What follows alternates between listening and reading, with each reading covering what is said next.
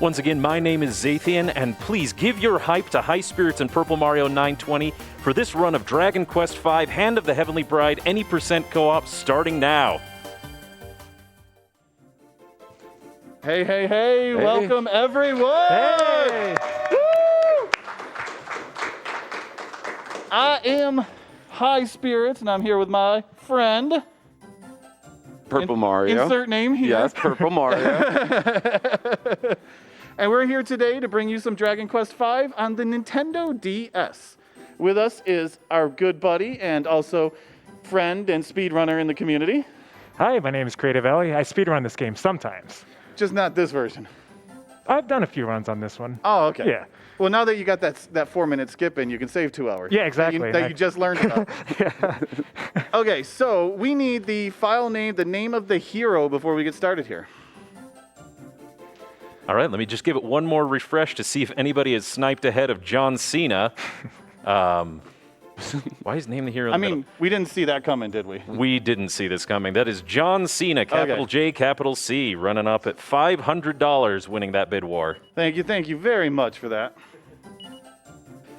But yeah, so we're gonna just get right into the run because we got an opening cutscene. We got plenty of time to talk. So, are you ready? Oh, yeah. You ready? Ellie? I'm ready. I'm ready. Okay, 3, 2, 1, go! Woo! So, Dragon Quest V is very infamous for a reason, and we're going to get into that briefly. The game basically starts out with Dad.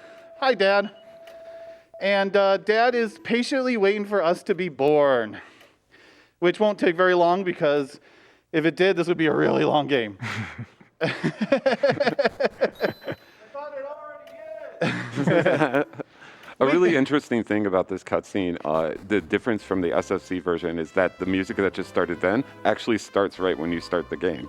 But they decided to put a TikTok in for the DS version for some reason. Make it more dramatic. Yeah. So here we are. Look at, we're so adorable. There's Mom. There's Dad. I mean, obviously, this is going to be a beautiful life. Because we're just starting off like, you know, a little baby bundle in a bed.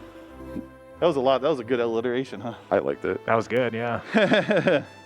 I, for one, am really excited to have a JRPG protagonist with a stable family relationship. Oh, yeah. And this is going to be the story of the game. Mom passed away. I'm sorry. Oh. On the day we were born. But we still got Dad, so we're good. So 6 years later, this is us traveling on a boat with Dad. We're going to our home, or at least the home that we've moved to. We're going to start off the game here by picking up a bunch of random items. Hey, I didn't get caught by that NPC that's like behind there. Nice. Captain Blythe. But yeah, so one of the big things, staples about Dragon Quest games especially, is the nickel and diming that needs to be done at the beginning of a run to buy the starting weapon. Because we want to buy the best weapon that we can, and they're expensive because they're the best weapon we can get. Mm-hmm. So we're going to pick up as many herbs as we can get, and we're just going to pick up things like TNT tickets, seeds, any garbage that we can find anywhere, and get ready to sell it. Also, you probably noticed that I just talked to 2 random people. And another thing that Dragon Quest has, and probably a lot of other RPGs as well, is just random people you talk to for cutscene triggers. Random story triggers. My favorite one's in DQ6 when you randomly go to a jail cell and talk to one person. Yeah. And then it moves on, but yeah. I mean, good old JRPG triggers, right? Yep. And we're borrowing a friend's boat, because Dad seems to have a lot of friends for some reason. I don't know, it could be the fact that we started the game in a throne room, but you know, it's just minor things. And yeah, we're gonna get set off here, and we're gonna actually we're gonna meet a couple of people right away that may have an impact on our future. But that really depends on your donations.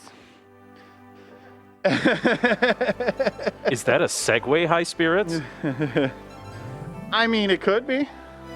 I've got a few here. We've got Angry Son donated $100 for with the message of, "Hello, Highspirits. I hear you like Deborah."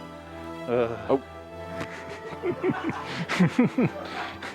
Swimmy Leone donated $20 and said, "Gotta help my boy High Spirits get the waifu of his dreams. Go Team Deborah." And the Burning Hunters donated $25 with, "Never played DQ5, but if our host says Deborah, I'll vote Deborah."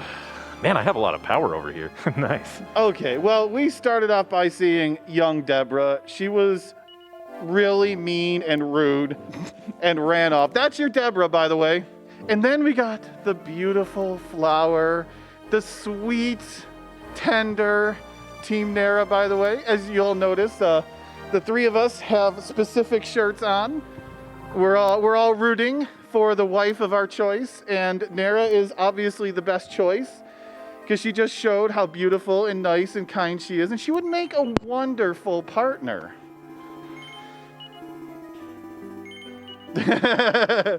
See, no arguments from the peanut gallery. The donations are saying a little something else. You know, That's true. go Team Deb. you know, it ebbs and flows, so I'm not worried about it. Do we have time for a couple more during these cutscenes? Go right Absolutely. ahead. Great. Nemo2342 sent in $75 to say, "Bianca is a great choice for a wife. Let's give her a chance to slime." Yes. Good luck, team. No. Vic Boss sent in $35, donating for Zito Saga swimsuit percent and praying to Yaldabaoth for an HD remaster of the trilogy someday. We also have Sophic Sheep, who sent in $50 with saying, "As someone who's played Dragon Quest V multiple times throughout all the different versions, I have to put my money towards Deborah as the bride of choice. In what is an objectively terrible marriage situation, we have to choose the worst woman to be the best wife and absent mother for our hero's budding family." Oh. Here we go. The long message. You're supposed to speed up the messages so you don't get a long one like Yep. this? There we go. There we go. So we just landed here at port, and Dad tells us not to wander off, so a reoccurring theme in the game is we're not going to listen to our parents. Parent, because, you know, Dad. And we just happen to come out here and find 3 slimes, but it's all right. Dad is pretty cool. He's a pretty high level. He's a pretty good adventurer. He'll save us. And he's there to protect us. He's going to be there to protect us a lot of times, actually. Mm-hmm. Yeah, in this second battle, we're just going to defend and let Dad do everything. Yeah, this fight is actually dangerous, Yeah. and we don't want to die because we want the experience and we want the gold from it. We again, that gold total that we talked about that we want to reach, we need to get to 116 gold on us before we sell a bunch of items to, how much do we need again, Purple Mario? 420. 420, huh? Yes. That seems like a meme to me. Yeah, it's the cost of a boomerang. So yeah, we're just gonna start by being introduced by everyone in the town because they stop and talk to Dad. Like, you know, he's amazing and everyone loves him. And Dad is really cool. I can't wait to see how strong he gets by the end of the game. You know, he takes out a lot of monsters. Yeah, Dad is amazing. You'll see soon how amazing Dad is. Mm-hmm. But yeah, so we're just getting dragged along right now. Once we get free, we'll have some stuff to do. So we're in town here. This is our hometown currently.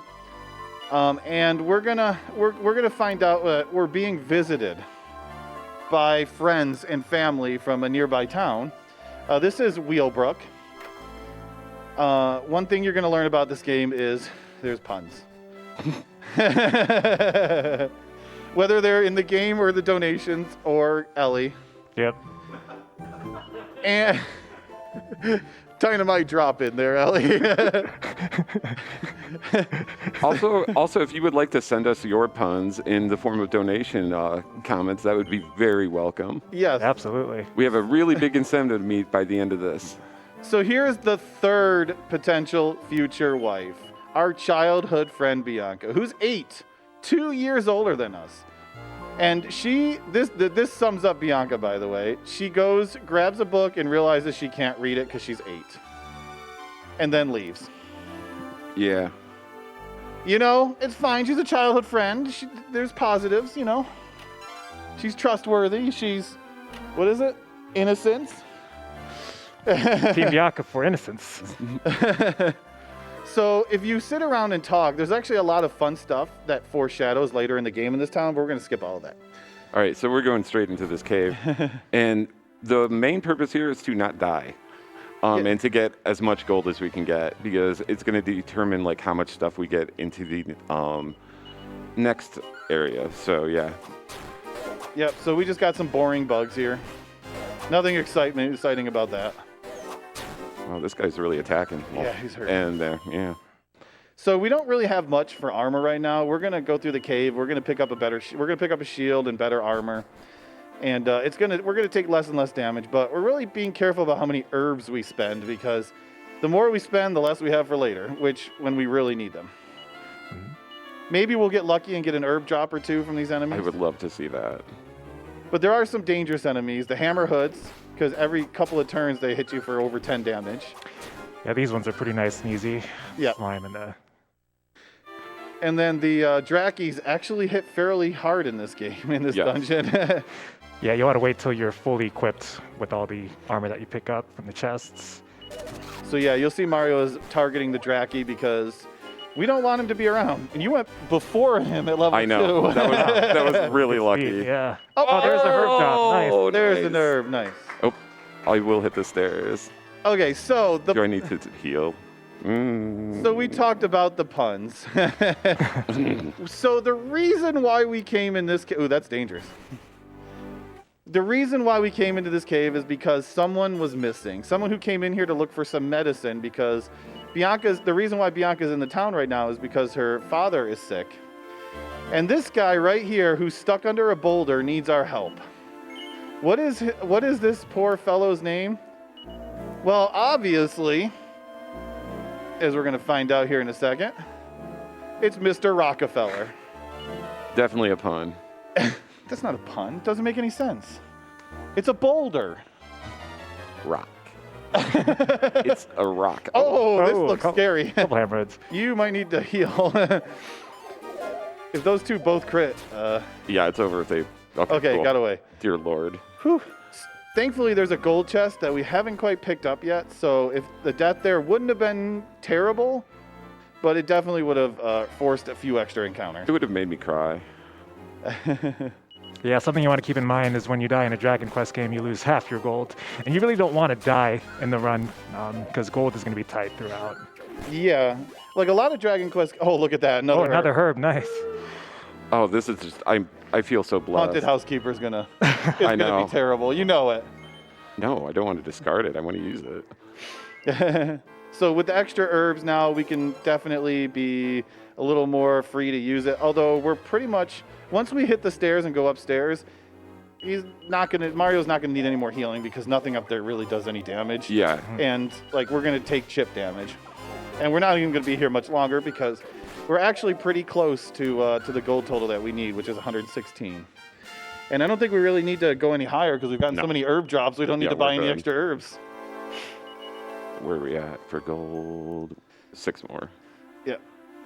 And we'll get that in a couple of fights, trying to get out of here. So pretty smooth start. Just that one scary fight that you luckily got away from. The good thing about the hammer hoods is they never crit on the first turn. Well, this is enough gold. Yeah. So, like that first turn, like that first failed run was not terrible. It's after the second one that things can get a little tricky, because that's when they can choose to start critting you.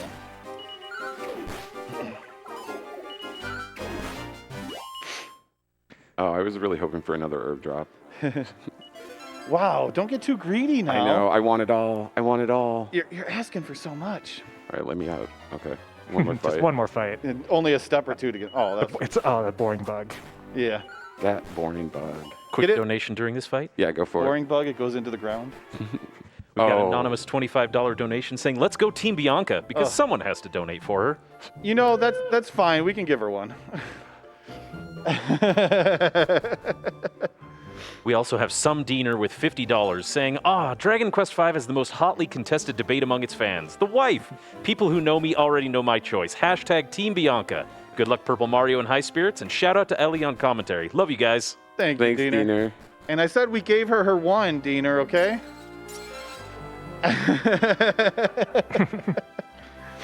But yeah, so we're just continuing picking up some random items because, yeah, we got a shopping trip to come to. Also, about 30 minutes into the run will be the cutoff when we beat the boss of the next dungeon for choosing the name of Sabercat.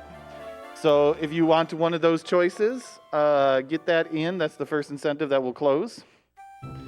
That is probably 10, 15 minutes away. Yeah, about so. Well, about, 15 to 20 minutes away, so. And that's an easy snipe with a $1 top bid so far.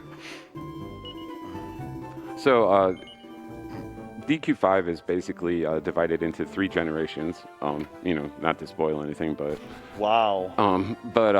You're young, then you're grown up a little more. We don't want to spoil too much. Okay. Yet. Well, anyway. I mean, you haven't even gotten past. Anyway, what I was saying honey yet. is first generation is notoriously evil in the speedrun because everything can pretty much destroy you.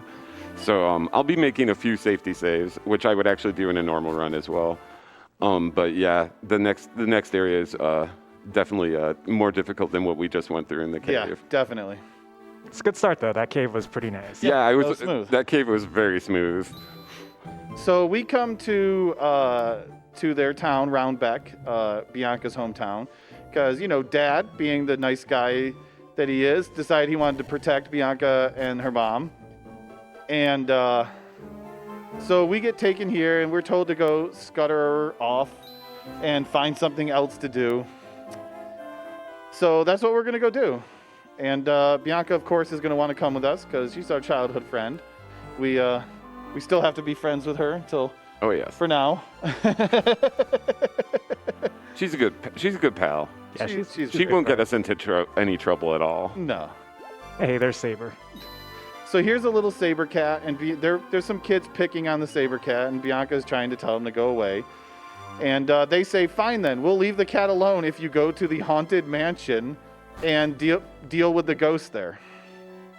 Yeah, so that's pretty much the next place we have to go to is this haunted mansion. Yeah, a 6 and an 8-year-old, they're telling us to go and deal with ghosts in the haunted mansion. So you do it. No problem. Yeah.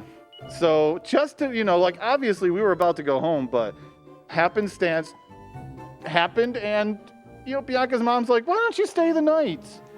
We don't want you to go back. It's getting late." So obviously now we can go to a haunted mansion because we're here. Story.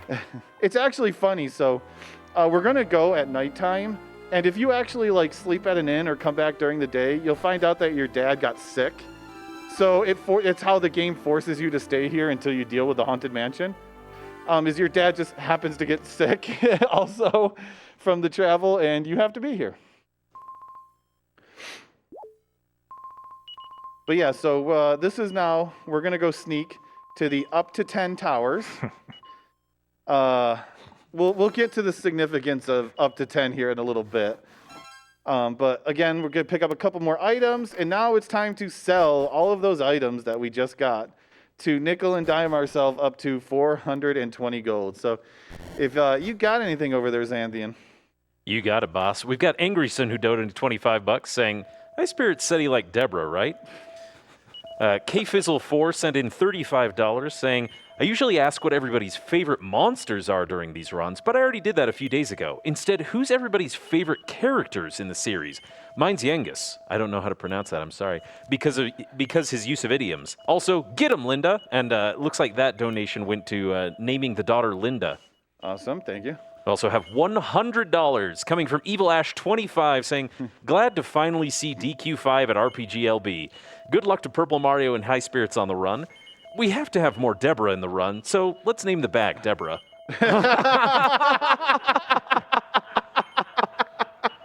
Thank you all so much for your donations to the National Alliance on Mental Illness, everyone. Thank you, Erica. Thank you. Evil Ash. Airkicks. Evil Ash, sorry. Nice. That was totally an Airkicks meme, though. Yeah, that would have been an Airkicks meme. I should, clarify myself a little bit more. Team Nera. That's who I like, not Deborah. The keys are right next to each other. I don't understand. Mistakes happen. It's all right. So, Yeah, so basically these monsters here, we're trying to get Bianca to level 3 on the way to the Haunted Mansion, and we're just going to have her defend to soak up some hits. yeah, we're hopefully she's not going to take too many hits. So the good thing is if she ends up dying in a fight, she comes back, auto-revives with 1 health after the fight. If the hero does, though, unfortunately, we go back to town, and the next day happens, and we have to stay overnight again because Dad got sick, and we have to do this all over again. So we're just we're trying to creep up on levels because we need to get to level 5 before we actually finish the mansion up here. And you'll see Mario came up to the mountains here. Dragon Quest games are known for encounter zones on the world map. And mountains, and depending what terrain you walk over will determine the encounter rate. Walking on grass is the lowest encounter rate, and then followed by forests, and then mountains or hills is the highest encounter rate. And that's why you'll see Mario a couple of times walking around mountains to try to get encounters, because it's the fastest way to get encounters. Good. No crack. Nice. No poison, no crack. Beautiful. Nice. And there's our level 3. You can also see the power of the boomerang. Usually boomerangs are very powerful early game in the Dragon Quest. They attack all the enemies and do a decent amount of damage. So the boomerang is something we're going to be keeping for quite a bit. The cool thing about this specific Dragon Quest is that it's one of the first times that you can like turn the camera all the way around, and they really use that quite a bit in this game. Yeah, because you got to turn it around to sneak into the back door here. But here it is, the spooky haunted mansion. The door closes in the lightning. I mean, it's how spooky do you think this is? I mean, there's a bunch of random coffins there with, skeletons jumping out. I mean, they're see-through, so they're like ghost skeletons. And then they kidnap poor Bianca. The evil, vile, corrupt music right there. Yeah, the curse music. Yeah. But it's all right, because she just got put inside this nice little hole here. Yeah. Nothing scary about that. Nothing scary about that. She was just being put there for safety, Yes. Even though, yeah, she's just, wanted to make sure she was waiting for us, safe from all the monsters. It's not going to look like there's enemy encounters in here, but there's only a couple of rooms inside this dungeon that has enemies. But yeah, so here's the Countess. The Countess of up to 10 towers. I like her name. We'll get to that. Trust me, it gets worse, everyone. Oh, look, there's crows. It's a little spooky, right? Just the random crows going off. I mean, they do all these little spooky things, to try to show you how haunted and how, surrounded by, or how many ghosts and stuff are in here. And, we're going to go over here, just fall down this hole and totally not land in a dark room with a whole bunch of ghosts.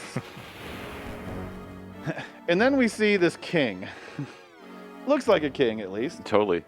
So we're going to follow because, why not? It's a walking ghost. So, we're just going to follow it. I mean, we're 6 and 8. We're fearless. And, yeah. So, what were you doing when you were 6 or 8? I was probably playing video games still. Probably, same thing. So this is count up to 10.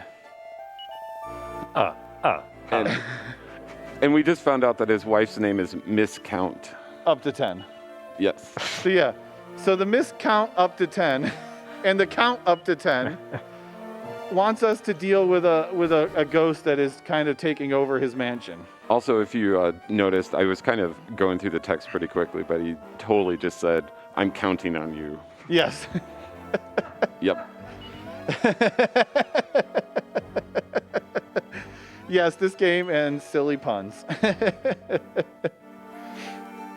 So we're gonna try to run around and collect some stuff, because the next thing we need to do in order to get to where the boss is in this area is to get a torch out of a random pot in the kitchen, and so we can light up that dark room and get to where the boss is. Oh, there's the first one. You party chat. So party chat on this game is on the cancel button. So you're probably going to see a little party chat during this run. It has a very convenient in here. Yes, by a giant walking flame. Yes. So we're gonna. So here comes something kind of anti-Dragon Quest coming up. So we have met the incentive to recruit a metal slime. A metal slime recruitment is a really low chance, a 1 in 256. We'll get to a little bit later on how that all works, but it's a really low chance. So Mario needs to do some funny business in order to get that to join us. And we're gonna use our strength seed right now that we just picked up, and we're gonna hope that we don't roll a maximum number. We rolled a maximum number. Whatever. It's fine. It's fine. So that funny business that Mario does. I feel like we just married Deb. Like we're already being punished. You're supposed to be. I'm Team Deb. You're Team Deb. Deb is my waifu of choice, so yeah. So that kind of messes up the manipulation a little bit. It doesn't Small actually, amount. yeah, just a small amount. It doesn't stop us from getting the metal slime. Oh. But it will there. require him to do a little bit extra grinding because he won't be able to kill another metal slime at the end of his chain because damage rolls get messed up. But we'll talk about that in a little bit when we get there. I hope I get level 4 here. Oh, wow. Otherwise, I have to herb. No, you Good. don't. You'll Good. get you'll get level Good. 4. Thank goodness. Yeah, level 4 for the John Cena here is the heal spell. So, wow, you got that encounter before the pop? Yeah, That was early. it was. But that's our torch, and so we're gonna actually take another fight because one more fight should be enough to get Bianca to level 4. Because we're gonna get stuck up against a little mini boss of 3 of those wax murderers, That was early too. and it can be a deadly fight if they focus fire. So we definitely want we have to work our way to level 5 anyways. So it's just kind of a way to get a little bit more safety before the 3 wax murderers. I'm gonna actually take one more fight. Because, You got enough healing for it? Yeah. Actually, where's John Cena at? Yeah, don't. I wouldn't risk it. Nope. Do I make a safety save or not? You know, this is one of that's your call. I'm gonna make one. So this game, normally you have to save at a priest in a church, but there is something called quick save because this is a DS and they wanted you to have the means to be able to play on the road. So we're using the save there, the quick save there, but you have to reset the game in order to actually, because it expects you to shut down the game after you do it. But you're able to quick save in a lot of dungeons and on the outside and whatnot in order to, so you can take it on the road.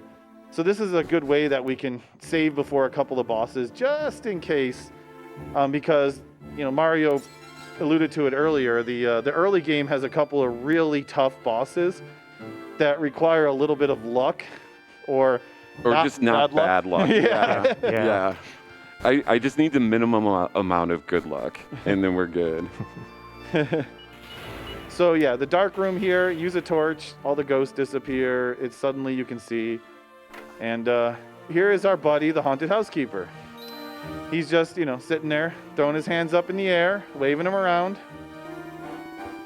and drops us down a pit. This is one of my favorite scenes because, like, we're the main course in this meal for skeletons, and the chef doesn't want to cook us though. Yeah. But I love how they use like spices. Yeah, we're getting seasoned now. We're about to become dinner.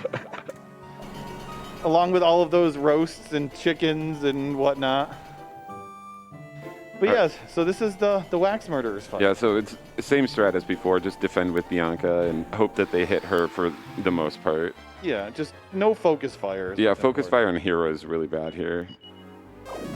Frizz is bad too on the hero, because that can hurt. Okay. That's still a bit of damage though. Yep. Yeah, please attack Bianca a little bit. Uh-oh. Uh-oh. Oh, uh-oh, that's bad. We have to make though. it through this though. You can frizz though. Frizz doesn't work. Yes, it does. No, it doesn't. It had no health left. Frizz doesn't work on them. It should do like 4 damage. And that is why I safety saved. Yeah. And that was an example of focus fire. So we got to do everything back again, including getting seasoned again. Yeah. So Zat, you got anything? That Go sounds ahead. like time for some donations because the bid war for the waifu is coming in hot. We've got $50 from Lixivial saying, all the blue slime hats have convinced me to donate for the blue-haired waifu Nera. There you go. Thank you, Lex. Appreciate it. Someone has some good, Lone Weasel sent in $10 saying, donating for Bianca, which High Spirits expressly told me not to do. Whoops. Whoops, I slipped and donated for the Bianca. Keladum gave us $10 saying, gave Nami $10 saying, Bianca best bay 100%. Good luck on the run, Purple Mario and High Spirits. Thank you. We also received $25 from a friend of mine named Cormrock. Said, not familiar with Dragon Quest, but I wanted to see if I could get Zathian to say something inappropriate on a live stream. Best of luck on the run. I think I just did. You did say those words. Nice. You did say something inappropriate. Yeah. Shadow Killer sent in $10 with some helpful advice saying, always save, (right parenthesis). Thanks, SK.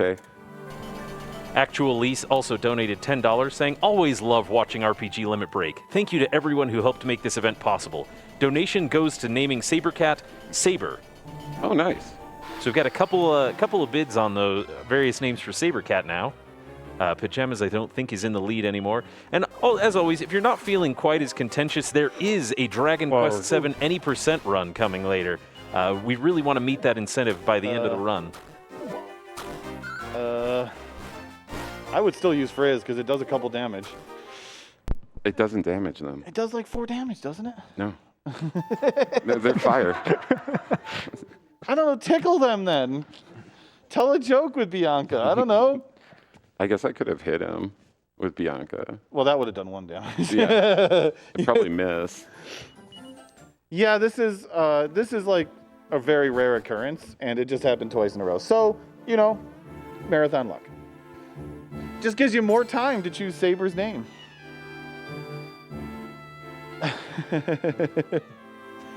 Which the incentive for that will be cut off the moment we beat the Haunted Housekeeper. If you can't tell, I'm used to doing this walk. When we beat the Haunted Housekeeper, when and if that happens. Yes. We'll get there eventually. Again, we're just, we had breakfast, lunch, now it's time for dinner. There you go. Yeah, 3 courses, yeah. Probably should have manipulated this one. You can't just go around manipulating everything just because it doesn't work. I mean, then how would we complain about honey if you manipulate that? I did do a run with that manipulated one. That takes all the joy out of the game. I agree. All right, so we put Bianca in front so that they would attack the front character that's defending instead of the back character, Yeah, but there's no way you can 6 out of kill 7 the times. defending one, so why would they target the defending one? So, yeah, let's see if this'll work this time. Yeah. I have faith. But yeah, also, if you didn't see the pun name, it's Wax Murderer for Candle. Cool. There you go. We're doing better. Much better. Okay, this is easy now. All right, we're golden.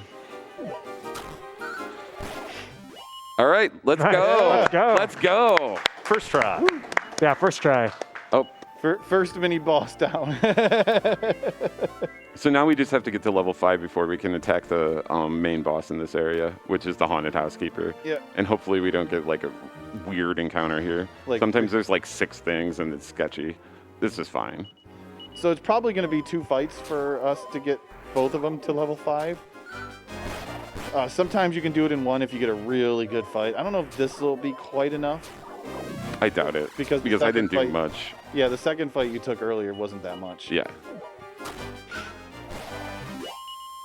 So yeah, probably 1 more fight will be enough. We'll heal hero. I'd heal. The flame is just watching us dance in front of it. Okay, cool. Yeah, this will be a level. Should be. I'm cool with them hitting hero now. Although they need to chill out a little bit. Yeah, a little bit. Well, you told them to. Okay. Cool. I mean, you told them to, so. I need to stop predicting really bad things like that. Like, I'm manifesting the worst luck. So we learned Dazzle at that. So level 5 is there mostly for the health, but Dazzle, we're going to use that on the boss and just hope it actually helps. Yeah. Dazzle blinds an enemy for several turns, which lowers their accuracy, but sometimes Haunted Housekeeper will choose to just spam spells or somehow get more eyes. So if we can get a couple of misses, that'll go a long way to helping out, but we do have a lot of herbs, so our chances are winning are higher. The scariest part about the fight is the Sizz spell, for one, and 2, when he saps Bianca, because then she gets to the point where she can be taken out in 2 attacks. So we're hoping for neither of those, or at least not till late or in the Yeah, fight. I'm hoping for a smooth fight. But you know, whatever. Wax It's murder. Dragon Quest. Wax murder is, Yeah, so I'm going to start with Hero actually in the front here, which I'll do in battle. Mostly because Hero's kind of going to become the healer for a little bit, because Bianca can do more damage. I think I put that in the bag. Yep. Which reminds me, you can totally name the bag. I know, there's an incentive for it. Yeah. Right now, I think Deborah's winning. So this time the Haunted Housekeeper decides to go out and get a little fresh air, which is bad because he doesn't have a pit trap anymore. So now he has to fight us. So the start of the fight, we're going to Dazzle, and then we're going to use up all of Bianca's magic with Frizz, and Hero will do chip damage and heal until... Nice. And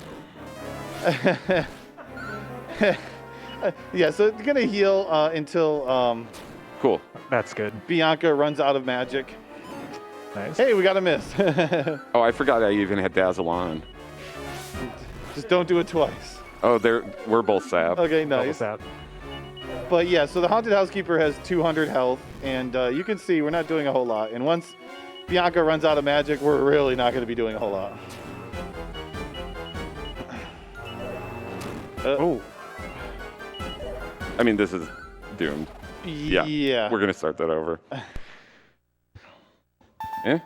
You know, Mario, So goes Gen 1. stop jinxing yourself, please. I'm telling you, it's Gen 1. Yeah, Dazzle worked. Missed twice.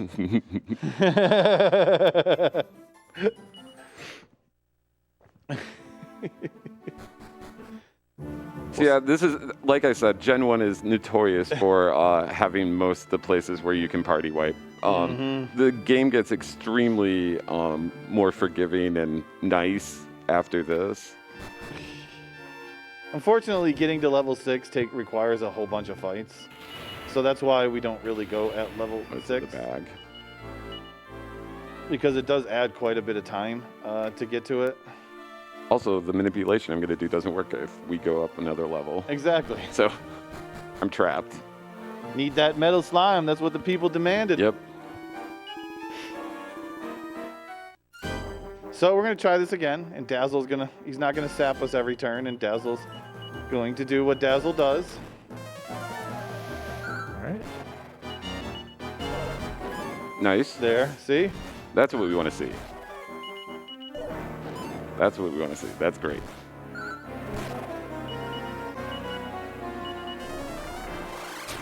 Frizz is fine. It's just a weaker physical. It's... You know, it doesn't get bonus damage from sap. And so it's the nicest attack that he can do. But Dazzle's really working.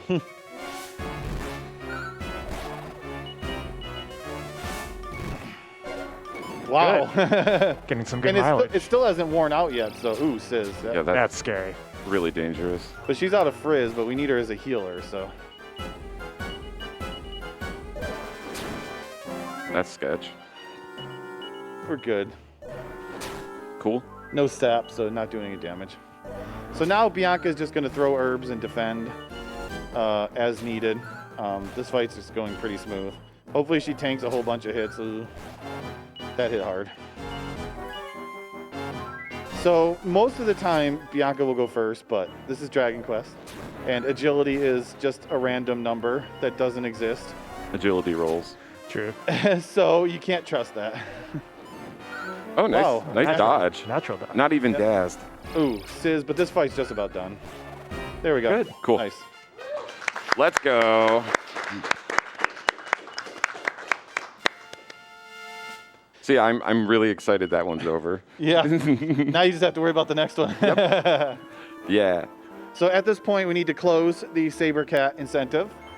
Okay. Because once we get, after a little cutscenes here, we'll go back to town. We're going to be thanked by the count and the miscount of up to 10. Had to get that in there one more time. Yes.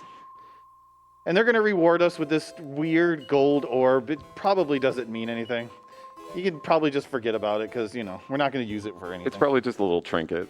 Yeah, probably in their grave, and they just, it's like a pea in a bed. Yep. Just giving them a bad back, and they just had to get it out of there. Looks kind of like an egg.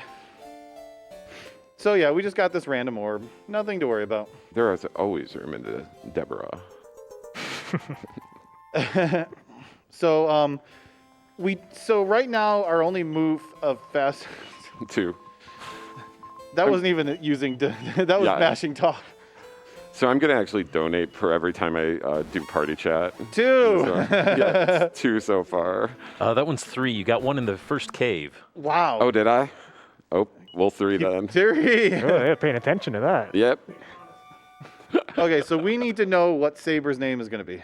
Yeah. All right. Looks like his name is going to be Percy with Percy. P-U-R-R-C-Y. Make sure you hit the cancel button and say no. Cancel, but fingers on the cancel. So yeah, so what happens is we get the Saber Cat, and she starts listing off random names until we find the one that we want, which Percy, is right? Percy, right? Correct. Cool. Okay, so Percy is the kitty. Nice. Percy will play a major role in our party later in the game.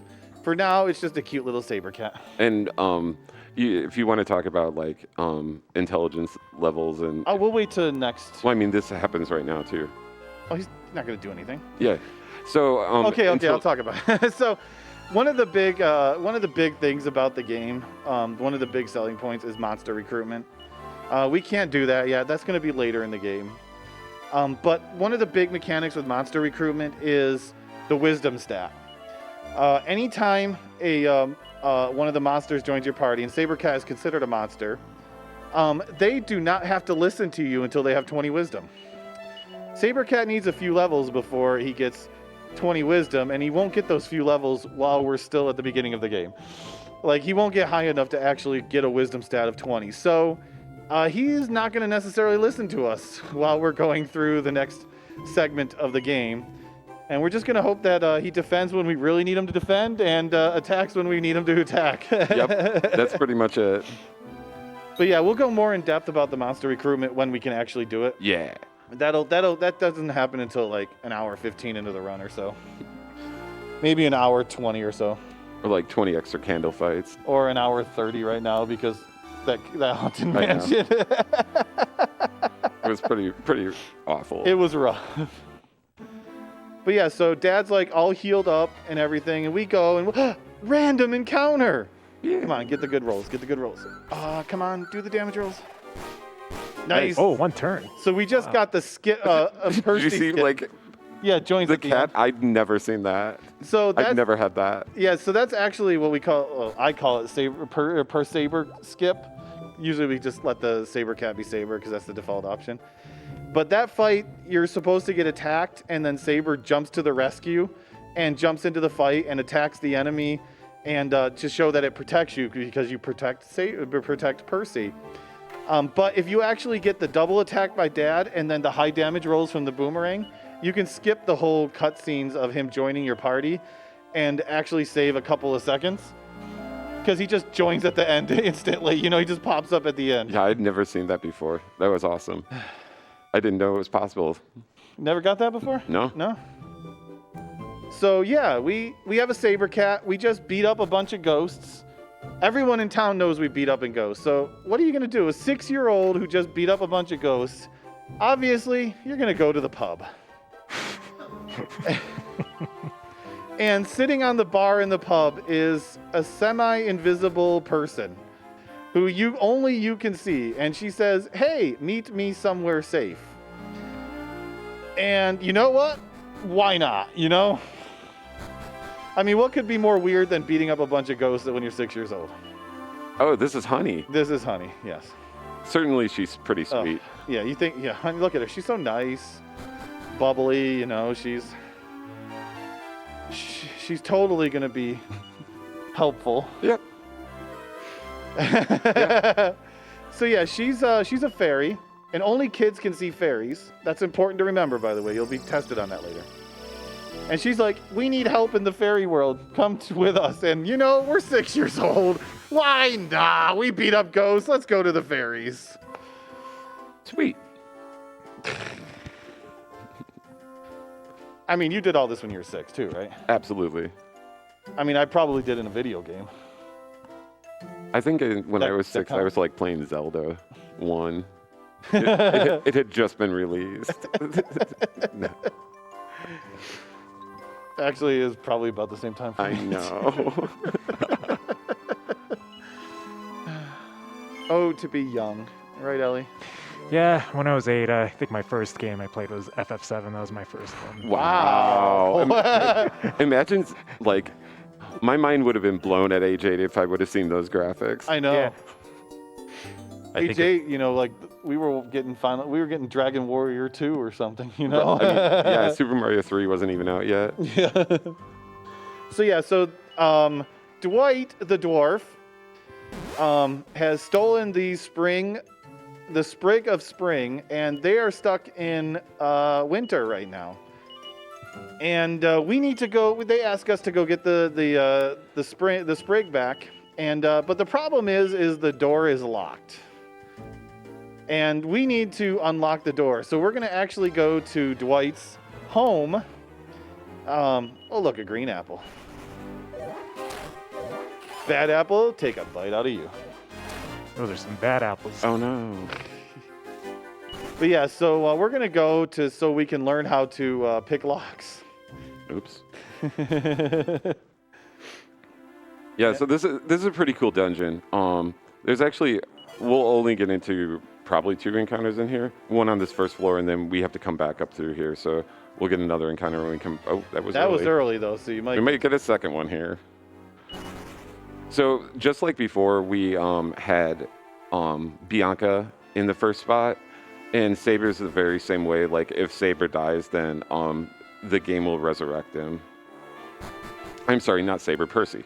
The cat's name is Percy. So yeah, we also get Honey in our party. Honey is useful if she chooses to be.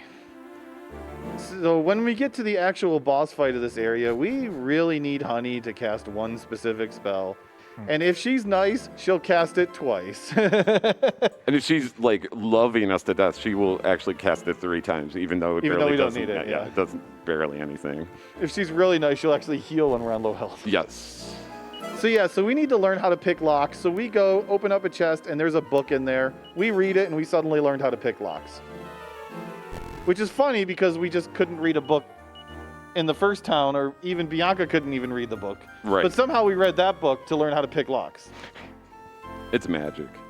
It's Dragon Quest? Oh. Wow, nice that's early encounter. I've never seen an encounter on this floor. It's all right, he was sleeping. Sweet. He wasn't even expecting you coming. Yeah, seriously. Okay. But yeah, so we got the book. We don't have a way to leave the dungeon really fast yet. That's something that's going to be a little bit before we get to. The only thing we have right now is Chimera Wings. But how Chimera Wings work at the beginning of this game is they just warp you to the last town that you entered. So since Fairy Lay, which is the name of this town, is where we came from, we just use that to get us over here quickly. And we're going to take a quick shopping trip to buy some fangs for Percy. Get some new teeth, I guess. New stone teeth.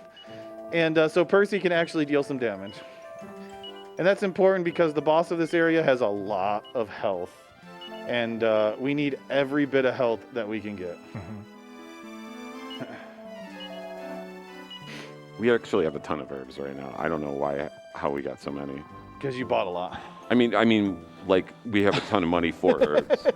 Like I've never seen this much money. Okay. Yeah. I mean, it's fine. It's great. I mean, more money. Yeah. Money may or may not be an issue later in the game, depending on who ends up being our future wife. Yeah, so the only thing that's... Oh, that's a little bit scary. Yeah. The only thing Oh, that's Honey will important... come back to life too if she dies. Yep. The only thing that's important is that John Cena survives these fights. We'll go ahead and heal them.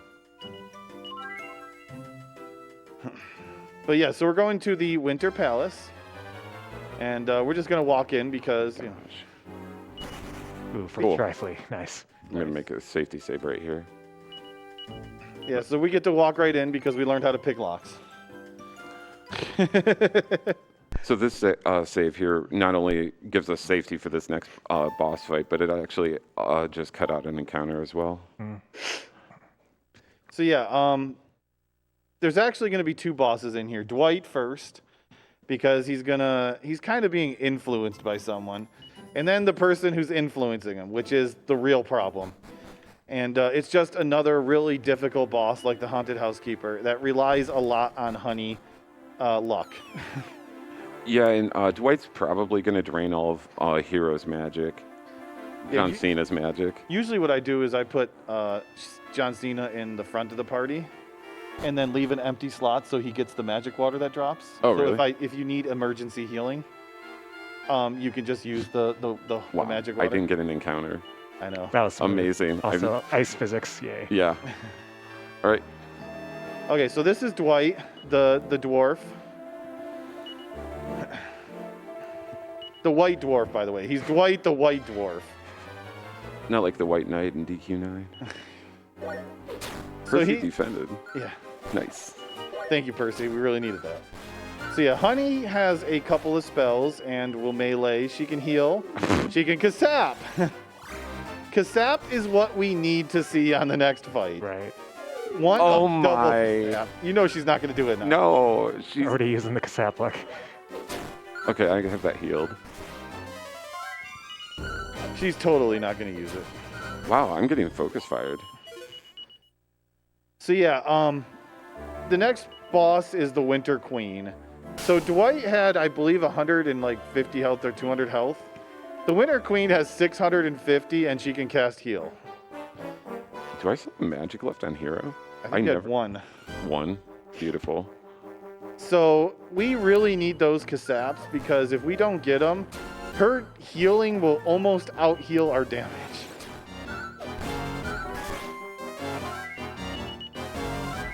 And she can heal too, which sometimes she chooses to do, sometimes she doesn't when you're low health.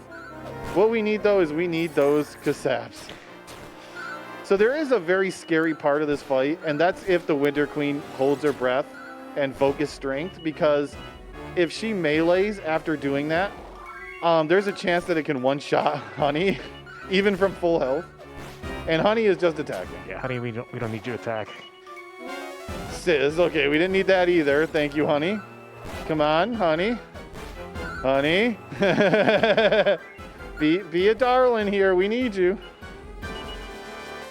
There's Okay. and it hit. Okay, because it can miss. It's not often, but it can. There's one. One alone is just like doubles our damage. So it's a significant increase. And we Ooh, got the dude, second. nice. Nice. There we go. All right, don't die, honey. So yeah, we definitely want to try to defend with it.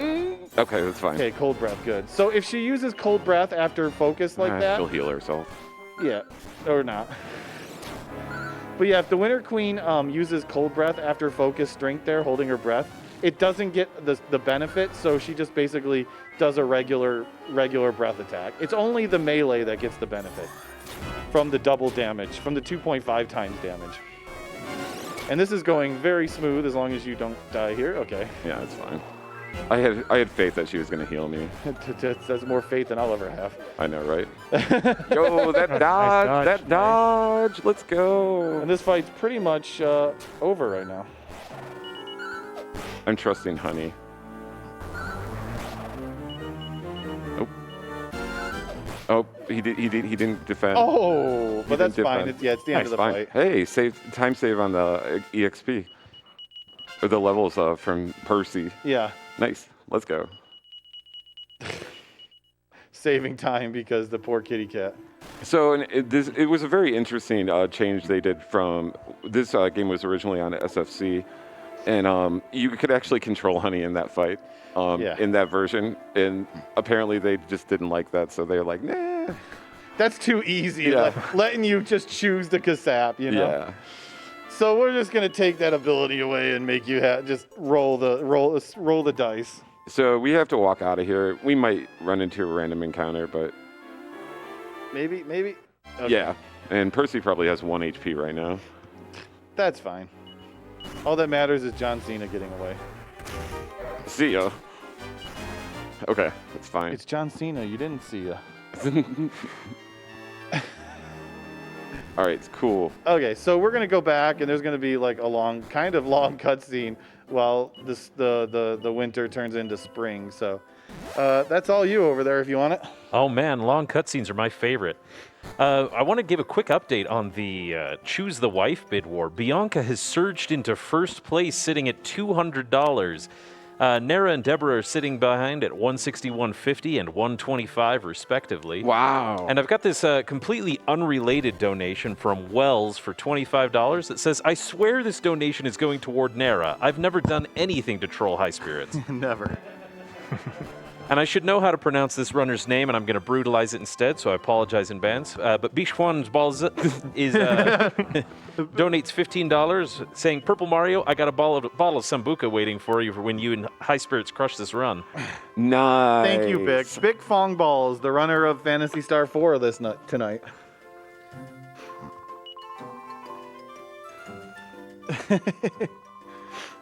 You know Bianca's winning right now. I told you, I've been saying it all week that Bianca's going to win. However, Deborah is still winning the bag donation center. You know, I can accept that. But yeah, so we saved. We got the Herald of Spring, which is a flute that turns it to spring. See all the beautiful flowers, all the music.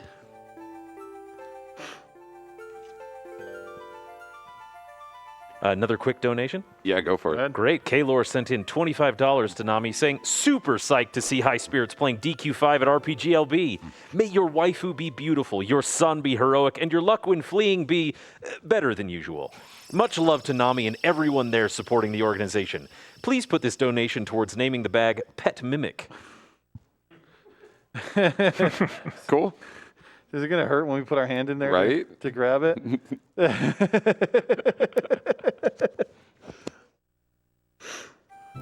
It'll just be a little moist.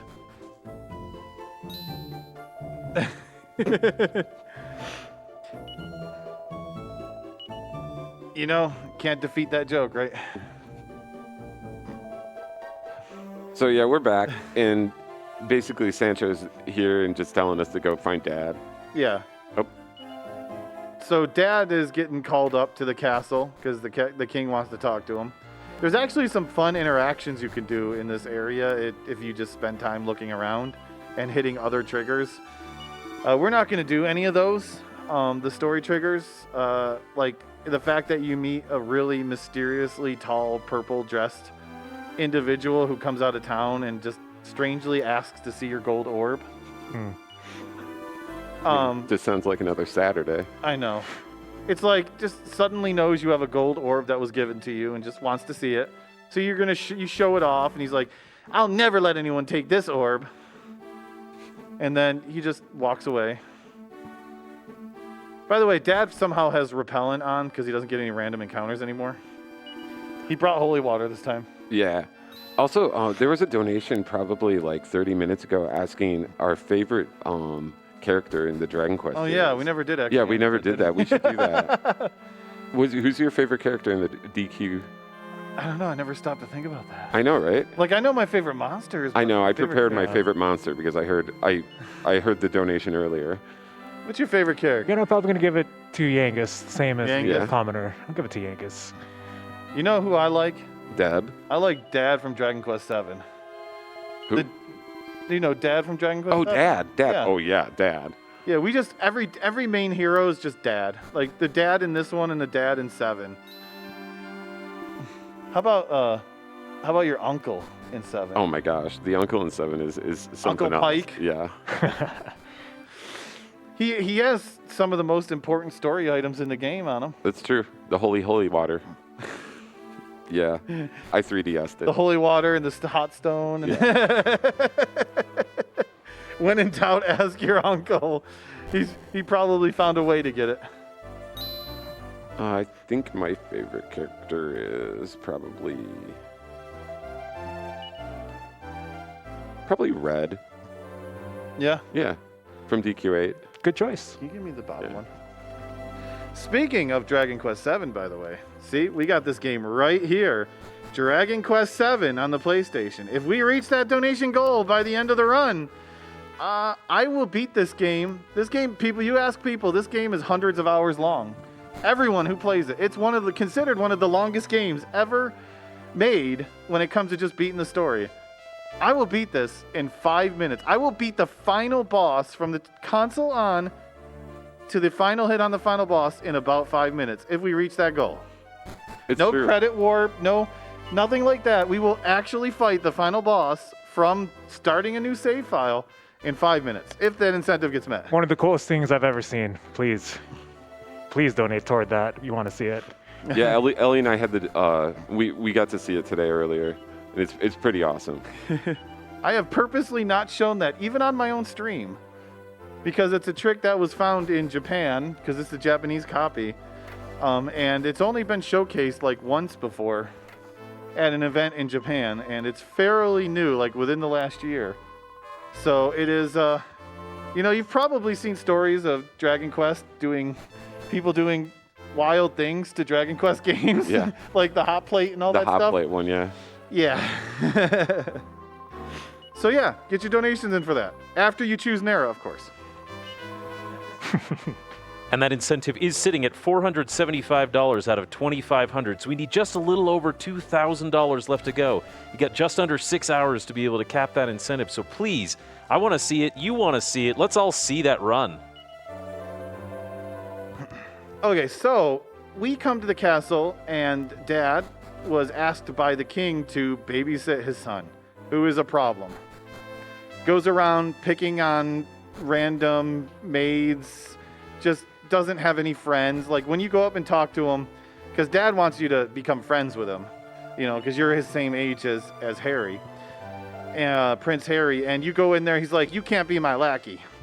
But we're gonna go talk to him again. He's gonna be fine. If you get me this badge that I have in a chest down in this other room, I'll let you be my lackey. So that's what we're gonna do. But in the meanwhile, we have to walk around the castle and talk to a few people, and we're gonna hear people talking about the queen consort meeting up with an unsavory person. We talk to the queen consort, and she's like, "My son should be the next king, not Prince Harry." And so obviously something's going on, and we go get the badge for Harry, and he disappears through a secret staircase. But it's all right because we won't let him get away this time. Nope. We He's got trapped. him. He's trapped. He's not going anywhere. We found his secret, and Welp.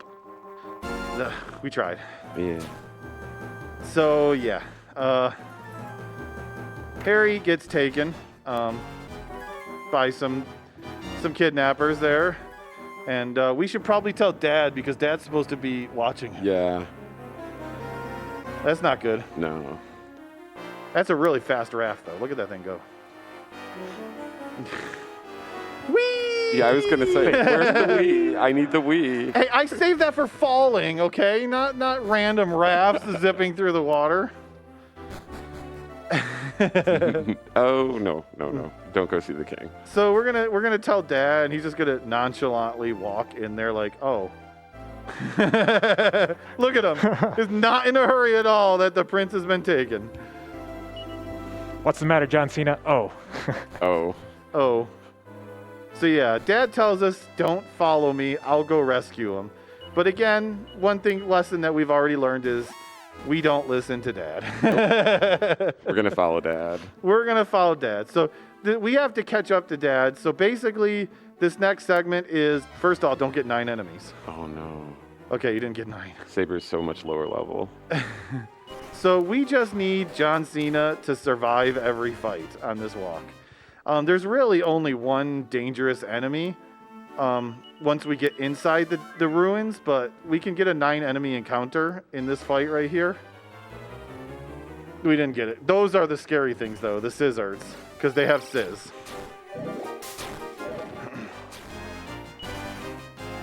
Cool. So yeah, we just need to survive a handful of fights while we walk through here and catch up to Dad, because Dad, he's on his way to rescue Harry. So we got a couple of minutes here, Xanthian, if you got anything over there. Well, we do have $125 coming from Grimora, Nice. saying this run needs more goof-offs, which has just pushed Deborah back into the lead for the waifu of choice. This is scary, by the way. Very scary. Okay, we have to run. Okay. Gen 1. Thank you very much. Thanks, Grimora. Did that say Deb? Yeah, unfortunately it was Deborah. Nice. It's not Bianca, right? Yep. Bianca is now in a comfortable second place with her $200. Deborah at $250, right there in the lead. I think Nara would look better in the lead, or at least comfortably second. That's just my opinion. Deborah is also winning the Name the Daughter incentive with $55, as well as Name the Bag with $100. You need to heal up more. Yeah, I just noticed Hero wasn't at full. Uh-oh, that's not good. We got to run this turn. No. Nope. Oh, well, we got to do this over again. It's the money. Yeah, and we lose some money. How much money? Oh, there went the seed of life. So we pretty much got the worst enemy formation every single fight with 2 and 3 scissors. I should save. I can't lose any more money. But yeah, so Gen 1 is doing its thing for you right now. I've actually never died in there. It's I know you rare can. because you need to fail to run several times and you need several scissors in the fight, which just happened.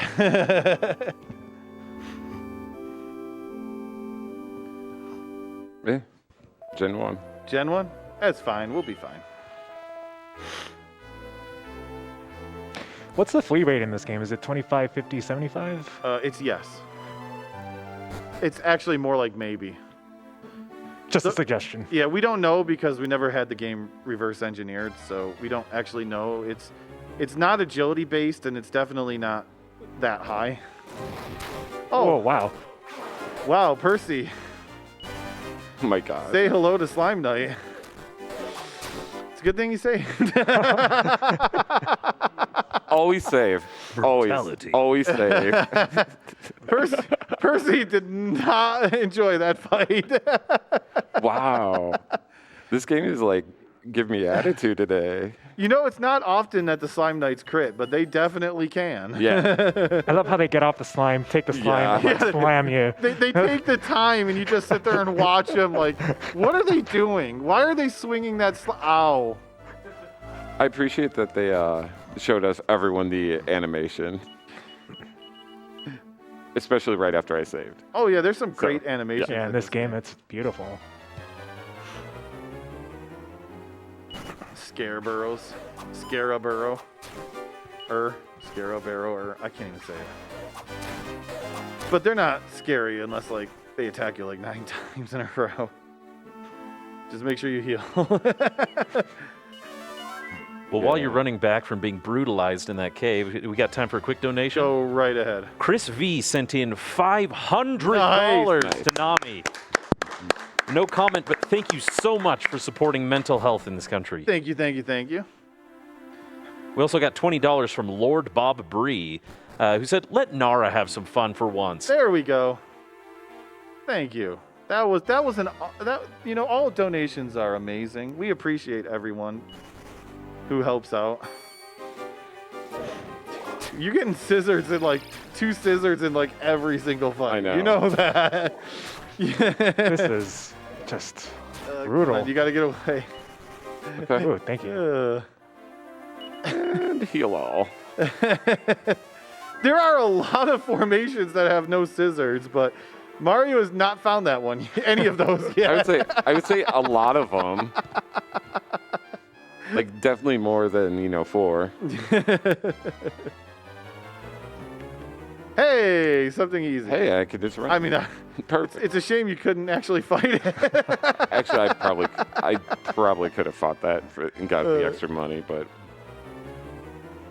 brownies are fine. Yeah, these aren't scary because at most they crit every couple of turns. So there's not a whole lot of fights left. There's just one more. Yep.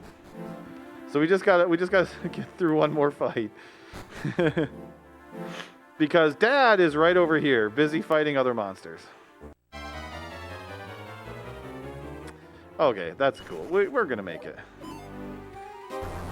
and then we're gonna get a chance to see the power of Dad here coming up soon.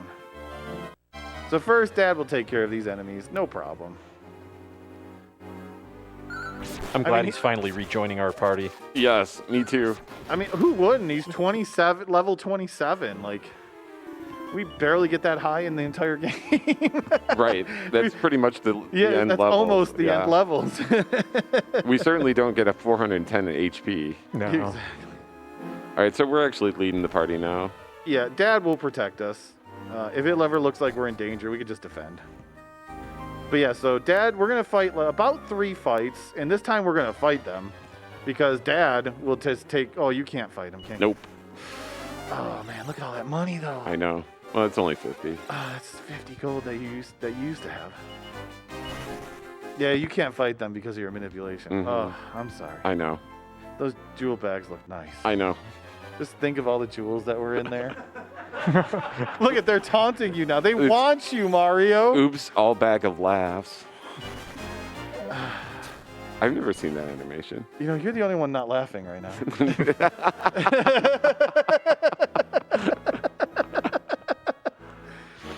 That was 75 gold now. See, it's adding up. I know, that would have... And how many here? Okay, whoa. Go away, No, Slime thank Knight. you. Go away, Pierre. Percy's like, please, no. All right, cool. Okay, so... We are guaranteed to finish Gen 1 now, so I'm the happiest person in the room. Yeah, that's the last random encounter for this. Wow, So- that is so cool. Yeah, Dad is so amazing. He just goes up and punches that gate, and it goes flying off the street. And then Harry tries to be a little disrespectful, but Dad won't have anything to do with it. Yeah, Dad is he is not afraid of anything. But oh no, more enemies! We have to run. Better grab that extra gold. Better grab. Oh, that I extra always gold. do. Okay, Yeah. we definitely need it this Yeah. time. So yeah, there's no random encounters on this escape, which is good because we can pick up a couple of chests. Like a very early elfin elixir, which is a full MP restore. How much does that sell for? We don't want to sell that. I know. Oh, I could just sell the extra monster munchies and buy more later. You know, you could probably sell the elfin elixir. The only way I need it is if a King Metal Slime happens. Well, I'm trying to think. Would you rather me sell... I could sell the munchies to make up the gold. I mean, I only need 1, hopefully. As long as I have at least... If I have 2, though, it's better. But so yeah, so there's no random encounter, so we can pick up chests, and we're just gonna slip right out of this cave with no worries, because Dad's got our back. Everything should be fine. Well, there's someone just randomly laughing here. It's all right. He won't. He looks normal. Oh, he's a bishop. He's Bishop Ladja. Oh. It's like a... I mean, he's just laughing. It's not like, look at it, he's just laughing, he's just having a fun. Oh, fierce fire. See ya, Percy. Well, that kind of hurt. Yeah. I mean, he's not even attacking, which is... yeah, we need... Oh, thank Wow. Yeah, we need John Cena to be the one to run out of health here. And he's just sitting here laughing. Okay, thank you.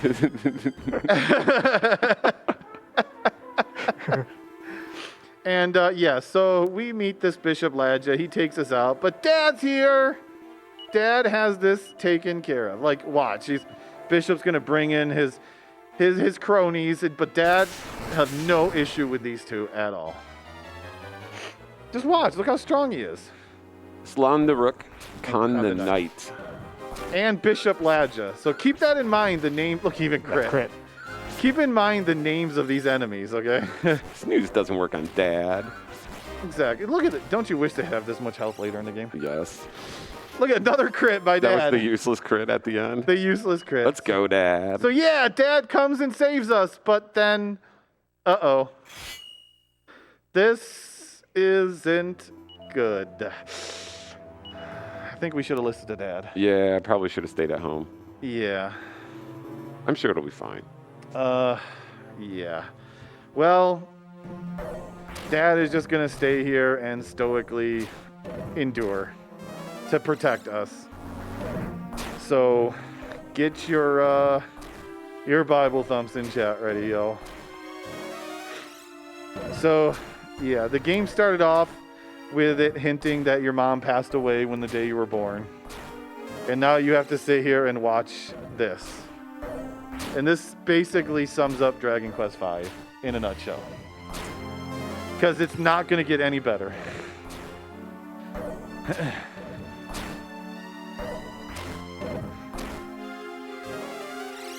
It would be nice if we stopped casting casinos. Yeah, they're taking forever to kill him. Yeah, so Dad, you know. But Dad does tell us something, though, which is a little bit of good news. Because he tells us that our mother actually is alive. She was just kidnapped and taken somewhere. And then comically oversized fireball attack. That is and all that's left is a black stain on the ground. Nice little kid frizzle.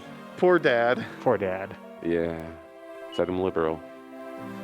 So, yeah, and oh, look, this gold orb that we just randomly had on us. He's just like, whatever, we'll just smash it. Like we said, because it probably was not important. And then we get taken and along with Harry. And that is what we call the end of Generation 1, because the game is going to take a time advance. Yes. We're going to get pushed 10 years into the future with all but the words of our dad telling us that Mom is still alive. Okay, fine. I'll just save. Fine, game, you win. One of the hardest menus. Yeah. So the hero and Harry have spent the last 10 years imprisoned and enslaved, being forced to build a temple for this evil order, which we learn is called the Zugzwang Order. So any chess aficionados out there may notice we've seen Khan the Knight, Slan the Rook, Bishop Ladja, the Zugzwang Order. They made a pawn reference too. Yeah, we learned about the pawns. We'll get those even more in depth later. Yeah, so the entire evil order likes to play chess, is basically it. Yes. Someone played the SFC version of this that was on the design team for the DS version and was like, I think chess is the right analogy, the right way to go for this. And they ran with it. Yeah. They definitely go with it. What is more evil than chess? So this is Maria. Yeah, this is Maria. She, so we need to talk to everyone. And we find out that Maria used to be a priestess of the Zugzwang Order. And then one day she protected a child and they threw her in the dungeon, basically. Because she was nice. I like how this brings back one of those sayings from like the late 90s of that gullible's been removed from the dictionary. It did say that, yeah. So after talking to everyone has their little thing. Some are rumors that when we finish the temple, we'll never make it. Others are just like, leave me alone, I'm sleeping. So we have a mini boss coming up, and we're going to be using magic. It's really great if we win this, especially Harry, because Harry will get 2 levels. Yeah, and we'll get gold if we just win the fight. And the manipulation needs it. So okay. like geez. it's really nice if we win it. Otherwise, I have to make up 100 experience, which isn't hard to do, but it's better just doing it here. Yeah, it really comes down to focus fire and your whoosh damage rolls. They could just spam throwing herbs on each other too. But yeah, so there's Maria. She got one of the guards' boots dirty, which is actually what happened. Oh, and really? Yeah, they say you got our boot dirty, and then starts getting angry at her. But yeah, so we're really hoping to kill them without Harry dying, especially. That's fine, splitting damage. I'd rather see them try to steal my MP. Yeah, MP steal is good. Great damage rolls. Damage rolls, yep, there we go. All right. Nice. So whoosh is a wind attack, and Dragon Quest games especially, the wind damage is perfect. Let's go. Yep, nice. So wind damage like whoosh has a very high variable damage rate. It can be very low or it can be very high. Unlike other spells, which is usually, always hits the medium damage roll. So it has its positives, but it has its negatives. And that time we got a lot of 20s, which is really good because it can roll single digits. Now, am I mistaken, or are you not supposed to win that fight? No, you can win that fight. I mean, I know you can, but like you're not supposed to, right? No, you can win it easy. That wasn't a hard fight. You beat it at level 1.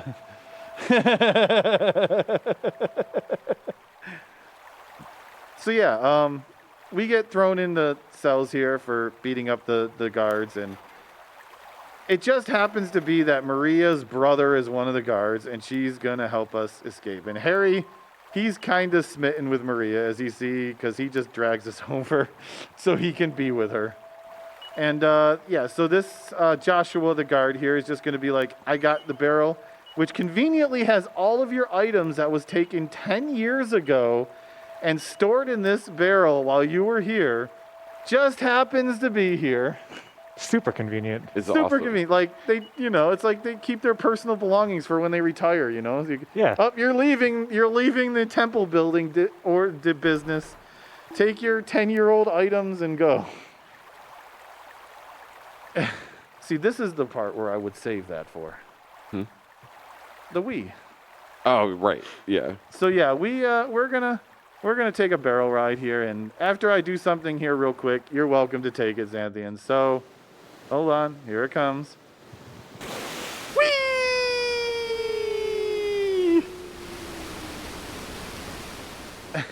Okay, well, while we're floating down the lazy river, we do have a few donations that have come through. We have another $100 anonymous donor with no comment, but it looks like that's been put toward the Dragon Quest VII run. A ton of love coming in for that bonus run. Nice. $60 coming in from Nemo2342 saying, Elena is obviously the best Dragon Quest character, and I am sad that no one mentioned our Princess of Punching. I mean, I could have said Charmels. I could have said Charmlay. Charmlay. I don't think they said least favorite. It's Charmlay, okay? Well, Keladorn gave us $10 and said marathon luck in full force tonight. I really want to see that DQ7 run, more so than Bianca. Sad face. Oh. Thanks. So yeah, this is an unskippable cutscene. It's just there's no mashing or anything. You just wait till you finally land. I really like how this game utilizes both screens nicely with the Yeah. cutscenes and the battles and the menuing. It does a really good job. Yeah, it's actually done really well. So we wake up with a none of the above in the heavens above abbey. Yeah. It is. It really is. Oh, it gets this pun line gets even worse. Trust me. We'll come back to these puns later. But yeah, so that was the None of the Above in the Heavens Above Abbey. And we were asleep for several days, and somewhere along the line, Maria decided to become a nun. So she's going to go up here and meet the leader, which is, well, you're about to find out. The abbess above it all.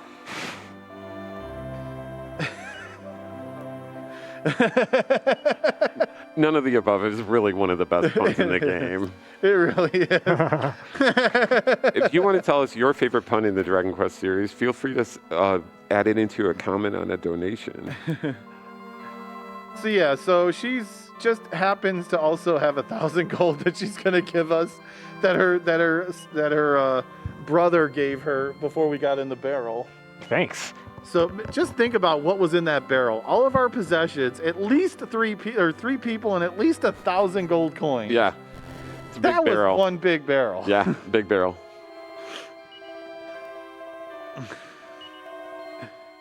So I do have to admit something though. Yeah. We're gonna have to change. I should pay attention to the game, huh? He was mashing right and accept to go faster. Yeah, so you mash in this game with like the D-pad. So he's looking at me and just going right instead of talking. Yep. It's true. So we're actually gonna have to change the name of the game now. It's no longer the Heavenly Bride. It is now Dragon Quest V: The Search for Mom. Yes. Because we are now going to spend the rest of the game looking for Mom. That's all we care about. I mean, there'll be the Heavenly Bride in there somewhere too, but John Cena. Mom. John Cena's a great hero name. It's amazing. It's absolutely amazing. Sounds a little hairy to me. I don't know. Ooh. So we leave on our adventures for Mom, and we come to Fortuna, which is a gambling town. And the first thing we do is buy Harry a chain whip. I won't go there. I won't. Don't worry. Fair. And and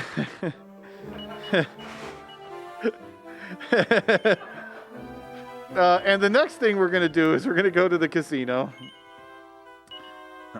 Eventually. Yeah, once I actually get this menu right. There we go.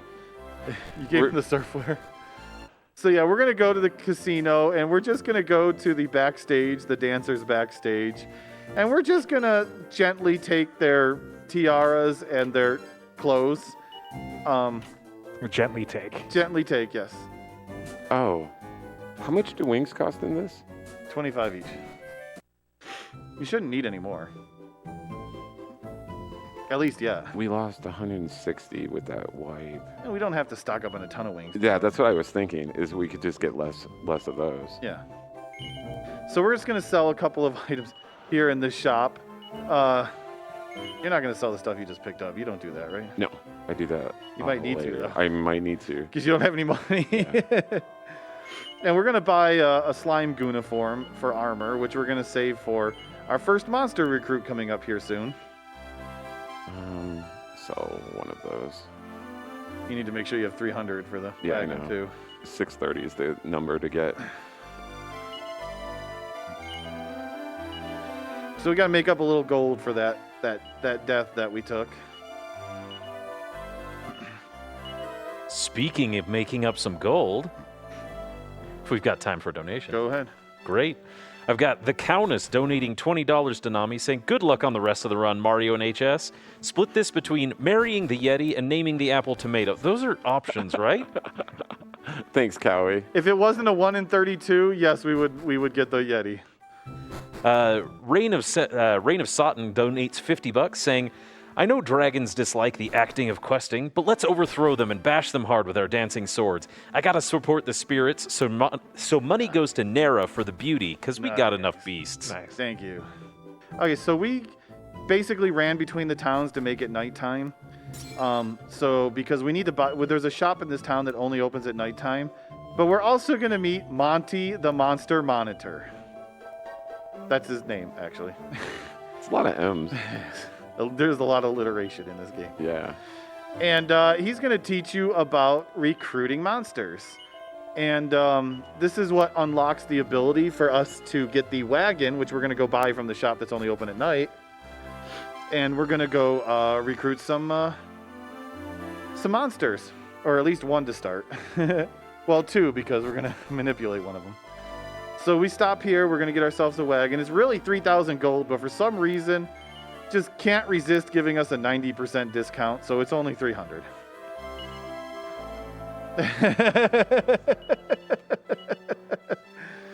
So the wagon is what we need to actually recruit monsters. So explaining how it's supposed to work, because Mario's going to completely ignore those rules. Yeah.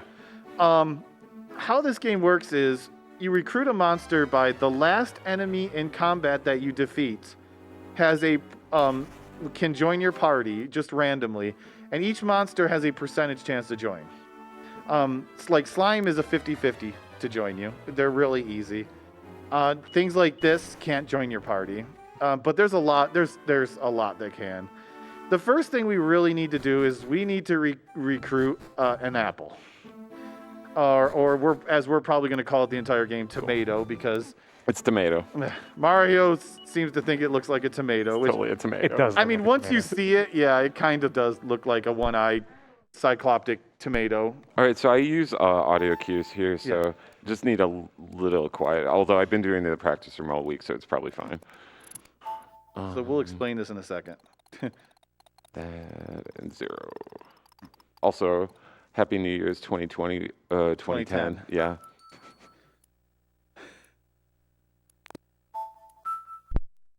I think that's good. So yeah, one thing about the DS games is, the Dragon Quest DS games, is the RNG is based on the system clock and the date. So you can set the seed as long as you turn on the game and enter it at a specific, within a small frame. There's a few frames of window. And if Mario did that correctly, I think that's right. there's Should going be two to guys. be... One's asleep. Yep, Okay. we're good. So you can actually get both of these to recruit you. Yeah, you're coming to our team. Dang it. So much for looking for mom. Tough luck, kid. You're the monster now. It won't hit. How did you know that? I'm spoiling. I'm sorry. Wow, spoilers. So yeah, this is all manipulated. This is all predetermined. And those two fights right there are actually really important because it gives Harry a level later. It's going to give him an extra level after one of the later encounters. So it actually is important. So yeah, like the candle actually can't be recruited, the Wickerman. But the apple is what we want. The rotten apple. And we got him. Nice. How did you do that? Wow. That was a 50% chance to join. First try. First try every time. So yeah, there's our first monster recruit sitting on the wagon, apparently. Apple is really amazing right now. It's for a 50% recruit. It starts with 90 health and really high defense at level 1. So it's really tanky. It actually gets really decent attack. But later in the game, it drops off very fast. Yeah. Like by the time you hit the 20s, he still only has like 120, 130 health. Yeah. Like he doesn't have any stat growth. So the big use for it now is just the fact that he's really tanky and he gets the sap spell very early on to lower the defense of enemies. His biggest downside is it takes him to level 8 to get 20 wisdom. Yeah. All right, so we're going to sell that.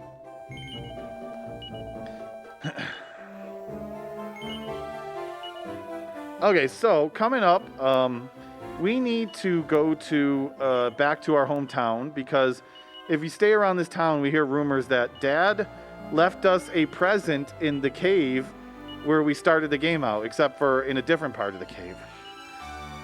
And we want to go see what that present is that Dad gave us. But this is also where we're going to fulfill one of the donation incentives that was met. Thanks to the power of 2010. Yes. It was a good year. Let's see. We can still get 9. It's fine. I didn't sell I didn't sell any of the Seeds of Life. Thank you. You're welcome. I was like, HS, the backup money is going to be the Seed of Life. It's like 100. And I didn't want to do that because it makes late game really hard.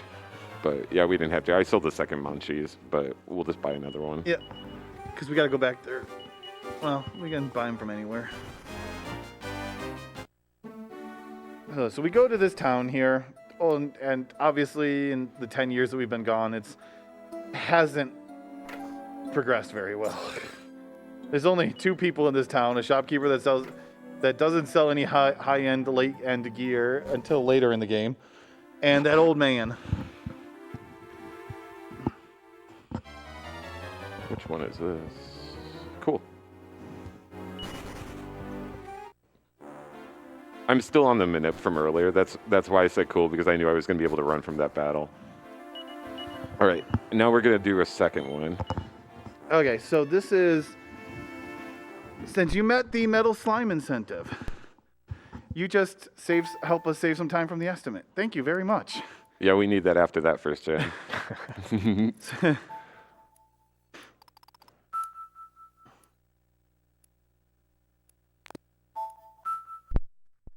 Should be good.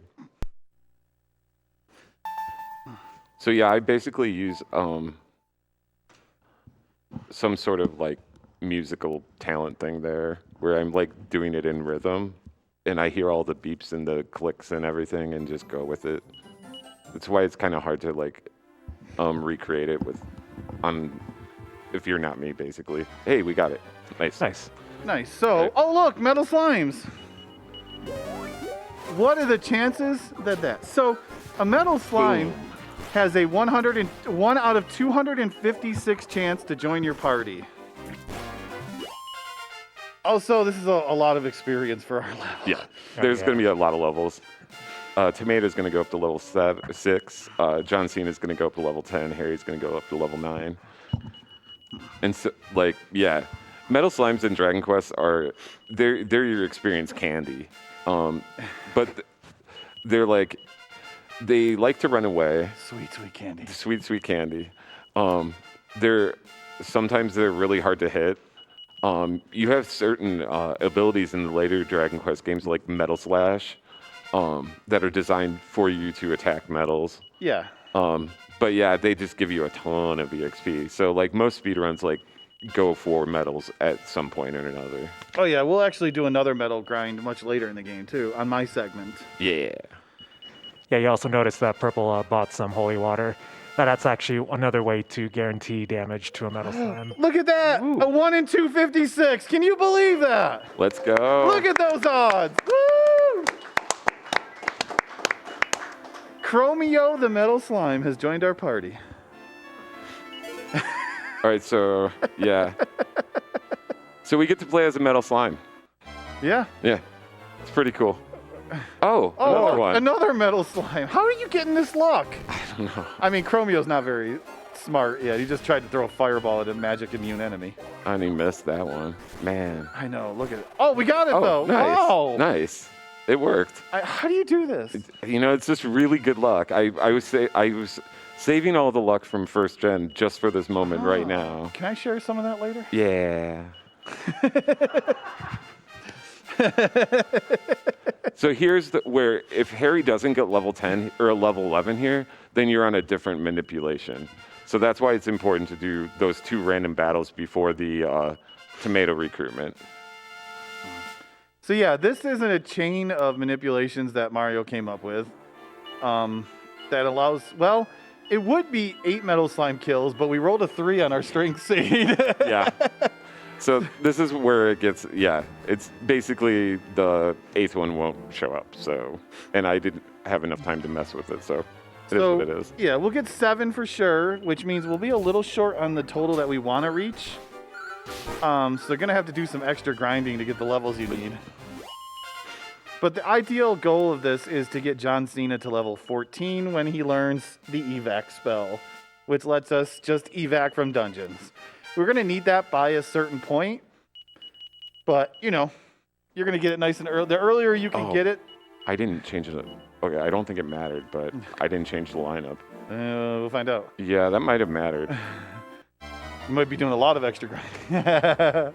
Okay, it's fine. Well, if they see if they have the same attitudes. But yeah, so the earlier you get to level 14, the more time you save on the run because it's less random encounters that you have to fight to get those levels and more dungeons that you can just evac out of instead of having to walk out of.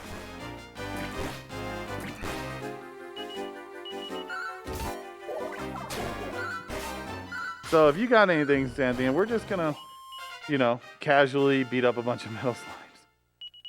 But I want to sit here and listen to the fanfare for a while. I know, the fanfare spam is so satisfying. If you're here later during my segment, trust me, you'll get plenty.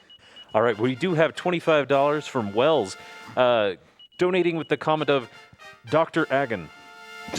Dr. Agon. Now, Dr. Agon might be also one of our favorite It's a pretty amazing characters. Okay. We'll meet Dr. Agon later in the game. We also have Spud McKeegan donating a nice $100, saying, "Yo, shout out to those helping to try to help with those help those with mental health issues. As one who has struggled with mental health issues for their entire life, you can beat it. I believe in you. You are awesome. Less than 3. Thank you so much for that inspiring message, Spud McKeegan." Yes, you are awesome. Everyone is awesome. And we appreciate your support, and that's why we're here. So I'm being really careful with the menu so that I don't accidentally party chat here because party chatting actually... rolls the RNG? Yes. So, you don't want that to happen. All right, that one running is fine. What do you mean? It's just, you know they're all going to run away now that you said that. No, he won't run. Like, you can't even hit it. This is like actually grinding metal slimes. Oh. Oh, we got it. You made me look bad. Well, you know. Trust the manip. You think you could have manipulated so that he didn't defend? You think. All right, so I'm going to heal up here. And I'll try it. We'll see if maybe it'll work. So yeah, you'll see Chromio has 5 health, but that's fine. Oh, 10 now once you heal him up. Because metal slimes... I'm so close to the stairs. Metal slimes are basically immune. Yeah, okay, cool. It's over. So yeah, that's the end of the manipulation. It would have been one more metal slime here if we didn't roll the high 1+3 on the strength street. Which, that's pretty good. I mean, that's a ton of EXP very quickly.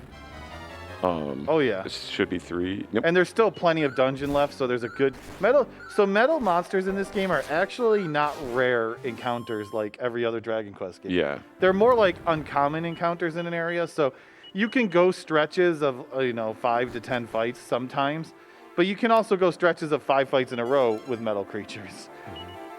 Hopefully not kings. But yeah, so we picked up a nightlight, which is a nice little item here.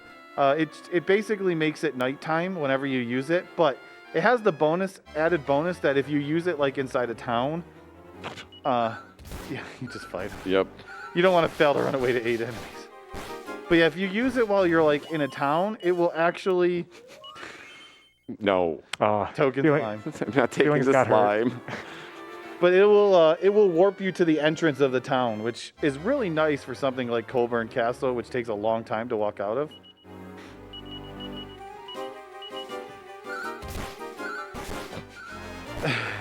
Brilliant. Thanks, Harry. Yeah. Yeah, Wordles have a lot of defense, so you have to Kasap them to actually hit them. Cool.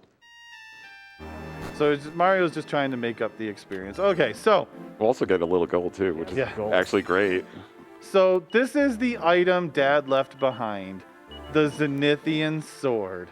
Now, anyone who knows Dragon Quest 4, 5, or 6 knows the Zenithian Sword is the ultimate sword that can only be wielded by the legendary healer. And here we are. We got the Zenithian Sword already. Isn't that amazing? It's amazing. I mean... Oh, wait. We can't hold it. It drains our strength. Wait a second. We're not the hero? I guess not. Although I'm pretty sure John Cena really is the hero, though. Yeah. Like, Wait, John Cena's not the hero. Why is he the hero? oh my gosh, again. He's just too modest. Apparently we can't see the hero either. So that is that slime really wants you. 50-50. So that's one of Either the joins big or it doesn't. Yeah. That's one of the big twists of this game is to learn like this early on that the hero is not the hero. He's just the main character. Yeah. Then who's the hero? I guess we'll have to wait a while and find out, huh? Probably Bianca. Hopefully not. It's true. Oh my gosh. Sorry, Ellie. Wow, look at all those 8 slimes. That's too much. I do want the level before we leave here. That might take a while. It's fine. Okay. Because you can also get medals in the tower too. Yeah, but they're I need it. bugs, I but- need it for the next minute. Oh yeah, you do another minute for. Do you do that before the tower? Yeah. I thought you didn't. Nope. We're gonna get a slime right here. I can feel it. Okay, I lied. Sorry, Twitch chat. I don't think they made a scale slime or a turtle slime Right. yet. Oh, we'll get it. So yeah, like the names of the monsters are puns because you see we have Adams the apple and Chromio the metal slime. Chromio. So, random story about oh, we definitely want to take care of the brownies first because they can crit. The only way Chromio dies here is if you're not taking it. No, Is if aren't you hungry? You don't want a brownie? no. But the only way Chromio really dies is if he gets crit. So, like, if I see something that crits, everyone goes for that immediately.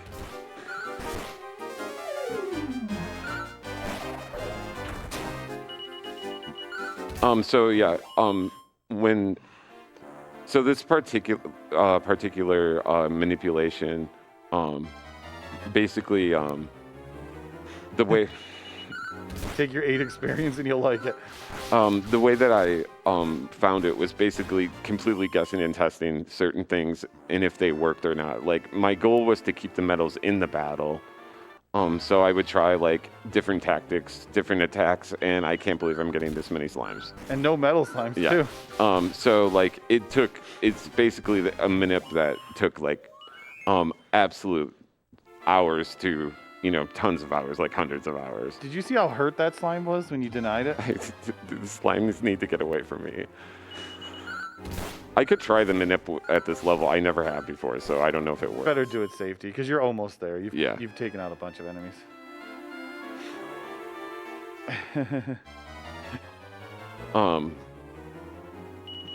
But originally, the reason why we manip actually is because back in the day when HS was learning Dragon Quest 6, he found out that the final boss of that was treacherous. If you've played Dragon Quest 6, you know. I only spent 6 hours trying to beat him. Right, and so like he made a comment in his chat. Well, there's this casino manipulation that I have this information on, but I don't read Japanese, and I haven't. Oh, I'm out of. That's great. You're out of cassette. I mean, at least some of my boys can do some damage. Yeah.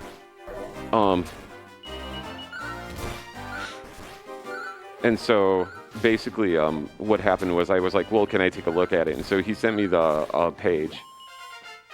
That is Hero. Okay, it's also Harry. And it's just, we got to see the resilience. Okay. That's kind of nice. Give that to Perry. You can give that to Perry later. Yeah. And so basically, what happened was I was like, okay, well, I'll take a look at it. And so I kind of looked at it and I was like, this doesn't make any sense to me.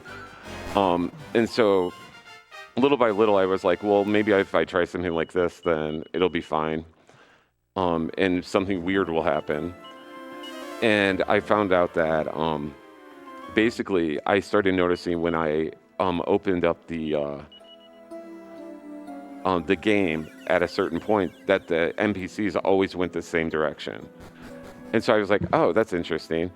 I wonder now if we could actually manipulate the casino if we're getting the same thing every single time. And so then we both kind of figured out, yeah, we can do that. So like it was eye-opening, and we manipulated that casino. And then when it came to this game, it was like, oh, I bet we can manipulate like, you know, metal stuff. And so, and actually it was monster recruitment first. Yeah, we definitely tried monster recruitment first. Yeah, and I remember when you found a liquid metal slime encounter that was like 3 of them. Yeah. And I was jealous because I still haven't found one of those.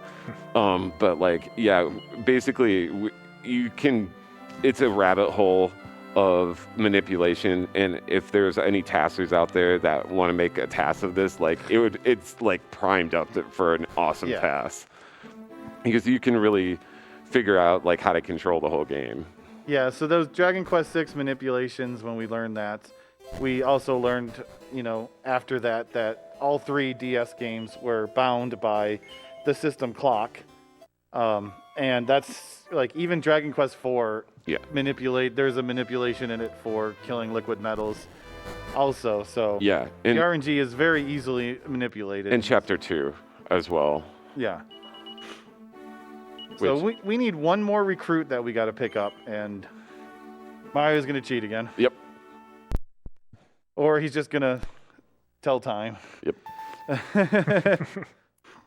Happy New Year's again. Happy New Year's.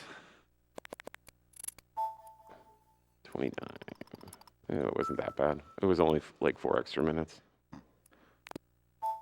That's not good. That's not the right thing.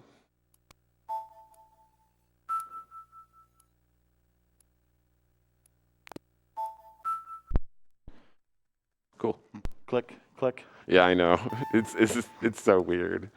So the next thing we're going to try to recruit is a Slime Knight, which is normally a 25% recruitment champ, but you know, people have said HS luck is a thing, and I have one time taken 24 attempts to get that 25%.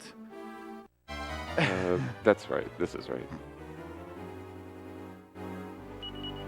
And you didn't have time to find the Yeti manipulation, did you? No. Could have had a Yowie Powie. I know. Powie Yowie is a great monster. So look at that, 25%. There we go. Every time. All right, so that's done. Woo! So yeah, we actually had come to agreement that if we didn't meet the metal slime manipulation incentive, that he was going to do all of that the good old-fashioned way. Yeah, like I basically prepared two routes for Gen 2, and it was either the metal manipulations or it was like completely just pray for good the 1 and 4. Pray for it all. Because you know 1 and 4 is never 1 and 4. Oh. No. So yeah, we finally make it to Coburn, and when we do, we learn that there's something fishy going on. The Queen is causing issues. She's imprisoning people. Everyone is miserable. The castle's locked down, which is why we just happened to find a raft and a back door to come in, and we're gonna sneak into the castle to find out what's going on. You get the shell met. Of course. Look at the shell met. So adorable. That's not the right equip at all. That goes to Apple. Yeah, so we get an upgraded weapon for Tomato.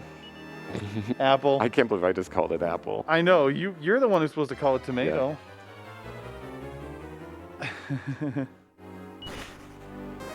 And yeah, we're just gonna go through this.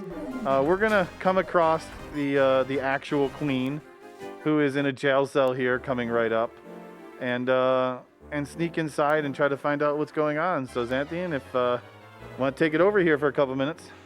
You got it. We do have a $100 anonymous donation coming in with the message of, if John Cena can't be the hero, then we need a replacement. Someone who's truly up to the task of being our hero. That's why I'm starting a call to action campaign to name our son Lex Luger. Surely he won't let us down. Ooh, Nice. Yeah, let's go Macho Man Randy Savage instead. And I just want to remind everybody that each of your donations are also automatically enter you into a series of prizes, which are going to close at the end of this run.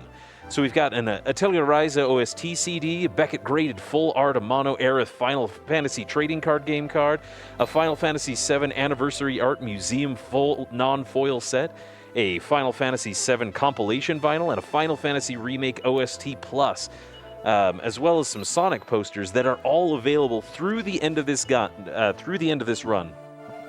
Most of those are a $5 or $10 minimum donation, except for the graded full art, which is the minimum $35 donation. So get those in now, especially because we want to see that bonus Dragon Quest VII run. That is almost halfway there at $1,130 at the moment. That's awesome. That's awesome. Thank you, everyone. So we met Wilbur, you know, the one earlier in the game that the queen consort wanted to make king. Well, she made him king. She's also the one causing all these problems. And we're going to find out that the actual queen was locked away in this jail cells, and there's a fake queen up there who we're not going to say what her name is yet, because it is a name for sure. And we're told we need to prove that she's the fake queen, so he gives us a key to go and try to get the Mirror of Ra, which reveals the truth of anything that it reflects. It's something that's a staple in Dragon Quest games. But in order to get it, though, we need to get entrance into the tower where it's at, and we can't do that without the help of a None of the Above, because the name of the tower is the Above It All Tower, and we can't get above it all without a None of the Above, right? You need a none of the above, definitely.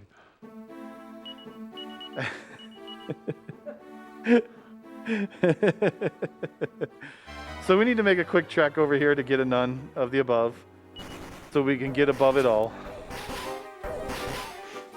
Yeah, you're going to start to see how OP Chromio really is. Only 7 health remaining. He's in trouble. Yeah, he's not.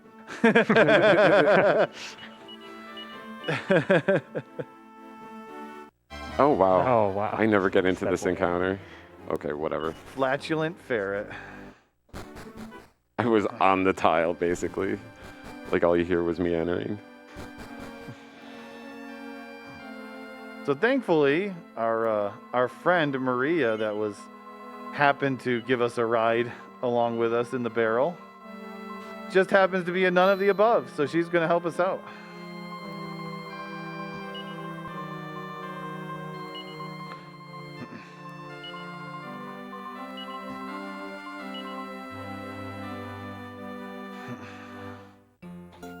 I love Chromio leading the party. Yeah, I'm gonna use Chromio like all over the place now because you have to. And then when it gets to my time to play, you won't see him. Yeah. You'll see him like one time. So we use the nightlight because it's a quick exit out of here and sets up the nice day-night cycle.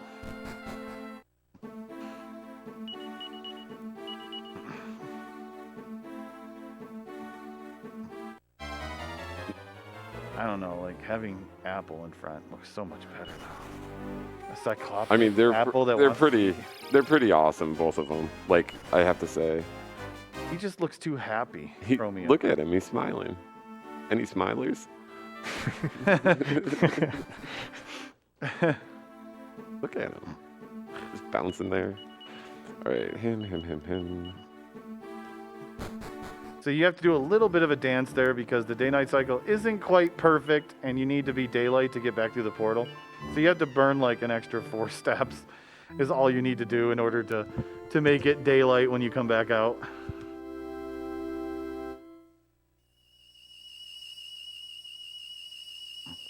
Have a light from above. Yeah. The tower. Above it all tower. Above it all tower. So you're going to notice one thing up on the north of the screen real quickly was Mom and Dad. Just chilling in that garden. I don't know how, but they are. It doesn't bother John Cena though because he's seen ghosts his entire life. He knows how to handle ghosts.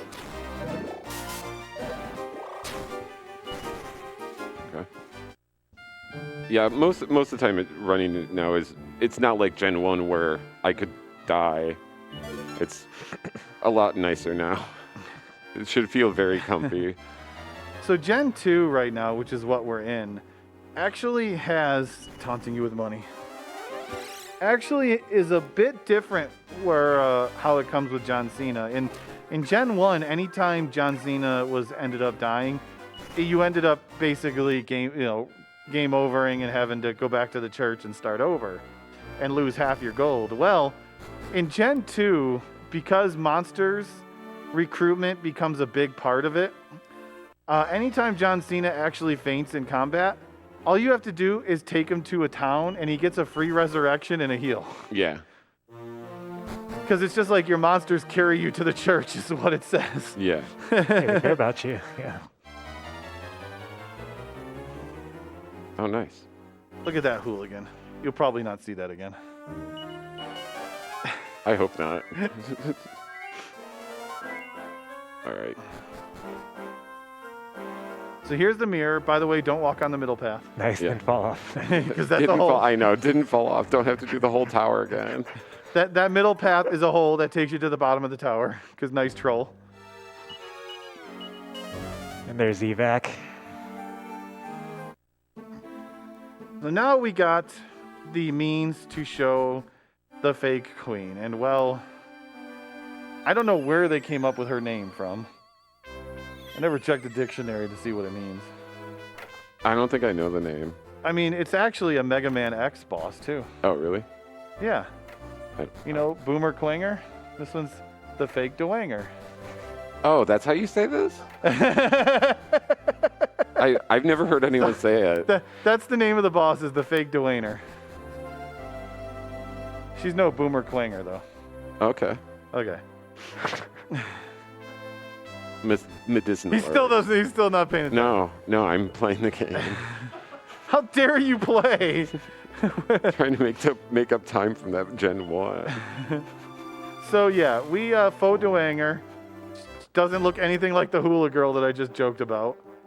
Let's see. She does have a really nasty breath attack, and she can focus strength and hit really hard. We're just gonna throw a dazzle and a sap in there, and miss with the attack. But she can also just summon monsters every turn, and you know if she does that, she's never gonna attack. You can't hit her either. See, the Fierce Fire is scary because it can two-shot Apple. Harry, we don't really care about. This will be Harry's swan song. Wow. Why you am I just keep missing? You're getting your bag of laughs. Oh my god. Wow, look at those misses. That's unlucky. It really is. I've never seen this many misses. So yeah, she holds her breath and just gives it up by summoning a monster for no reason. Not really difficult unless she just decides she really wants Dazzle's this off. vampire. Okay, good. I've never seen Dazzle wear off in that fight. Yo, thanks. Hey, you got past the boss. Finally. Finally. Oh my gosh, we finally first tried a boss. I know. Guys, it only took 2 Hey, hours. Winter Queen was a Yeah, you one first try. tried. You probably Okay, first fair, tried fair. with the queen, yeah.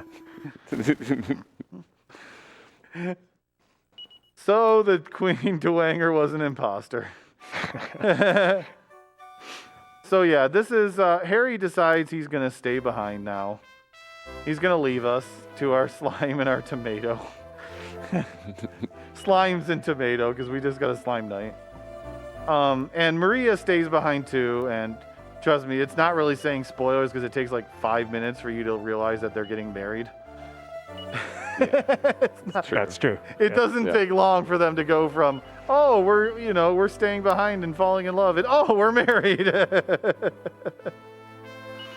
So we're gonna use the nightlight to get out of here too, because it's a long walk to go all the way to the entrance. But as for saving the kingdom and the queen and all that, they give us a ship, or at least let us use the ship to go to a new area. It's a good deal. Yeah. I feel like the nightlight is really made for speedrunners. It really is. Do you want the Seed of Resilience for one of the kids in chapter? Save it for Perry. Okay, cool. Anything. At least he didn't use the Seed of Life. Yeah. Yeah, we'll get to how important the Seed of Lives are later, because every point of health actually matters for one character. in the final boss. Yeah. Big Like time. the difference between like 3 hit points could be the me getting in trouble or surviving a fight. Yeah. Yeah, that's why I really didn't want to use them. That's why when we party wiped in Gen 1 and lost all that money, that's why we were like talking about that. It's a fun thing doing a co-op run because like you actually have a person to like, you know, shoot ideas off of. Yeah. And so that's been a lot of fun working with HS on that. Well, I like you too. You're really swell. Aw, You are one too. swell person. So swell. You're so swell too. Kelly You too, swell. HS. Swelly. Too. We're all swell. Creative swelly. Creative swelly. I like it.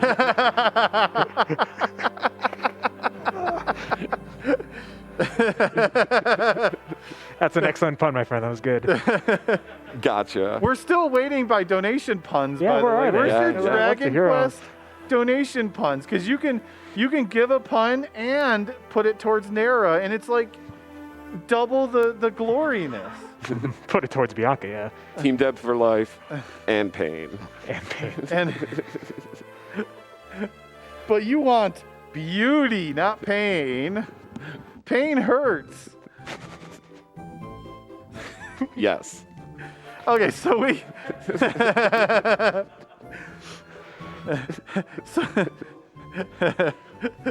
so we make it to Lodestone Harbor, and we're just gonna use a wing because who wants to walk? But we are going to a next town coming up, which is called Zoomingdale, and it's home to a professor who's trying to perfect the zoom spell. But in order to do that, we need the lunar zoom bloom. That's a lot of rups. Oh, That is pretty rough, isn't it? That's I actually need. I might need to take him out. Here, we found a kink in your Chromio armor. Yeah, I know. Like a 9 encounter, 9 monster encounter. 9 monsters. Dang it. So yeah, we're gonna have to take care of getting that lunar zoom bloom. The naming the bag incentive is probably gonna close in the next 5 minutes or so. After we get the lunar zoom bloom, we're gonna head back to Fortuna to pick up our book, and at the same time, that's when we're gonna name the bag. So this is, you got just a few more minutes to. That's what we want to do, right? Yes. Yeah. Sorry, that nod was because I was like, you're shaking your head, like, No. wait a second. No. Oh gosh darn it. But yeah, that's when we're gonna need. So you only got a couple more minutes to name the bag, or keep Deborah. Oh no. But we got a couple of minutes here since I just explained what's going on, Xandian. So We have so much money right now, by the way. Well, that's a good problem to have. Yeah. All right. I'll get you 3 of them. Zet sent in $35 and says, DQ7 in just 5 minutes? Let's go! yes, let's go. We're so close to so many milestones here. We're just about halfway to that bid war. To that incentive being filled. We also have the so many of these bid wars just going. We've got Deborah still in the lead for the choosing the wife. Alina is in the lead, just barely for naming the daughter. You still have a chance for a mere $6 donation that'll get that kicked over to back to Deborah as is proper. And you still also have a chance of sniping the naming the bag in just a moment here. Oh yeah, so this is Professor Toil and Trouble. I just wanted to point that out. Yes. Great pun. You said this is going to be a character in the new Monsters game coming up? Yeah, this is one of your party members in the Monsters game coming out. Is Toil and Trouble. That's crazy. I mean, that's awesome.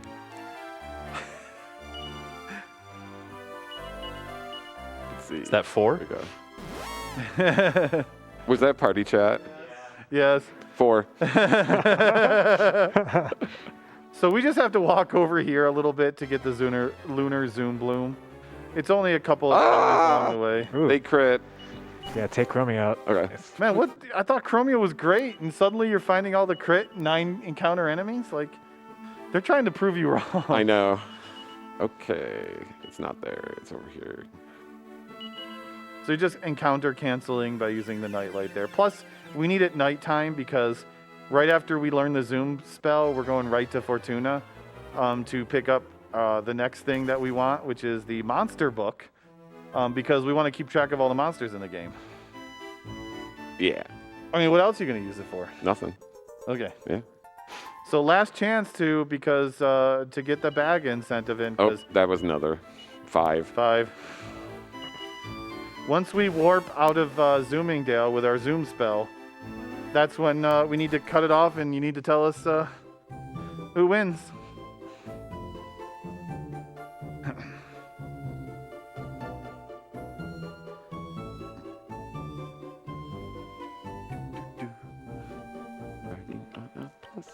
Riding on a bus. Riding on a bus. We're riding. Mario really likes buses. Yes. There we go. So So now, this guy's going to teach us zoom. yeah, he's gonna perfect the zoom spell, or blow up his house. Why not both? Exactly. The best of both worlds.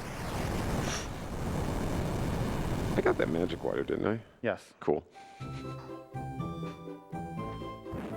Poof. Is that a donut? Donut. Donuts. Okay, you need to cut off the incentive and let us know what we're naming the bag here. It should come as no surprise to you that we are naming the bag Deborah. Nice. I love it. So Monsty, this is something I learned fairly recently, is that when I was trying to rename my monsters, I also found out that you can just rename a monster. Yeah. That some reason the bag is an option, and he's like, you want to change your bag name? Is like, I guess it's technically living. So our bag is now going to be Deborah. Is there an H or not? However it's spelled in the game, I think. Cool. Doesn't Okay. look like there's an H. Sweet. Oh, it won't let me name it We Deborah. can't name her Deborah. I can name it Put Deb. an H. I can name it Deb. Put an H at the end. Because it's also Deborah. Apparently we can't name it Oh, after a that's character funny. in this That's game. hilarious. We're sorry, donors. We'll still use Deborah. No, put Deborah with an H. This will work. It's Deb. It's fine. I mean, you might be naming your daughter Deborah with an H, so we'll see when we get to that point. Right. I hope we can. I know, At like- this rate, I don't even know if we can. Yeah. This was, yeah. That was interesting. That was very interesting. This guy is all about giving us deals here. I know. This one's not 90% though. No, it's not. Oops. Well, thank you for the donation. Yeah. We'll still call the bag Deborah. Yeah, Yeah. by the way, it's pretty common for these games to not let you name things after characters in the Right. game. Yeah. But the bag. It's not And we're naming a character. We're naming the bag. Yeah, I don't understand. Yeah. So we have to come back to Colburn here real quick, because this is where we find out that Harry is already getting married. We stepped away from the castle for 5 minutes and he's already hitched. He's already spread fast. Yeah. The concept of time in this game is a little off. Like, Well, a lot of things happen. I don't think it's off in the fact that it's trying to, like, realistically, like, if you're going to travel around the world, you're Right. not going to do it in 13 seconds. Right. I guess it wasn't speedrunny. Yeah, Yeah. it's like going around the world takes 8-9 months. Right. Totally not foreshadowing something with that, by the way. Nothing.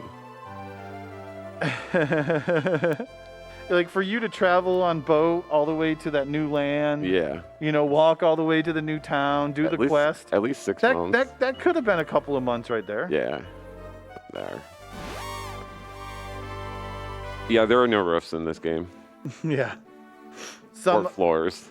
So that big book of beasts that we got is actually going to be very important, because not only can we look for monsters in it, but we can open it up on the world map, and that resets the encounter rate back to 0. So we can use that to eliminate random encounters on the world map. And oh, hey, a town. Yeah. Hey. Hey. Yeah, that town is named Hay. Yeah. And Hay is having a problem with a beast like attacking or like terrorizing its citizens at night. So we're gonna go check out in this cave and see if we can help solve their problem. Am I going the right way? That way, yeah. So this quest line is actually pretty great. So what it is when you're in Lodestone Harbor, the town that we just landed in, we warped to, if you go into the bar, you'll find someone who says there's the beast that's terrorizing the town nearby, and they're willing to pay 3,000 gold to someone to take care of it. And when you agree to do it, they give you half the gold right away. And then when you go into the cave here, we're going to go take care of the beast, but we're going to find out that, well, it's not really that scary of a beast because, well, you're going to see here shortly, this beast looks kind of like something that we've seen in this game already. A saber cat. So we show Percy the Bianca's ribbon that we had, and it suddenly remembers who we are, gives us Dad's sword, and joins our party. So we got Percy back. Yay! Yeah! We have a cat. So if you go to the town of Hay and with the cat in your party, they're like, "You scammed us! Yeah. How dare you take the rest of your money and get out of here!"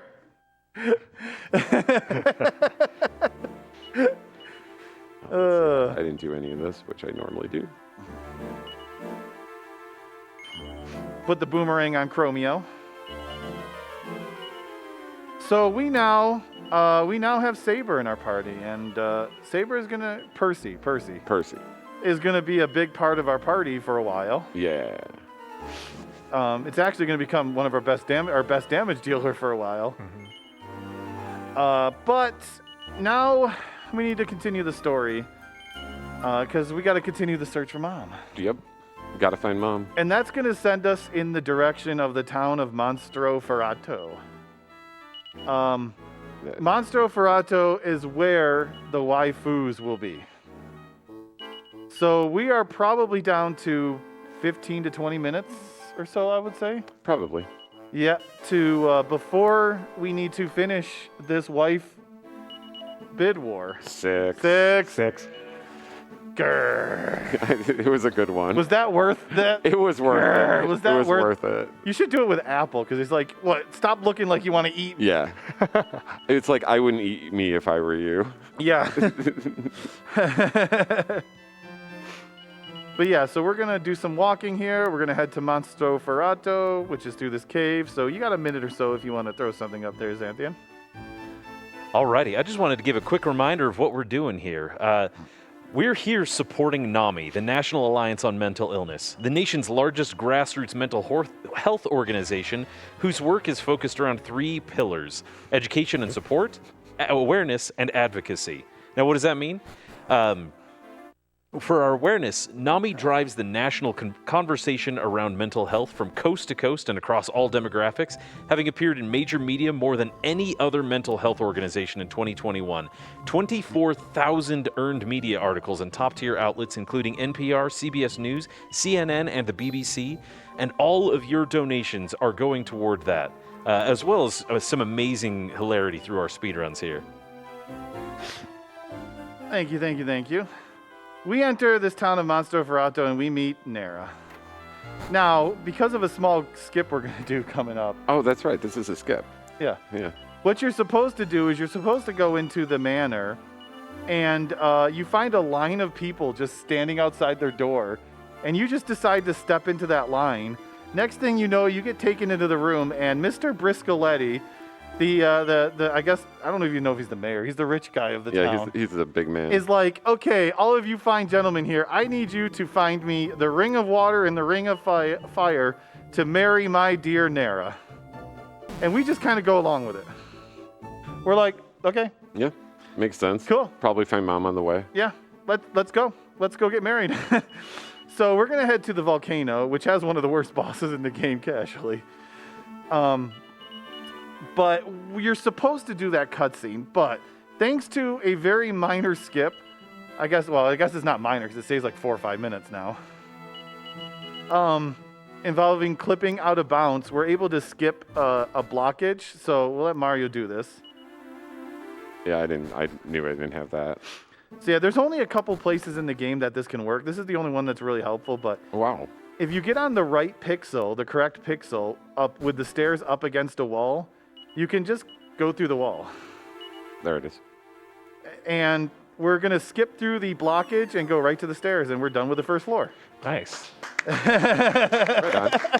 By the way, Mario made it look easy. That's not super easy. Yeah, to pull that off. is pixel perfect, so. But yeah, so otherwise you would have to, this dungeon is dangerous. There's a lot of fire damage, which Chromio ignores. Yeah, we would have to go through all of those cutscenes because there's just someone standing in the way in that room if he didn't do that skip.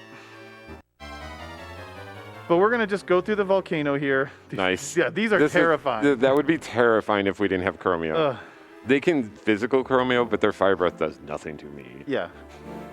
And we're just going to collect a couple items. And then when we get to the boss, like the... Also terrifying. Yeah, I can't even talk. They have Frizzle, which... The Gamagens have the second level fire spell, which hits for over 50 damage. Yeah, it's huge. So we would have taken so much damage in this fight if we weren't Chromio. Yeah.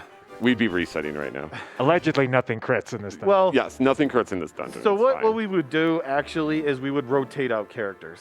Yeah. So that's how we get through some of these dungeons without Chromio, is you basically just rotate out characters. You let a couple characters fail to run away, switch in a couple new ones. Sometimes we take a bonus monster like the brownie that came up just to take hits for us. But yeah, so that's how we would get through these next couple dungeons if we didn't have Chromio. Yeah, and there's a healing pad at the end, so you can heal as much as you want, but Yeah. not necessary for Chromio. Right. Chromio can just, tank. Tank it. Oh, he took a damage. I know. It's fine. Oh, nice. So who's a better monster tamer, you or that guy? Probably that guy. I mean, you got a metal slime. He's only got a couple of goat things. This is true. Him. Okay, so this fight coming up is terrifying. Did I put their armor on? Yeah, I did. It's 3 magma men. They have a lot. They have 420 health each, which is a lot. And they can choose to fire breath spam you at least up to 2 times. I don't think all 3 can do it in 1 turn, but 2 definitely can. My heal point is for when I use Slime Knight. I assume they can do 3, but it's very odd. Yeah. I don't think I've seen it. So without Chromio, the ideal strat would be to put a bunch of armor on Slime Knight, level him up, and buff up his defense so he doesn't take any physical damage, and just let his magic resistance get through the fight. Okay. Wait, we don't want to see another one of those. Otherwise, Apple dies. Okay, good. Cool. Apple didn't die. So yeah, this is all Chromio. They have 420 health. This is going to take a little bit of time. But this is first ring, definitely the hardest ring to get of the 2 that we need. It's just so cool to me that Chromio could just throw a boomerang. Yeah, just boomerang. How? He just doesn't have any arms. He uses his mouth. He just uses his mouth. Now I'm like picturing a metal slime with a boomerang in its mouth. Yeah. So earlier today, I actually did this fight and had I didn't have to use an herb. Nice. I believe. Yeah, that actually did happen. That just means that they were using the fire a lot. Yeah, or not. And not missing, hitting, yeah.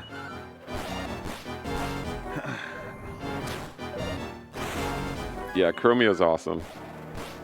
Thank you for meeting that donation incentive. Yes, thank you so much. Otherwise, he would. Otherwise, I'd actually have to work. He'd have to actually earn it. Like literally. There you go. So yeah, Tapping the A button. Slime Knight, by the way, can't use boomerangs. So you have to do this one at a time. Yeah. Also, like, you have to buff Slime Knight up, so it's very possible that hero can get destroyed in the first round. And you don't want that because then you can't evac. Yeah, and and then you lose money. Then the only way you can get out is to take a warp. Yeah. The painful way. About 2 more rounds, maybe. Oh, that's it. There we go. Cool. Nice. Nice. Chromio! But yeah, that is a very terrifying fight. Even in the speedrun without Chromio, just because, you got to survive the first couple of rounds so Slime Knight can actually do that fight. So Chromio actually just got a level there, and now is going to have 18 HP. Ooh. Yeah, Uber Chromio. I mean, please, don't, Chromio, calm down, okay?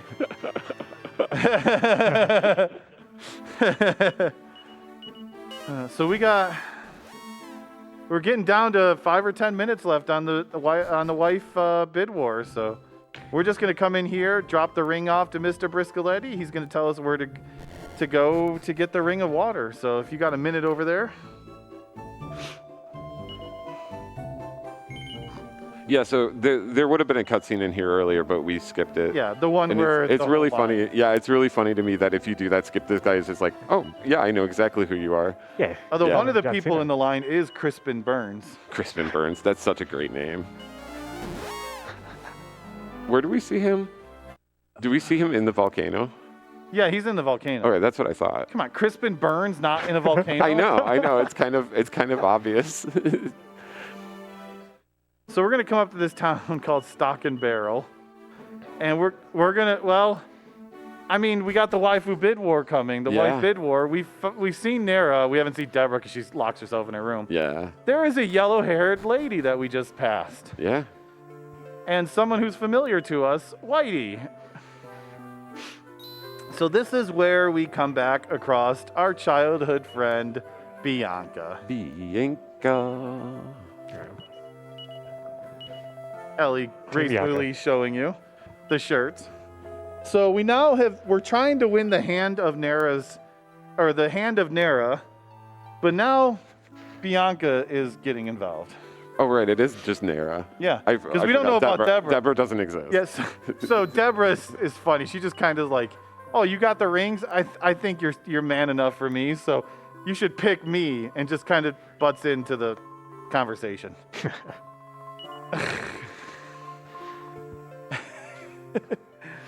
So yeah, we spend the night here. She's gonna join our party and open up the path to where the cave is for the Ring of Water. So Xanthian, you got a minute here. Okay, well this is as good a time as any to plug the Yeti. RPGLB is proud to once again partner with the Yeti to bring you 6 awesome t-shirts that are now available. Head over to theyeti.com/RPGLB, take a look at the designs, pick up the ones you want, and know that $5 from every t-shirt purchase will be donated to NAMI. Remember, Yeti is spelled Y-E-T-E-E, theyeti.com/RPGLB. So Bianca is going to join us, but we don't want her in our party. We have a good party. We have Chromio. I mean, we don't really need much more. Yeah, we're in pretty good hands. I agree. Chromio and a couple buffers and Hero to evac us out. Exactly. This cave where the Ring of Water is actually really scary. Yeah. Just because there's an enemy in there called the Worm Bat, and it has a paralysis breath that hits way more than it ever should. It's true. And if all 4 of your party members get paralyzed, it's a game over. But thanks to your donations, we have a party member that can't be paralyzed. Exactly. So yeah, we're good there. So it's like in all seriousness, every time they do it, it seems like 3 or 4 people get paralyzed. Yeah. When I woke up today and saw that had already been met, I was like, yeah. I totally forgot to use the book. You got to encounter a suckling ocker. It's been a while since I saw those. Yeah, we only see mother ockers later in the game.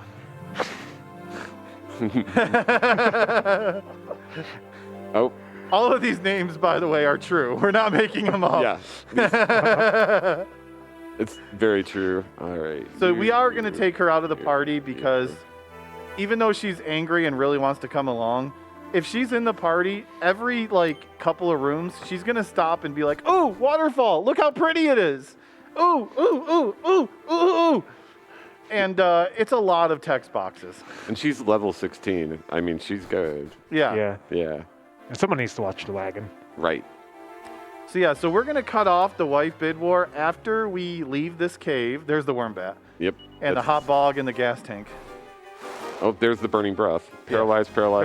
Yeah, there you go. So yeah, after we leave this and we get back to the town, too. and we talk to Mr. Briscoletti, and it turns to nighttime. That's when the cutoff is. Yeah. So you only got a few more minutes, maybe at most 5 minutes, depending on the encounters. Okay. Yeah, you just walk through this cave poisoned and paralyzed. I just feel like if I get poisoned in the first battle, it's going to be one of those walks where we just end up getting poisoned after every battle. Yeah. Just make sure after a while John Cena gets healed. Yeah. You don't want your evac person. Yeah, you definitely don't want to lose any money. So we have no way to resurrect right now. In fact, we pick up 3 Yggdrasil leaves, which resurrect throughout the entire run that we can use, and then late game we get the ability, the spells, to actually do it. So right now, we don't have anything.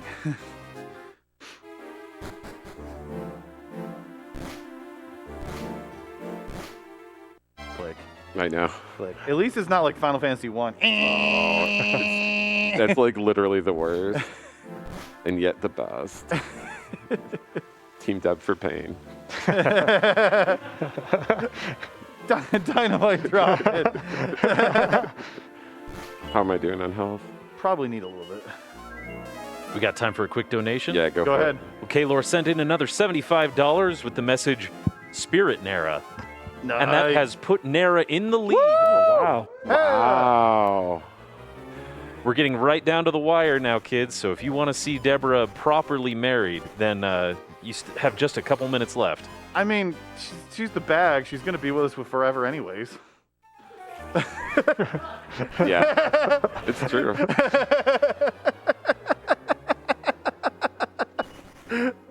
Cool.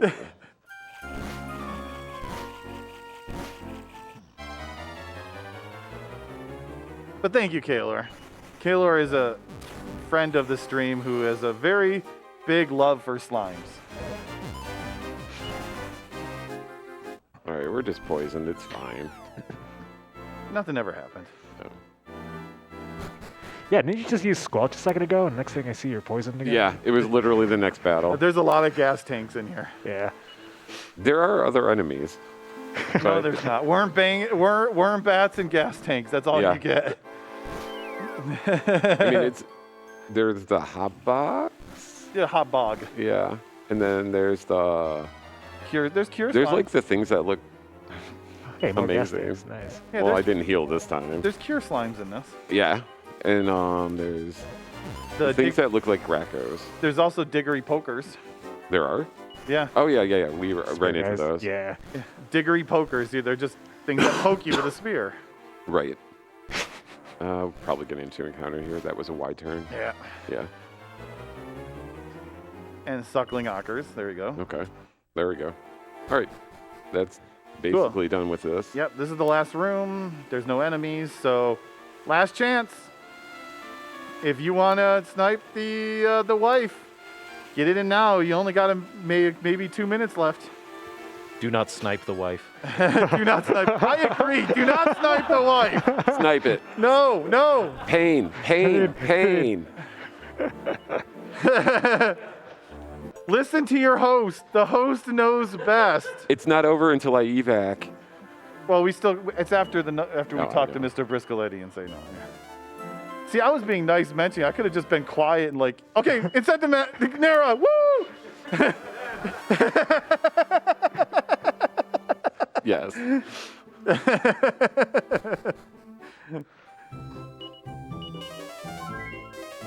Why? You're just gonna. I don't know if they get on poison. You're about to get married. That's fine. You're just, you know. I mean, we might get poisoned. I mean, you do have to walk a little bit because you got to go get the veil. Yeah.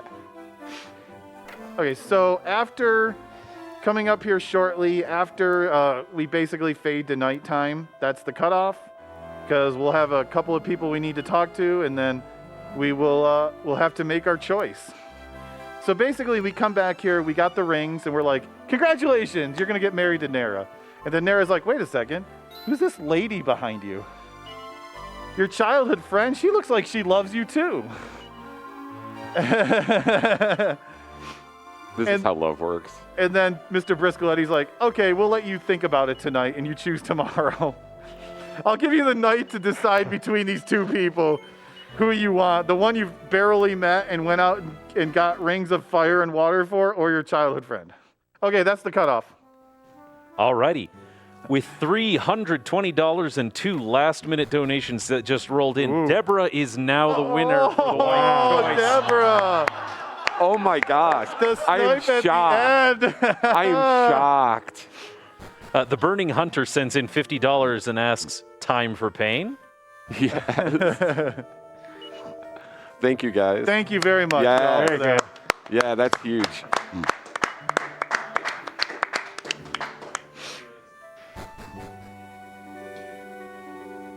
Man, it was fun doing Waifu Wars with you guys. I know. Yeah. I haven't done it in so long. Yeah. Just for a little perspective, that was $776.50 raised for Nami just on that bid Nice. war alone. Awesome. Nice. Nice. Thank you all. Thank you all. It's huge. Yep. Especially like late night here for us in the Yeah. Americas here. So yeah, so we sleep on it for a night. We talk to Bianca. We talk to Mr. Briscoletti. And we're going to choose neither of those two options. It's just, it's funny Good job because thinking about it. in the practice room today, I was like, I'm taking Deb because there was no way we're going to get Deb tonight. So we got Deborah the bag and Deborah the Yeah. wife. Now Are we going to have Deborah the daughter now? this is oops all Debs. Oops. Oh, Deb. Deborah the daughter is lagging by $5 to Elena, so that's still anyone's game. Oh. Okay.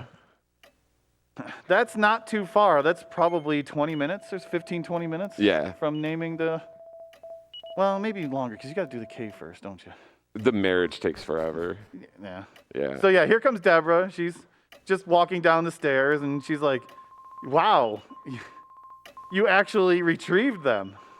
I suppose that means I'll have to let you marry me. And if you don't choose her, she just insults you like, I knew you weren't good enough for me, Yeah. and just walks away. So yeah, this is where you choose. Unfortunately, we can't be with Mr. Briscoletti. Oh. Yeah. I know. Actually, do you want me to go to that text? If you want. Sure, I'll do it. Holy Panini, you have feelings for me? I like you too, but no, that's not an option. You will reconsider. Yeah. There you go. That's the thank you for all those donations. We gave you that one for free. Yeah. We are a lion-hearted man. We are. Like, Well, look at, she just drags us around, by the way. yeah. She's like, oh yeah, of course you choose me. You might be lacking, but you'll do. Yeah. So basically, when it comes to choosing the wife, there's actually two options. You either choose Bianca or you choose Nera or Deborah. If you choose Bianca, we save time on the route, but we lose a lot of money and a safety. Yeah. Because marrying Deborah or Nera, Mr. Briscoletti wants to shower you with gifts. And they're good. One you get right away, and you can sell it for a lot of money early on. The other one is an armor that we take into the final boss. Yeah. And yeah, so Hello?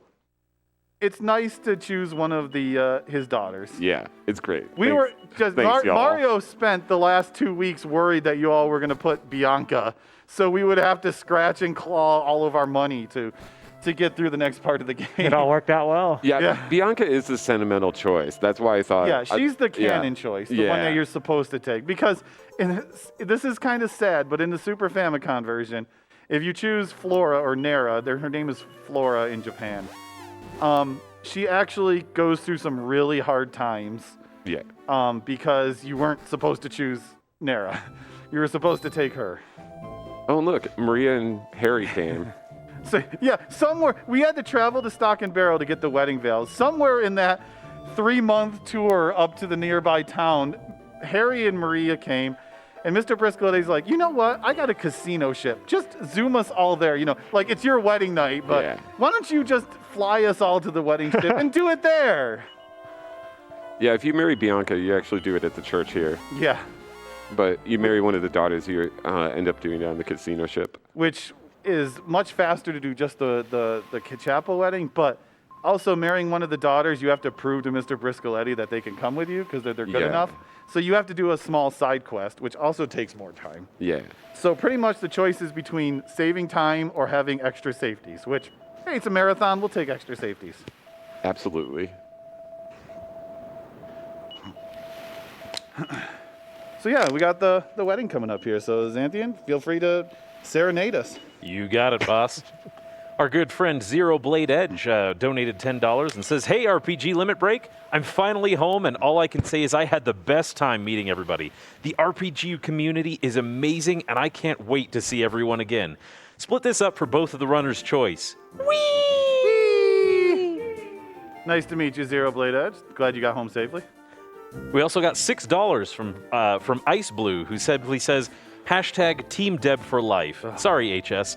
And it looks like that $6 went to naming the daughter Deborah. Nice. Nice. Instead of Jeff, it's Deborah. I now. know. I hope we can name all of them Deborah without the H. We'll have to find out. We'll figure it out. We'll add the H if we need to. Maybe you can put an O with an accent in there. Yeah. This is the best wedding music.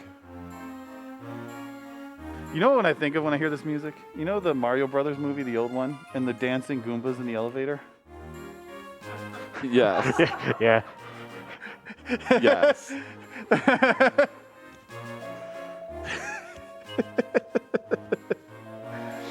Yes.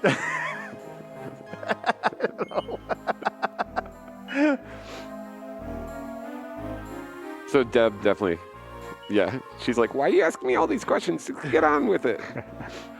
Yeah, she Deb's awful. It's definitely great. plays like the very entitled, wealthy daughter who expects only the best.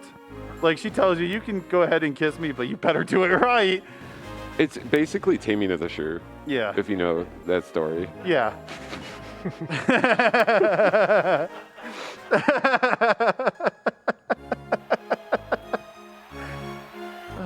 So yeah, we're married now. Yeah? We're gonna live a happy, long life I with our wife. mean, it's all like everything's coming up Millhouse. I mean, think about it. Like, we had such a terrible start. I like how we're just leaving them. Bye, Nara. With our parents, one getting kidnapped, one dying. Yeah. We got, the whole put into slavery and all that stuff. But now we're married. Yeah. And Harry's married. I too. mean, yeah, Harry's married. Like, everything is looking up. Yeah. Heck yeah.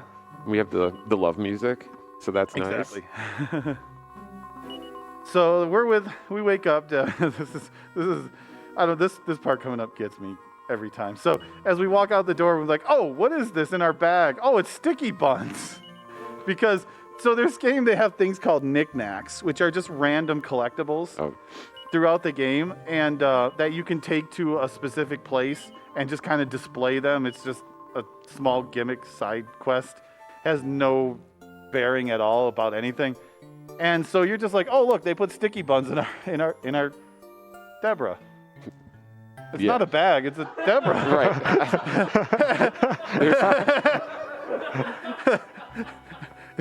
See, oh, look, unusually heavy. Wow, sticky buns in there.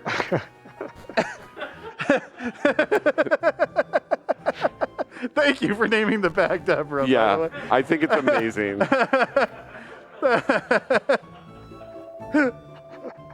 So Mr. Briscoletti is going to be like, oh, good, have fun traveling. You're going to stay behind, Deborah. She's like, no, I want to go. We also get Zenithian shield that we can't equip because we're not the hero, and some money. Yeah. Maybe Deborah's the hero. Maybe. Deborah could be the hero. Well, no, I won't. So we have to prove that she's capable, which is one of the things you have to do if you marry one of the daughters. So there is a jar on an island nearby, and we're supposed to go there and tell them what color it is. I love the name of this. What? The place where the jar is. Oh. So yeah, it's just weird. It's just go check the color of a jar. There's no context for it or anything. It might be important later in the game. Possibly. The jar does look like a Kate Sith, you know, it's kind of a cute cat.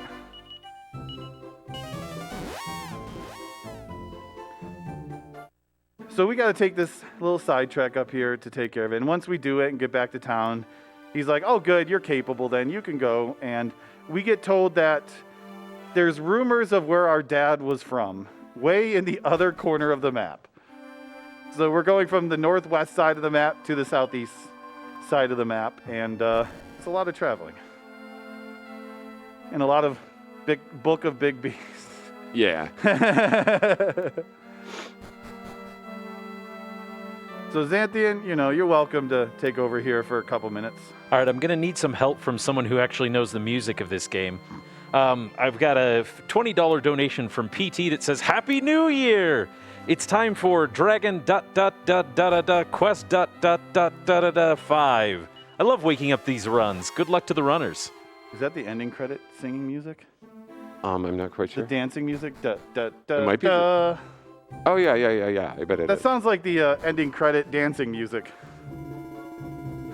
PT might need It to could be donate Morse again. code, and they just said something we don't understand. We have tons of money, by the way. I know, we're good. We also got $50 from Tuomas and Marta saying, we love games and we love RPG Limit Break. Thank you for another amazing year. Thank you, too, for donating to NAMI, helping this good cause. Thank you.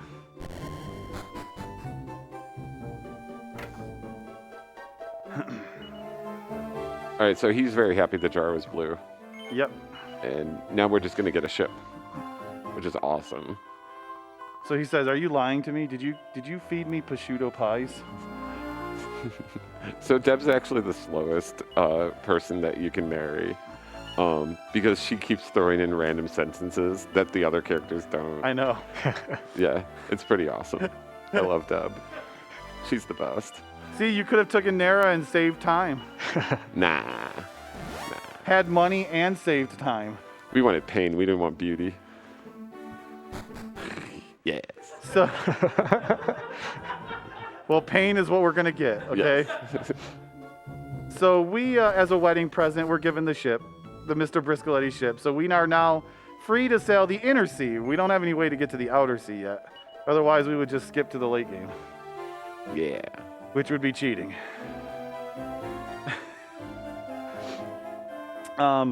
Which we totally don't do in, you know, the PlayStation version of the game. Right. So yeah, Dragon Quest V actually has come out on 3 consoles. The original is Super Famicom in Japan. We never actually got the English release early on. We later got it as a remake in the DS version, which is what we're playing now. But Japan also got a PlayStation 2 game, which is similar to this one, but without Deborah in it. They don't have Deb? No, they finally smartened up one. Do they have a bag? There is a bag. They do have a bag? So in some way, Deborah, we are all Deborah. Deborah is yeah. Deborah will always be with us. So we're gonna just sail across here. We're gonna make a quick pit stop here in a town called Knickknackery. Which, remember I told you those items like the sticky buns called knickknacks? Yeah, this is where you would take them. And there's just pedestals. It's like a museum. Just, it does nothing. Other than find a way to make 100% even worse. Oops, all knickknacks. Oops, all knickknacks. And then, yeah, so we get over here. We're looking for another town that our dad is from. But in order to get there, we have to go up and down a giant mountain. Yeah. We're going to have Chromio do it. You're not going to put Deborah? No. I thought you wanted to have Deborah out. No. Oh, you don't have to have her out yet. No, yeah. So yeah, this is just a walk that we need to get through. Nothing really want to fight. We want to go out of our way to pick up. Do we really need that money? No. No, we really don't. You're right. But we're gonna go out of our way to pick up a prayer ring, which is an MP restore item that I might need in the late game. Yeah. And when the game gives you MP restore items, you get them. You take it. Because like we can't buy them, and like we get a few leaves and a few dues, but for the most part, like Yeah. Yeah. This area actually has a very high percentage of encounters that you get preemptive attacks or get back attacked on. Yeah, it's really weird. It's very strange. It's mostly this room, Yeah. but look at that. We just Like, had that's two two in a row. 2 in a row. Yeah. Like you could go through every fight just going back and forth with it. Yeah, and it's always that way, so it's not just like, oh, that happened Yeah. this time. But So that guard that we just saw up there, that's our first present from Mr. Briscoletti. yeah. Because he wants to make sure that his dear daughter is protected and doing and the best shape she can be. Which is nice. He's spending his money on his daughter, you know? Yeah. I don't think you're supposed to give guards as presents anymore. Thank you. We appreciate that one.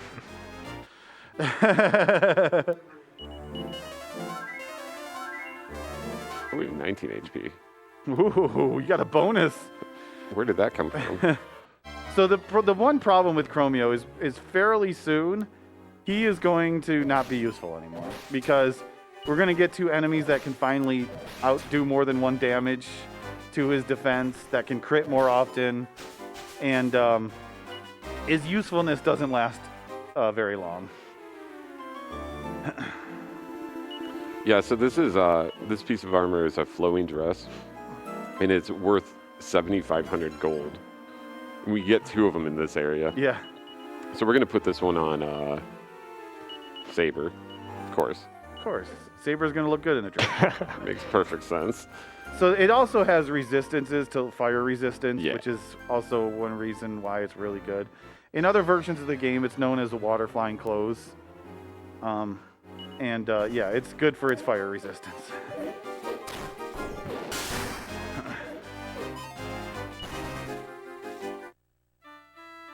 So we just got to go through a couple more rooms, or one more room now. And we're going to come to the midway point, which is just a small town on the top of the mountain. Yeah.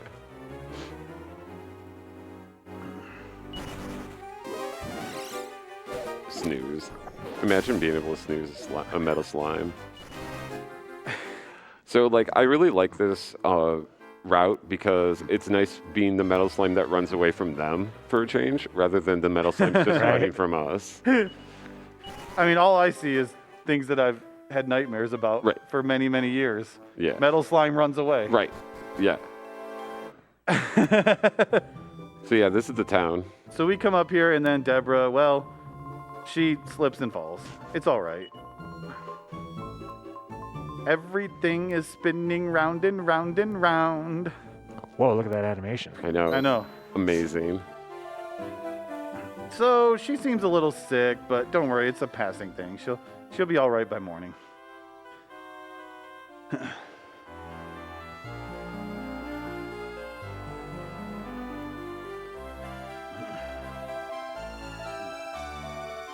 I mean, you just traveled around the world and It's been a while. you just climbed a mountain, and she's like, the only mountain she's climbed is like the stairs to get to the fridge, you know?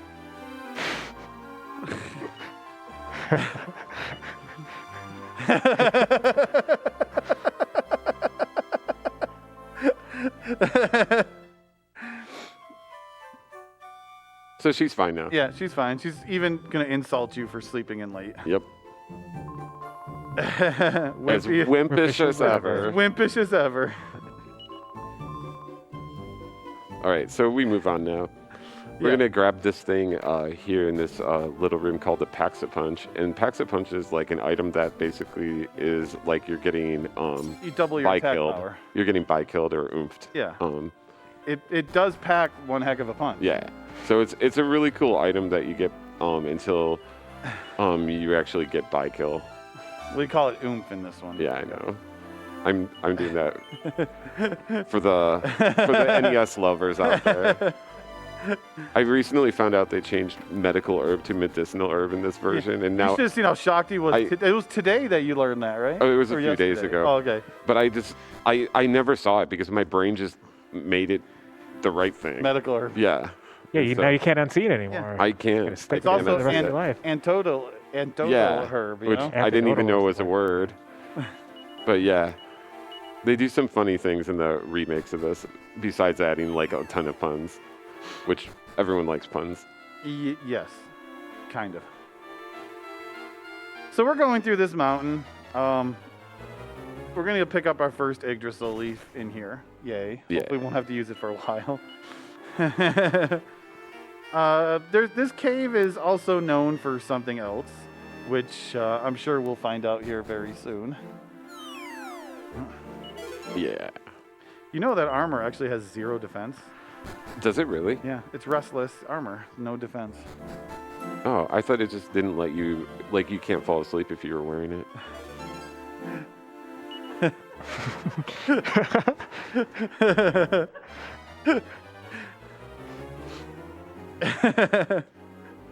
Mini demons are the worst thing in the game, by the way. Yeah, For reasons that's like it. that right there. yeah, they Changes your changed their tactic. tactics. Make sure you change it back before you forget. I will. Like before you do what you're gonna do. Yeah. Got time for a quick dono while we're wandering through Yeah, here? go for it. Our friend PT donated another $20 to clarify the musical donation that they brought in. It says, okay, so I might have thought up that dono while you were leveling 17 times a row on metal slimes. Dun, dun, dun, dun. There we go. And maybe I didn't want to get out of bed. Sue me. So this guy, he's a Zenithian, he tells you, and he's like, hey, I found this TNT ticket. Do you want it? You just say no. He says, oh, well, I got this mini medal. No. And then he says, I got this flowing dress. Now, if you say yes, if you say yes to any of them, he'll give it to you. Which we say yes to the flowing dress. If you actually say no to all 3 of them, he'll give you all 3 items. Yeah. Yeah. So you can get both the flowing dress and the mini medal if you want. Lying. Lying, Lying? it pays, apparently. Okay. Yeah. Yeah, you're lying. Yeah. No, you're telling the truth because you say they're not yours. No, but you say the flowing dress is. Oh, yeah. Yeah. Well, you did lie about that. Yeah. Okay. Well, Oh. You know what? You better save just in case. Yeah. A very important thing. Let's see. That's right. So we're saving here because there's something dangerous coming up. Kind of. A little bit. Also, this is totally legit. Yeah, I actually use a different manip on this part. It should be, let's see, that. And perfect. Happy New Year. Yep. Happy New Year. Happy New Year, guys.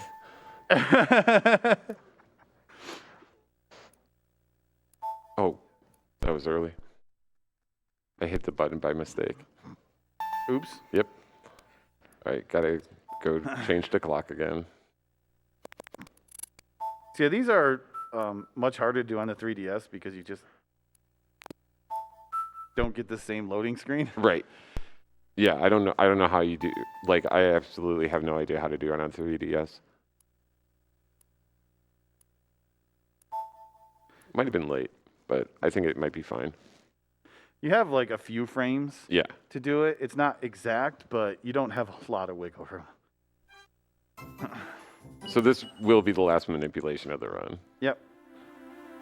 And there's the sole reason of this. I have tactics to change too. Yeah, change your tactics, Yeah. please. The sole reason for this is That's the wrong one. didn't get it. It's okay. For some reason, this cave is very strange in the manipulation. I always, when I manipulated a grind later, I always had a hard time doing the manipulation in this cave. I always got one of 2 battles rather than just the one. And so, yeah.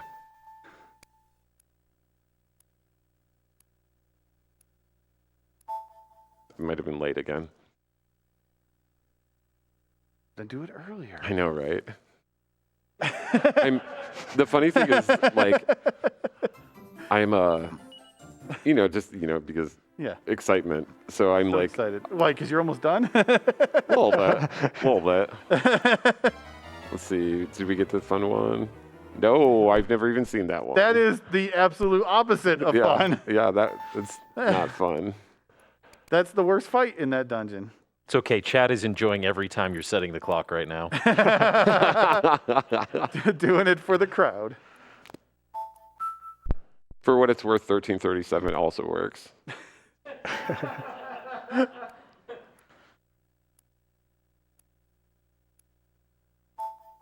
That was earlier. Yeah, it was definitely earlier. I can see the frames earlier. Yeah.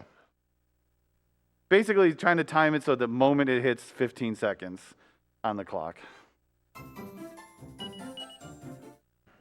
Like, the moment it hits, not frames after, the moment. See the frames. I think that's good. It's Nope. not. Wow. It's okay. We'll get it.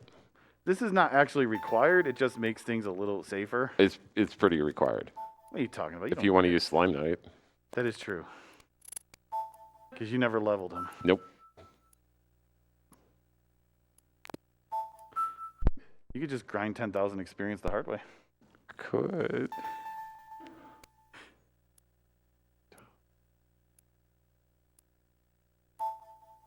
That might be good. Yeah. You know. I believe in you. Me too. A little bit. You're not a bad slime, I'm pretty sure. This one should be great. Careful, you're on a slippery slope right now. There we go. That's it. There you go. So yes, this cave First is try. known for metal slimes, and don't worry, you'll see plenty of this cave later in the run. When I have to come back here and actually grind several of them the hard way. I'm not gonna do the other thing. All right, and that. Cool. GG. So yeah, liquid metals are the next level up from metal slimes. They're much faster, harder, more health, much more defense, and a lot more experience. Almost 10 times the experience of a metal slime. Yeah, it's great. Basically, because of the routing for taking the metal earlier, this experience is just to make up experience that Slime Knight didn't get. It's also going to help Percy get focused strength earlier, which will make some of the boss fights a little nicer because he can do more damage. Yeah.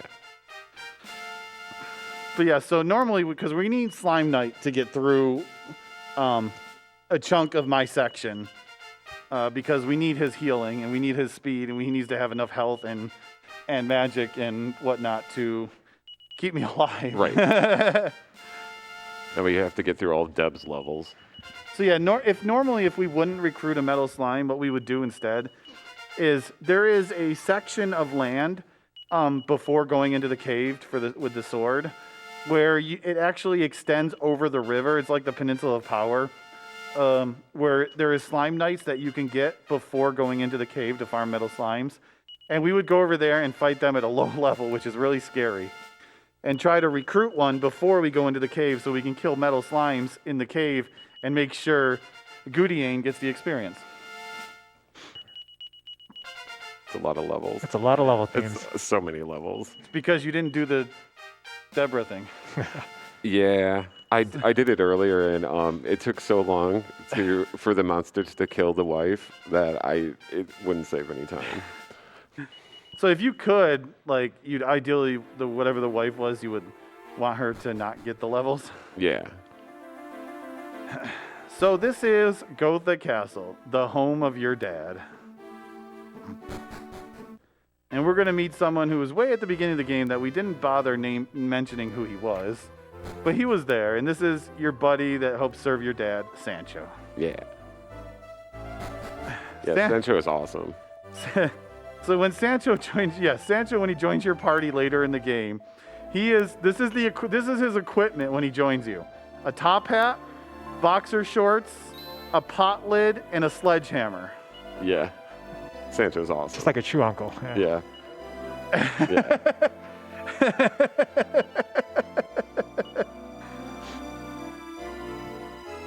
So we're gonna come back to the castle here, and Sancho's like, "Wait, you're your dad's son," or Pancraz's son, I should say.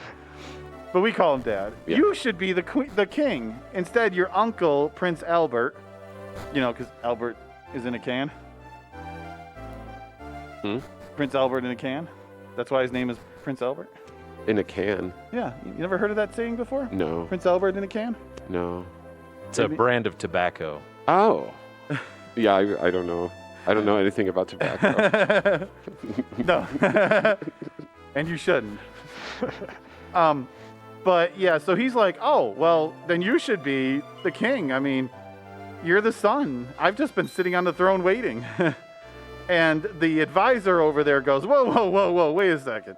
You can't just become king. You have to go through the rite of passage trial, which the name of the cave is actually Rite of Passage Cave. And your poor wife, well, she slips and falls again. Yeah. And she's having some issues, probably with the altitude change. Yeah. So you're concerned, of course. But, you know, we still need more money, too. And so we still need to grab one more item to sell.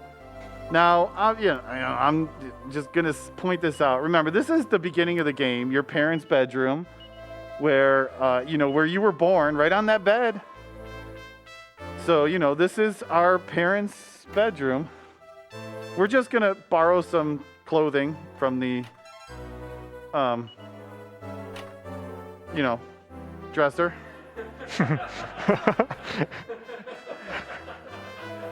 Yeah.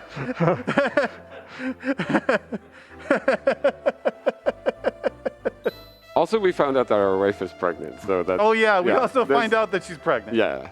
So that's why she's been collapsing, is because, So the idea of the game is they expect you to, think about this realistically, that to travel all the way across the world, climb a mountain and come down it, took at least 7-8 months to pull off. Instead of the 10 or 15 minutes it took for us to do it. So it's that's why it seems like there's some weird time jumps in this. But trust me, the time jumps, they're coming when they're coming. Like the comically oversized fireball. Yeah. All right. Yeah. So we need to go through the rite of passage trial cave with a could be potentially scary boss at the end of it if he chooses to be. With the way things are going at early chapter 1. It's fine. Crit, baby, crit. But yeah, we need to sell a bunch of stuff. We need to do some shopping and some menuing here. Well, that sounds like it's my turn. Go right ahead. All right, some Diener donates another $10 and wants to give you some praise. Excellent work with the Clockmanips, Purple Mario. Thanks, Diener. Now, we've talked a lot about some of these incentives and bid wars and things. Just for some of those folks that are new to the channel, I want you to know that this means that you get to vote with your wallet to name characters, get our runners to complete difficult or ridiculous tasks, or name everything Deborah within this video game. You can also become eligible to win prizes donated by community members, and all donations go directly to NAMI, the National Alliance on Mental Illness. For more information, check the channel bio for a link to the 2023 tracker, or go to rpglimitbreak.com/donate or /bids, and you'll be able to see all of those things. Awesome. So we are going to do a couple things here. We're going to selling out a bunch, clearing out the bag for me. Thank you for cleaning it. Yes, you're welcome. Clean out the Deborah for you. We're going to buy a couple things called Tempest Shields. Tempest Shields, they're good defense, but the big thing about them is they have a use in combat called Expel. You use them to cast the Expel spell, which expels enemies from combat when you use the Expel spell. Yes. There goes the clothing. Big. We're gonna get 2 for now because that's all we can really afford. But we're gonna eventually pick up 4 because it's just that good. Yeah. Because it's better than trying to run from a lot of encounters. And in this game, actually, the last couple areas of the game, almost every enemy is weak to the Expel spell.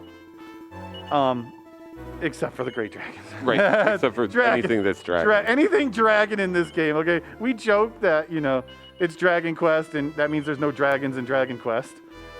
But the dragons in this game all are immune to Expel, and it's really annoying. But yeah, so we're going to buy some dragon mail also, which gives us fire resist also, but high defense. And then Mario gets an iron mask because of probably Dragon Quest 6. since the speedrun enhances it and makes it all sparkly stuff for the... It's pretty cool. Yeah. The best dressed contest. Yeah. And then the 2 Tempest Shields. We're also going to spend the rest of our money on packs of punches. So how many are we getting? Well, we'll get 2 more. Oh, gosh. You gave them to John. Well, John Cena really wants the packs of Okay, punch. so you got 11. Yeah. So I need to buy 4 more. Yep.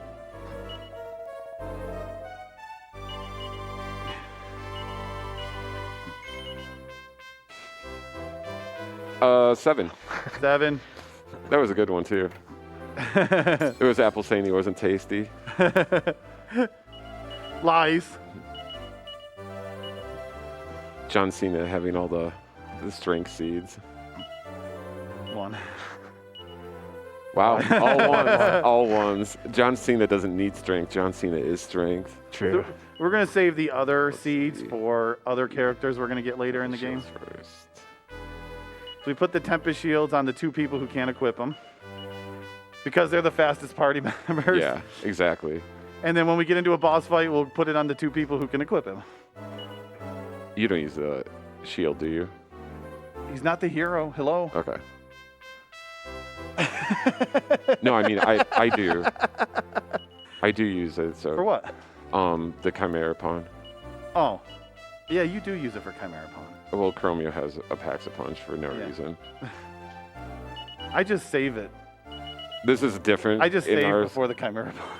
This is different from how I do it, so I'm kind of like, okay, 1 with him, Yeah. 2 with him. Mario's basically setting up my inventory. Yeah, that's what's going on. Because I'm going to basically. use most of them. Yeah. All right. So yeah, that's we're- everything. Cool. I think so. Hopefully. Yeah. If not, We'll see. die on whatever random boss fight I get to. Right? Book. Leaf is on Hero. I didn't put the ring on. I That's need fine. to take Chromio out. So yeah, we don't have access to the wagon in here, so bye Chromio, you have served your purpose. Yeah, Chromio was awesome, and thank you all for donating for Yes, Chromio. thank you very much. Like, it was really fun to be able to like demonstrate some of that stuff with Chromio and like the manipulations and everything. Like, I really appreciate the opportunity to do that. He's not completely done from the run, but for all intents and purposes, he has done what he needed to do. Yeah, he's going from a main character to cameo now. Yep. So this is the Rite of Passage cave. It's really simple puzzles. They're not difficult. This room will actually get a random encounter because it's a long room. This is where the shield will hopefully come, unless we get something easy like this, which we could just ran from. Because it doesn't do anything. I'm going to shield it so we can show the Okay, shields. there's the shield. They're going to see it like 5,000 times when I do it. Okay. I always shield everything in here anyway. Look at this line. Smiling. He's so happy. So yeah, that water Fun pressure notes. pushes you against the rock. You need to have the rock there, otherwise the door won't open. And the next puzzle is the hardest. It's pick a side, left or right. Left, you win. Team left. Team left. Whew, that was difficult. Good. None of these puzzles are really difficult. There's only one more left.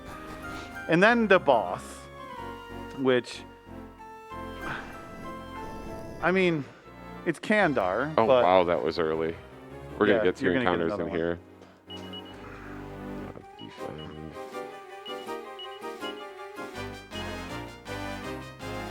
So after you do this cave, I'm gonna take Okay, a quick break cool. to prepare for my side. Sure.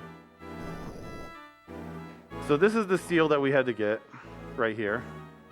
And then, Almost didn't get it. almost, Oh, man. those hex helmets are, I know, it's my least favorite enemy in because here. they curse you and you don't have a means to remove the curse. And their curse drains your health. Like, there's different curses in this game, and some wear off after combat, Cool. some don't. That's all I cared about. Their curse does not wear off after combat, and it will be like a poison effect. Attack. Shield, attack.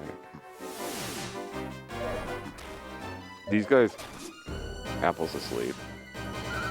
Wow, they're just not going anywhere. Yeah, you got rid of the dangerous stuff.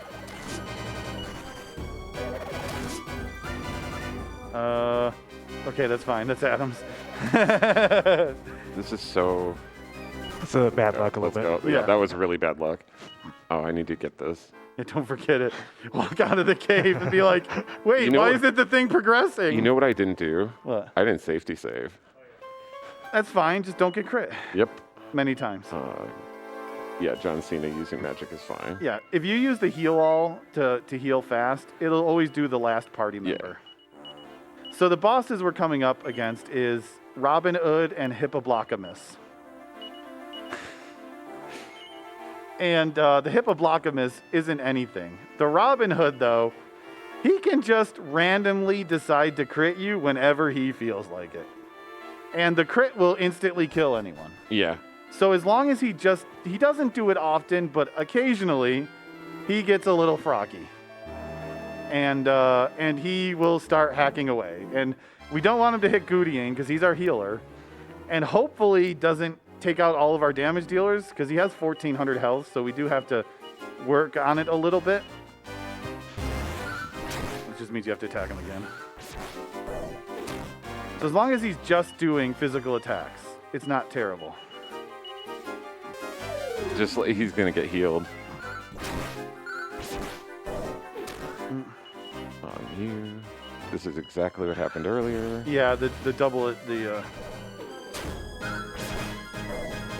So you'll know when he's gonna crit, by the way. Yeah, he has a he's gonna- crit motion. Yeah. Yeah.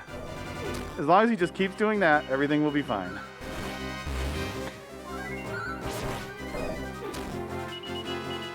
Cool. Oh, Nice. nice crit. Crit should be close. Yeah, he's pretty much dead. Maybe next round. Yep. Nice. Good Nice. job. Sweet. All right, that one boss fight looks a lot easier than it is. The critting is just Yeah. really sketchy. I mean, he could just choose to do it every Yeah. round if he wants. yeah, it's one of those. Sometimes Dragon Quest just Yeah. chooses to destroy you. Okay, I need to step away briefly. Cool. That's right.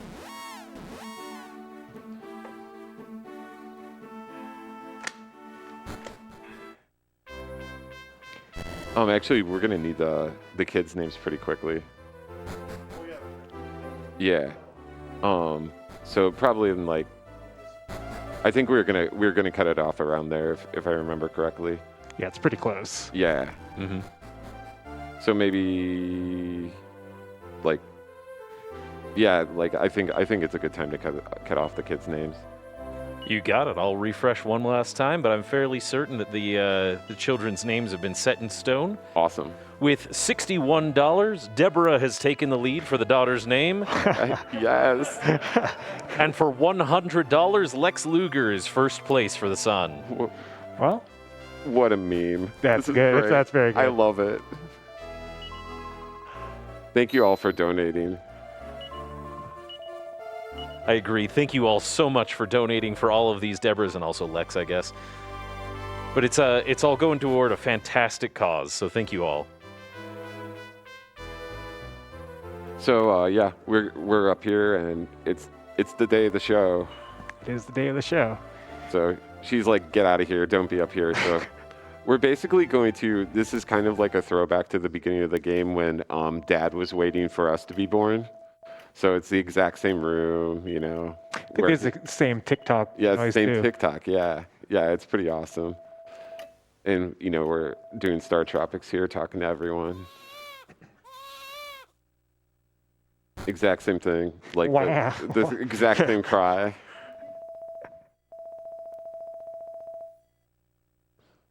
Alrighty, so we're gonna go upstairs and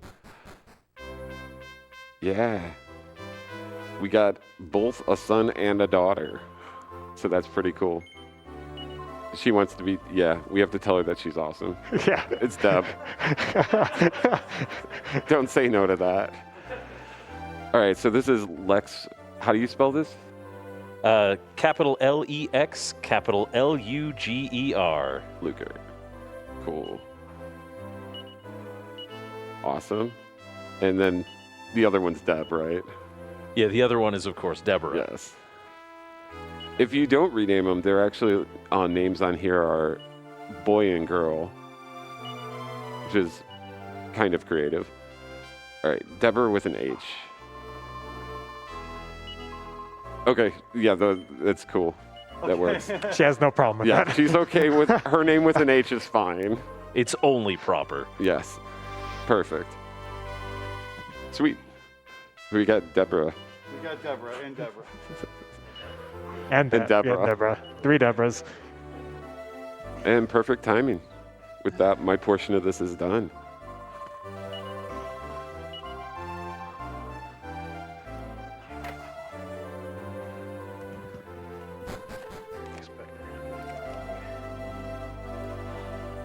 Well, if it's okay for me to cut in for a minute or two at the same time as you're switching. Yeah, go for it. Alrighty. Well, as long as you two are switching, I figure it's time for me to switch out. That's going to be the end of my hosting shift here. I've been Zathian, but never fear, I'm putting you in the hands of our good friend Lisa, who's so awesome that her,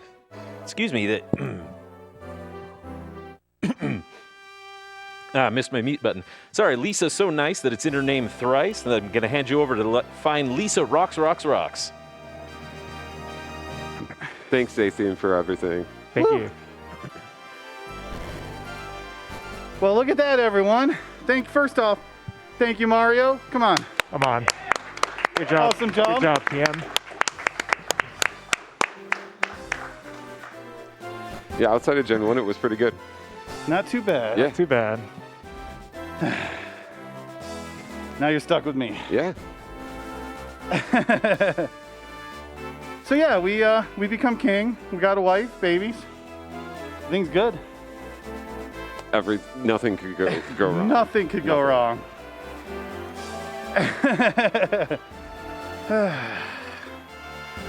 So yeah, we got victory music even. Look at that.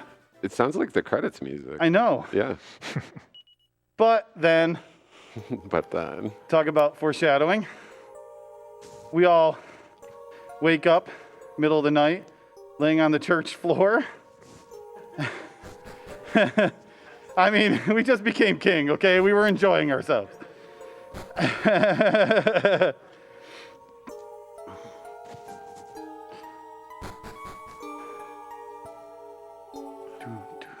This scene seems very eerily similar to the first scene in Dragon Quest XI. Or the beginning of this game, because your wife got kidnapped. Oh, that's true. That's Yeah, I can't believe DQ11 stole this from I know. DQ5. I can't believe that. Or no, the other way. DQ5 stole it from DQ11. That's what it is. Yes, exactly. Yeah. So just like 20 years ago, so the game basically tells us that we're 20 years old. The wife gets kidnapped on the day of the wedding, and the Chancellor's missing. Yeah. The guy who wanted us to go through the rite of passage trial cave, you know? Nothing fishy about that, I'm sure. Just so you know, I forgot to put herbs on tomato. Okay. Yeah. So we have this meeting, and of course, everyone's like, don't go after her. And come on. Have we ever listened? We didn't listen to Dad. Look what it got him. I mean, we have to go after Deb. I mean, We need all 3 Debs. Two isn't enough Debs. gotta go for the trifecta. Yeah. So Sancho's like, it's dangerous and all, and we're gonna be like, here, hold on to our Zenithian sword. Keep it safe while I'm going out there. Totally not foreshadowing anything by just giving up the Zenithian sword randomly at this moment.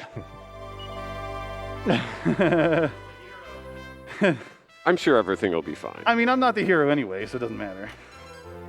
So we got Talaria shoes here. Throwback to Dragon Quest IV. They're the flying shoes.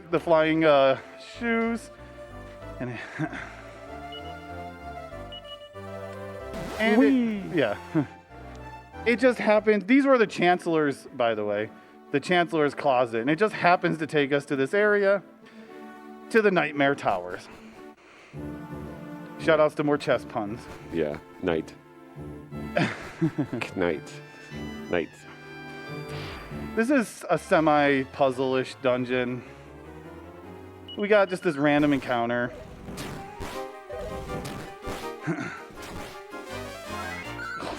He actually healed. Wow. Usually you don't take a double attack, so he never heals. Which is actually bad, because I don't want him to. Yeah, you don't want to use MP. It's weird to see Slime Knight use MP there. I know, because you never get tagged twice in a row on the same person. So we're just picking up a couple items. This is kind of puzzle-ish. Kind of. This room is really irritating. Yeah, so there's spikes in this. Wow, that was perfect. great. That was great. Wow. There's spikes in here, and you get caught on them when they come up. We'll see. Yeah, they're very sticky. Yeah. That was pretty good. Not Yeah, bad. not Yeah. bad, yeah. Okay, I'm gonna fall down. I'm gonna fall down. I didn't fall down. Yeah, you don't want to fall in that pit, or you get You have to go do through the spike spike room again. again. Ooh. Wow. Okay. Shoot. The problem is they're just kind of slow.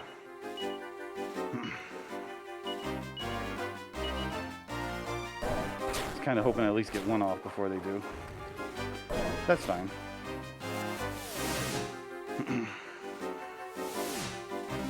That's the only. If everything goes right, that's the only random encounter we should get the entire dungeon. That was the good curse that goes away at the end of the battle. Yeah. So that was good. It's really strange that that enemy can curse you, and the curse lasts after the battle. Yeah. And then you have to go get uncursed, which costs an arm and a leg.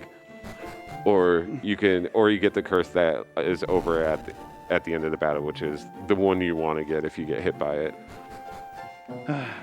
Highspirits really wants to avoid that fire because it actually does a lot of damage. Yeah. Oh no! A rock bomb! Not like this. Oh man, I just ran into it by accident. I'm sorry. Actually, I think I took a tick of damage, but that's not fine. So yeah, we purposely run into that rock bomb to reset the encounters because that guy's asleep. So we can just get a free kill and not worry about a random encounter. And we can get our Yggdrasil leaf because we only get 3 the entire game. We need as many as we can get. So yeah, we just tank through that damage. Yeah, you're supposed to like go upstairs, push down rocks to block all that, to not take any damage. But yeah, we just take it. By the way, I got a question. Yeah. 8? No. 9? 1, 2. I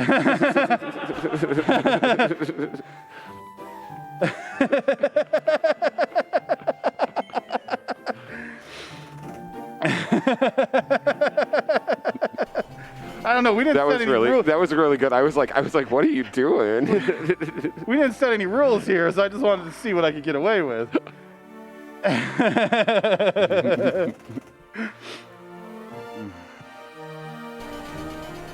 Okay, so the top of this tower has 3 fights. The first is nothing. The second is terrifying. And the third is to be determined. Yeah. Because the third is all going to depend on when I'm allowed to actually fight the boss. Which we'll get to when we get there. So most of the fights that are coming up in for most of the game just have like a 1 or 2 round setup type of thing. There's the Chancellor, by the way. And then basically after that you can almost go to tactics or whatever and then mash A for victory. Yeah. But you have to get the right setup and everything in order to do that.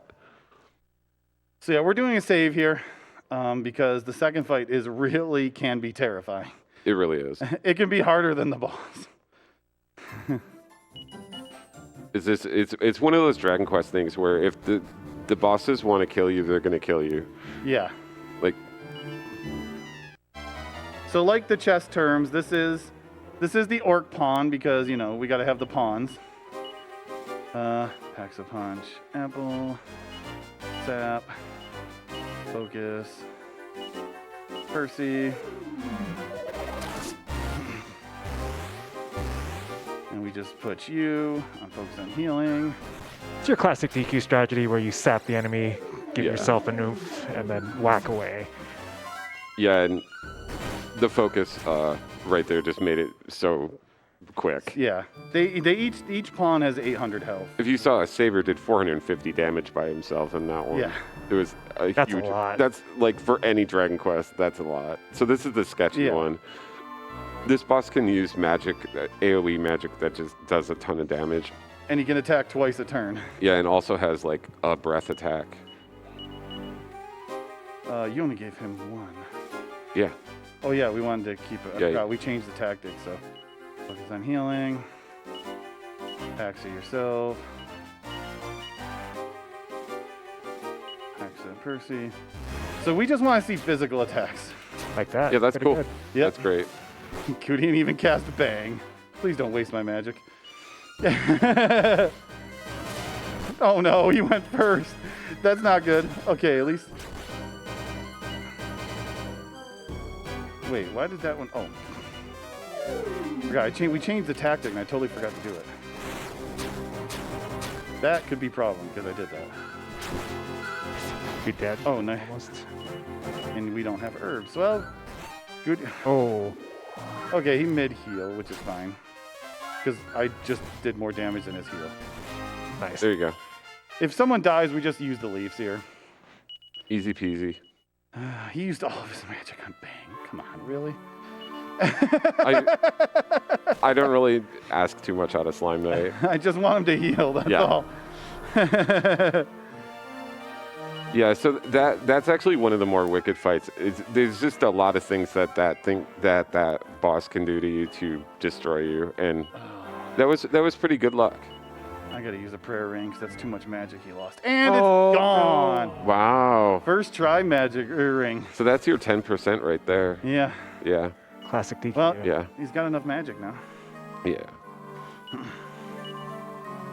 Okay, so there is one of the ones who attacked our dad, and well, he had just attacked our wife. So this fight is tricky because for 1 to 5 turns, he's immune to damage. Hopefully it's 1 turn, but it can last up to 5 turns, and it's kind of terrible. So you're just gonna defend, Pax-a-Punch yourself, Pax-a-Punch yourself. He has Kaswoosh, which can do a ton of damage, and that, which can do a ton of damage. And all we can do now is just wait. Oh. Ew. That's turn 3 now.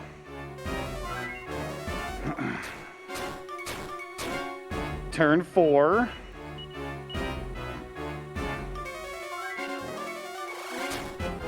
There we go. There we go. John Cena getting hit is great because Cena gets a full heal after that. But that was pretty bad. Sap, focus strength.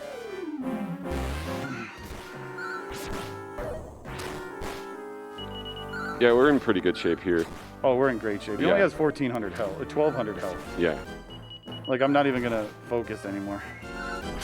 Once you get past the beginning in decent shape, it's a pretty easy fight.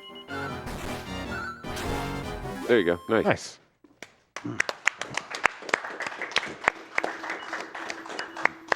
It's really nice getting through that without using a leaf because we only get 3 leaves through the whole game. So having all 3 of them going into 3rd gen is really great. You know, the only thing that would have been better is if we came out of that with a prayer ring.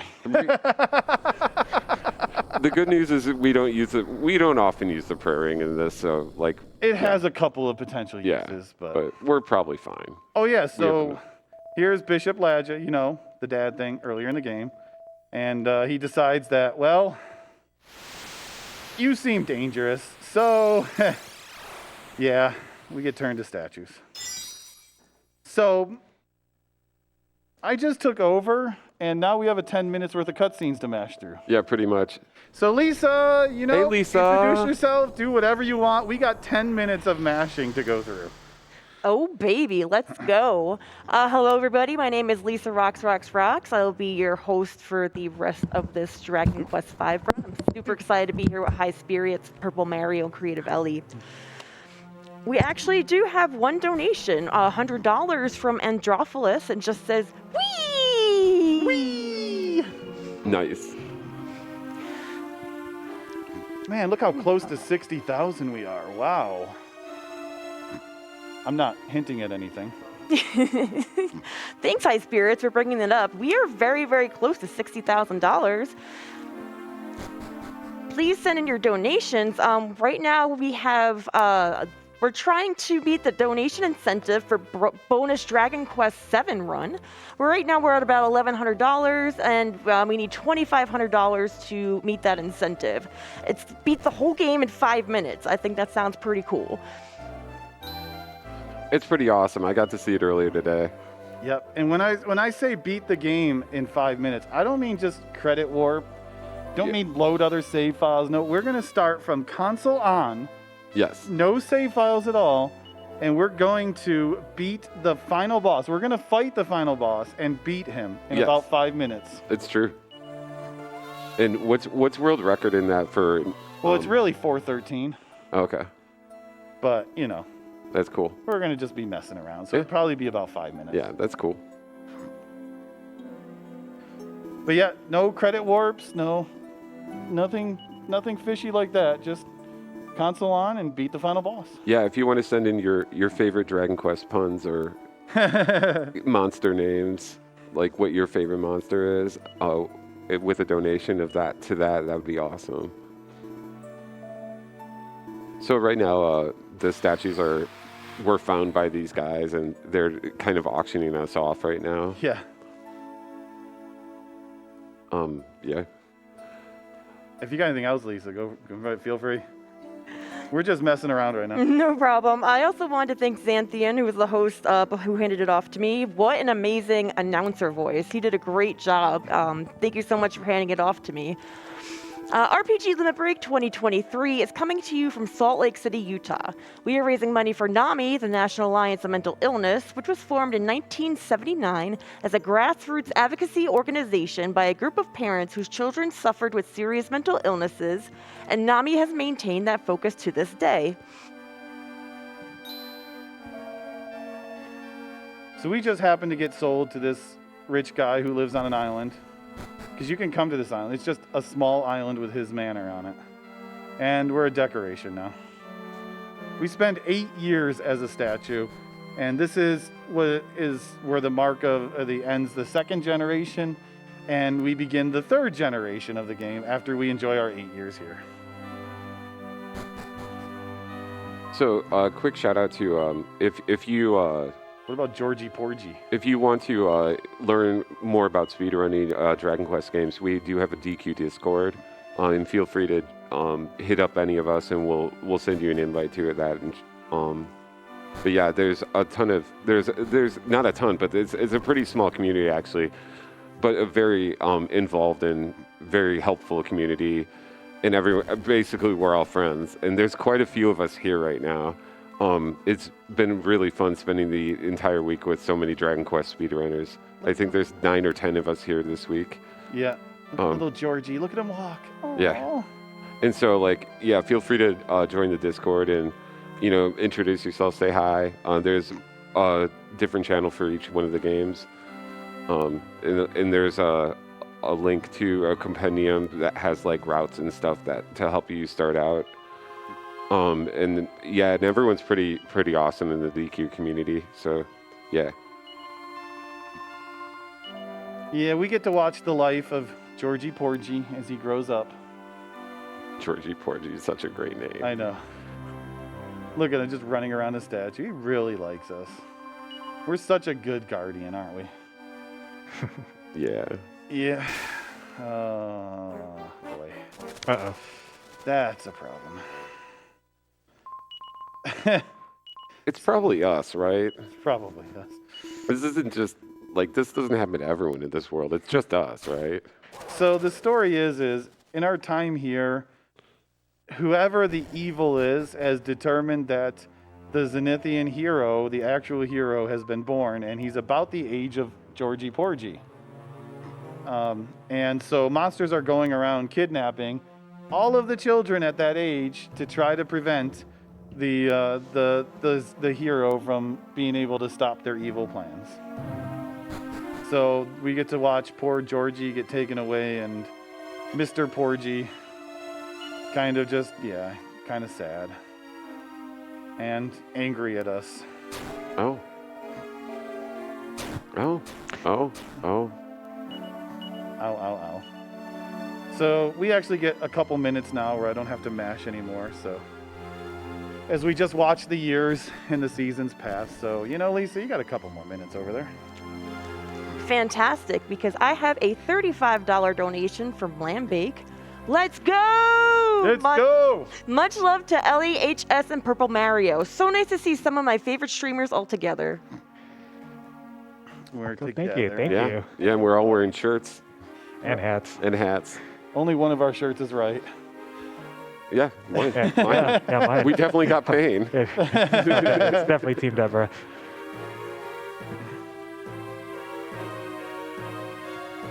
Man, that MIDI timpani is great. I have no idea what you just said. I know.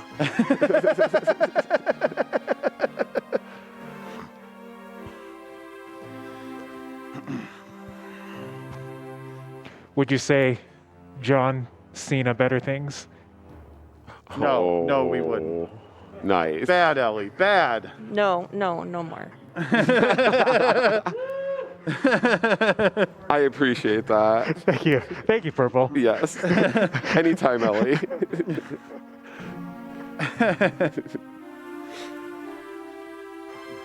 Nice. Look at the butterflies. What a life. Just chilling out in the lawn. Yeah. So another thing, I was able to race Gen 1 against Diener the other day. He was playing on SFC and I was playing on DS, of course. And it's shocking how similar the timings are for Gen 1. But the games move at different speeds. So that like during cutscenes, like he would like just go way ahead of me. And then anytime you were walking around, I would like catch up or possibly go ahead of him. So it was really cool. It was one of those things that you don't get to do because like normally you're not just, chilling out with a bunch of Dragon Quest speedrunners. But like the week of Limit Break is like the one exception of the year where we just get to chill out with each other and it's awesome. Yep. Yo, Diener. We love you too! So, after 8 years, we are found by our son and daughter, Deborah and Lex Luger.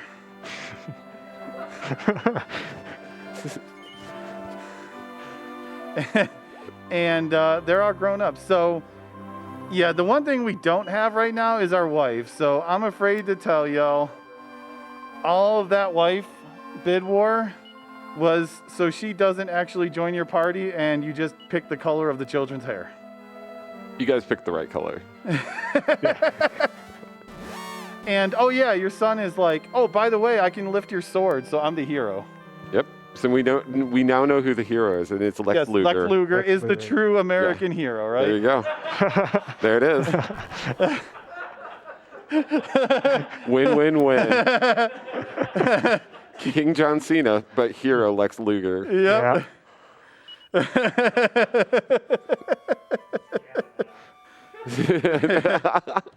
See, I think the only incentive left is to reach the DQ7 ones. So Yeah. we got to get some Dragon Quest 7, y'all. Well, I guess what? I have a $200 Nice. donation from Anonymous. Thank you, thank you, thank you. It's not much, but I hope it helps. It all helps. It all helps. Every single dollar helps. Thank you so much. 60K. Oh, nice. Nice. Yeah, let's go. We did it. We hit $60,000. Nice. Y'all rock. So yeah, we get here and Lex Luger and Deborah's like, Sancho told us that you went with Dad when you were like, or Grandpa when you were like 6 years old. We're coming with you, even though we're only 8. And we can't argue with that, right? Like, the logic is sound. The logic is sound. So our children are gonna come with us. And Prince Albert here is like, hey, I finally found where your mom is from. She's from this place called Lofty Peak, and yeah, we're gonna go there even to learn more about Mom. Yeah, we can get there now. Yep. Because we also now have access to the outer ocean.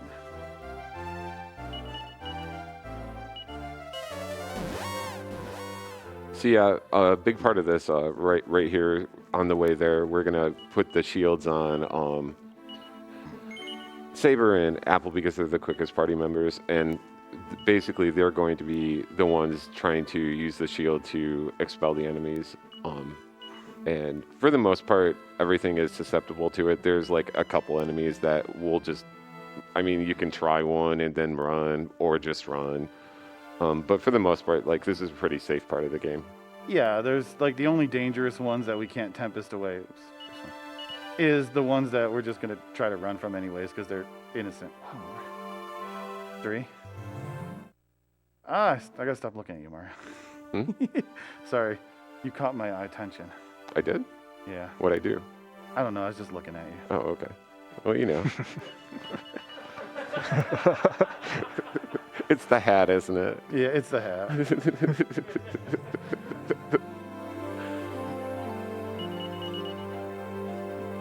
But yeah, basically, this cave is kind of awkward in the fact that it looks weird. Like, so this cave, like the setup we have right now, I'm used to a different setup. So this cave is like really hard for me to navigate with the setup we have. so on your when you're looking at this on our layout, the screen on the left is actually the top screen, and the screen on the right is the bottom screen. And for some reason, this is the only cave that looks weird to me in this form. The rest of it's absolutely wonderful. But yeah, this cave is kind of awkward. I think it's because the boat's so big, honestly. It's like you're zoomed in. Yeah. Yeah, it's really zoomed in, and these are scary. Oh, nice. Hey, there you was go. good, yeah. Yeah, that was good agility rolls. You're gonna see a lot of shields. So yeah, I'm used to 2 screens being on top of each other, so I can kind of use that as my sight line. But Mario likes this setup, so I just went with it. Yeah. So I might run into the wall a couple of times until I get up over here.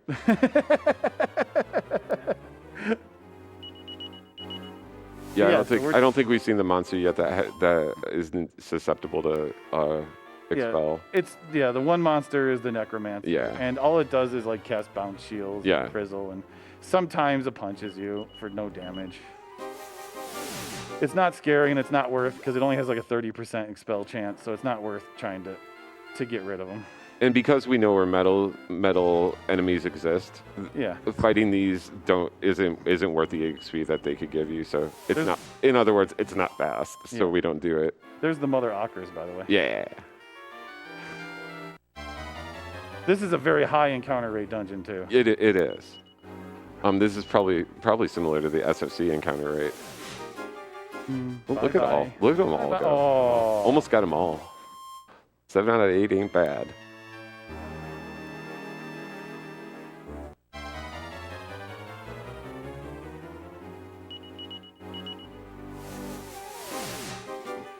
Yeah, we're gonna use the Tempest Shields a lot. So Ellie, you said you ran the PS2 version? Oh yeah, and speaking of this like cave, it's the same thing, like an encounter every 2 seconds. Yeah. Yeah. Okay, I was wondering about that. Yeah. Yeah. What's your favorite difference between the 2 versions? I really like the ability to queue in. So when you get into battle on the PS2 version, you can queue in 4 fleas in 1 turn. So you basically have 4 chances to run away in 1 turn. Oh, wow. Instead of doing 1 flea every turn. So every flea attempt, you can queue in with the character, and it makes it really nice to run away. Yeah, that's awesome. Oh yeah, solo running away. Mhm. So I'll still use the shield here to at least get rid of the Men of War. And if we just happen to get the 30%, we'll take it. Yeah. Nice. Yeah, sometimes you get the 30%.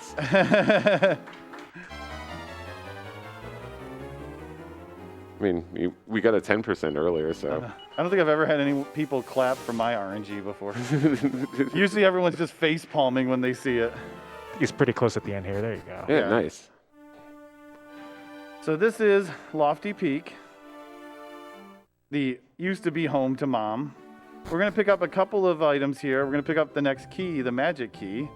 We're also going to pick up the magic carpet, which is our first real form of travel outside of the boat. And if you go around talking to people, you learn that your mom actually was very special.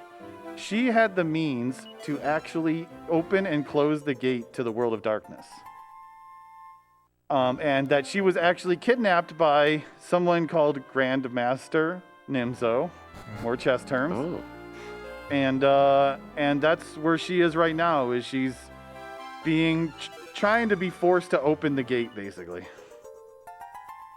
Yeah, the developers really went all in on the chess. Yeah. Yeah, which is great. I like my puns.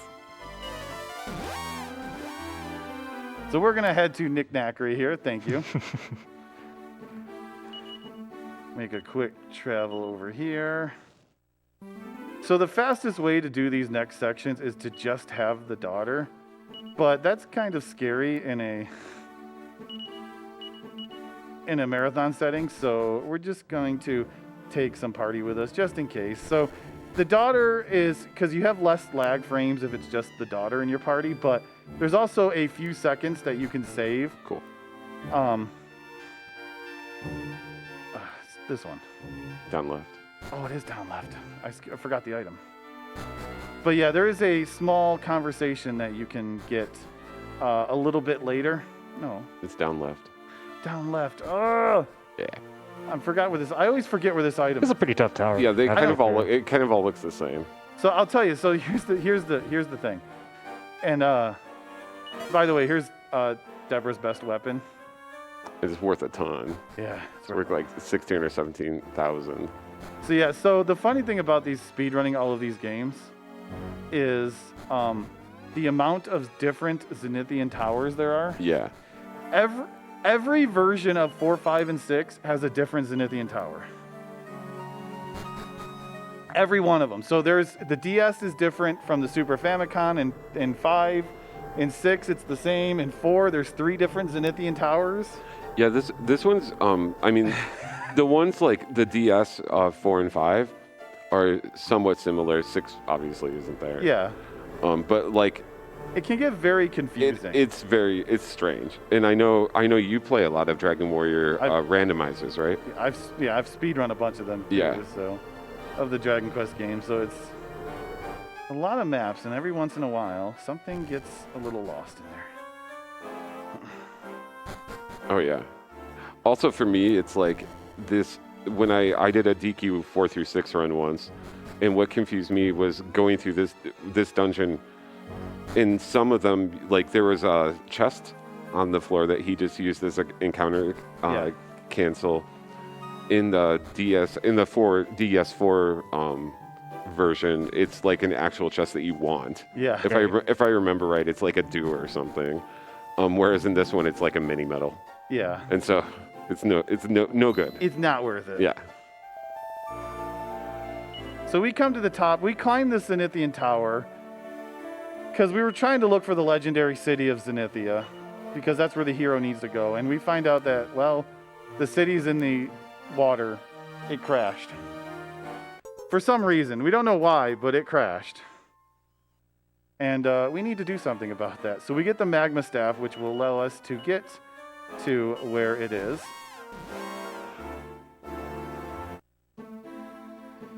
And oh yeah, to use the magic carpet, you got to have a wide open area.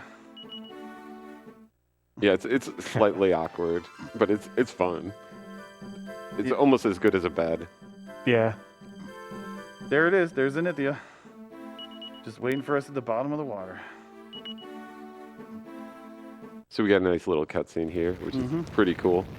This is a very typical DQ3, 4, and 5. All have this item, and you use it, and it opens up your path for you then. Oh yeah. Yeah. Good old magma staff. Yeah. Breaks down mountains. Yep. I think can you use it as a weapon or item in battle? Frizz spell. Okay. It's not very good. Right. So this is the Diggery Pokery, which is just a minecart dungeon. Yeah, it's pretty cool.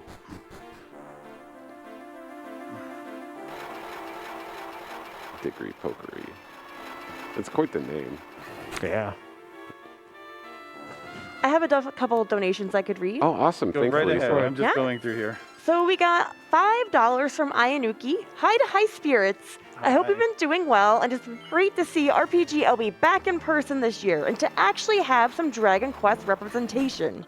It seems like this run is actually going decently. I have $10 from Some Diener.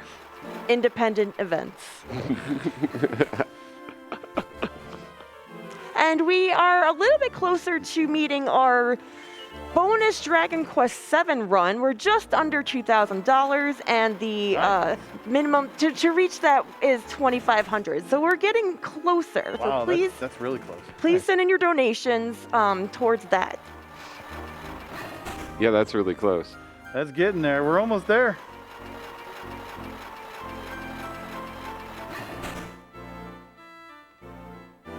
So yeah, this part I should be talking more because I know High Spirits really wants to focus on this dungeon. It's definitely a puzzle. You're swapping over things, and so you can get the minecart to go through. Obviously, there's a couple rooms up here that are extremely confusing. But like that's not this one at least. You hit a switch here and then a second switch and then use the heal pad. On this You one. could save here too if you want. Yes. Just a Just a priest in the middle. Yeah. Never realized that actually. Yeah, it's an actual priest. You can revive, save, all that stuff. Yeah. Okay. So this is one of the best rooms in here. We have this guy that's just completely trapped. Who's Ned Flanders, by the way? And he's just been going around in circles get it? forever. Did I get it? I got it? I got Yeah, it. you got it. Nice. First cycle. First cycle. That's great. Poor guy's trapped in there for 20 years. Yeah. So we're gonna talk to him. Best character in the game. He's very, very happy that we helped him out. 20 years Yeah. going around in that circle. Oh, and don't forget his name. It's Dr. Aegon. Dr. Aegon. Aegon. Yeah, definitely Dr. Aegon. Just Dr. Aegon. He's just a doctor. From the Aegon Institute. Yeah. Yeah. Zenithian Dr. Aegon. But he 100% talks like Ned Flanders. Yes, he does. Yeah. Good stuff. And yeah, he's, nothing special. Just poor guy who's been stuck in a minecart loop for a very long time. Yeah, we're just going to help him out, bring him somewhere. Yeah. So the Staff of Salvation is a wonderful, wonderful, wonderful weapon that is going to be, I believe, on Machen and then Perry later in the run. It is just Deborah and I'm Lex sorry. Luger. Hello? Deborah and Lex Luger. My bad. It's weird to call her Deborah. I love it. But yeah, it's very strange. But it casts the mid-heal spell. So it's a free cast of that, which is basically one of the major ways that we'll be healing through the rest of the game. Our boy Lex Luger is the total package. I'm just wondering how many people actually got that Lex Luger joke. Okay, so HS is going to encounter cancel here. For the most part, Too far over. Ooh, that's too many extra steps. We might. So there's a small chance that we'll get an encounter at the very end of this room. But with all the extra friends in our party, we should be fine. Like, we shouldn't party wipe or anything. Yeah, we won't party wipe. We Yeah. we'll have to eat Tempest or run away. Yeah. And just to piggyback what Purple's saying about the encounter cancel, you've seen you're going to see High Spirits and Purple re-enter stairs or go through areas just to reset the encounter rate. This room is really tricky. Yeah, there's not much of a leeway for extra steps and stuff. So in this next area, it's possible we could get an encounter before we get out the door. Hopefully, we'll just get out the door and not have an encounter. We'll see. And we Nice. Very good. Very good. So that's pretty much the end of that dungeon. We have the really cool one here. Yeah, the cool ride. Yeah. Yeah. Oh, didn't quite make it. Oh, what? No, we got it. We're good. Thank goodness for this train. Yeah, why Random was that train there? Yeah. Man, I'm so glad it decided to turn on right at that exact moment. I know. And it can jump the track. I know. Suplex it. Suplex it. So, are you ready? You ready? Like Wayne's World? Whoa!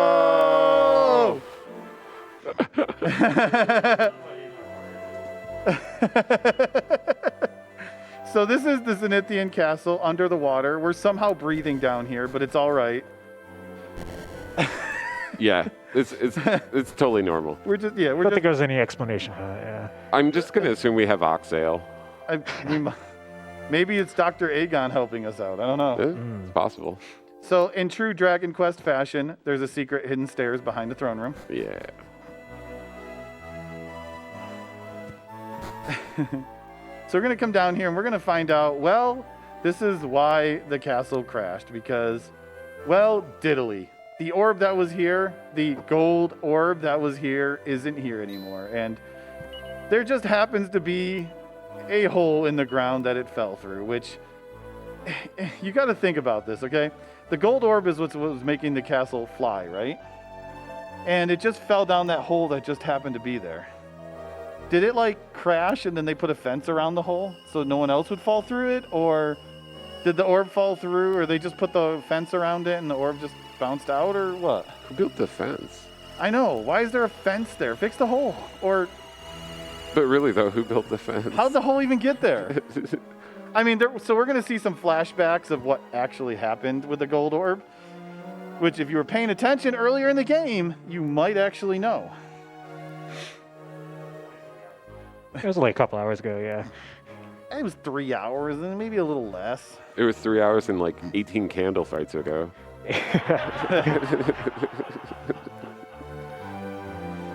So black smoke comes up, tickles the Zenithian castle.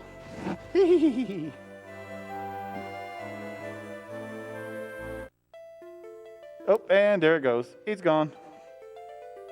Whee! And it just, it landed in this random looking castle. Man, this place haunts me.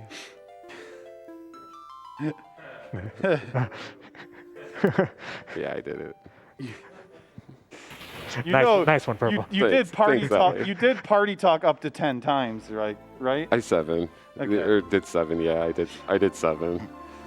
So yep, there's us getting the orb. Orb.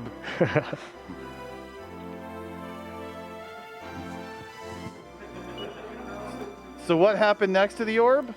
We showed it to this random guy that we never actually did because we skipped that cutscene. Yeah. And then, there's Harry.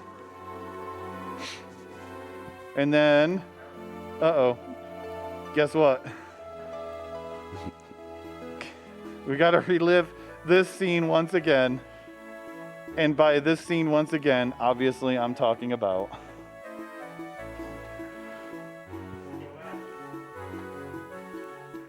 the comically oversized fireball of death. Nice little frizzle. In like a chrome color. Yeah. And then this is where Bishop Ladja took the orb and was like, oh, this looks familiar, and crushes it. So that's the path that the gold orb took. It doesn't exist anymore. And it's our fault.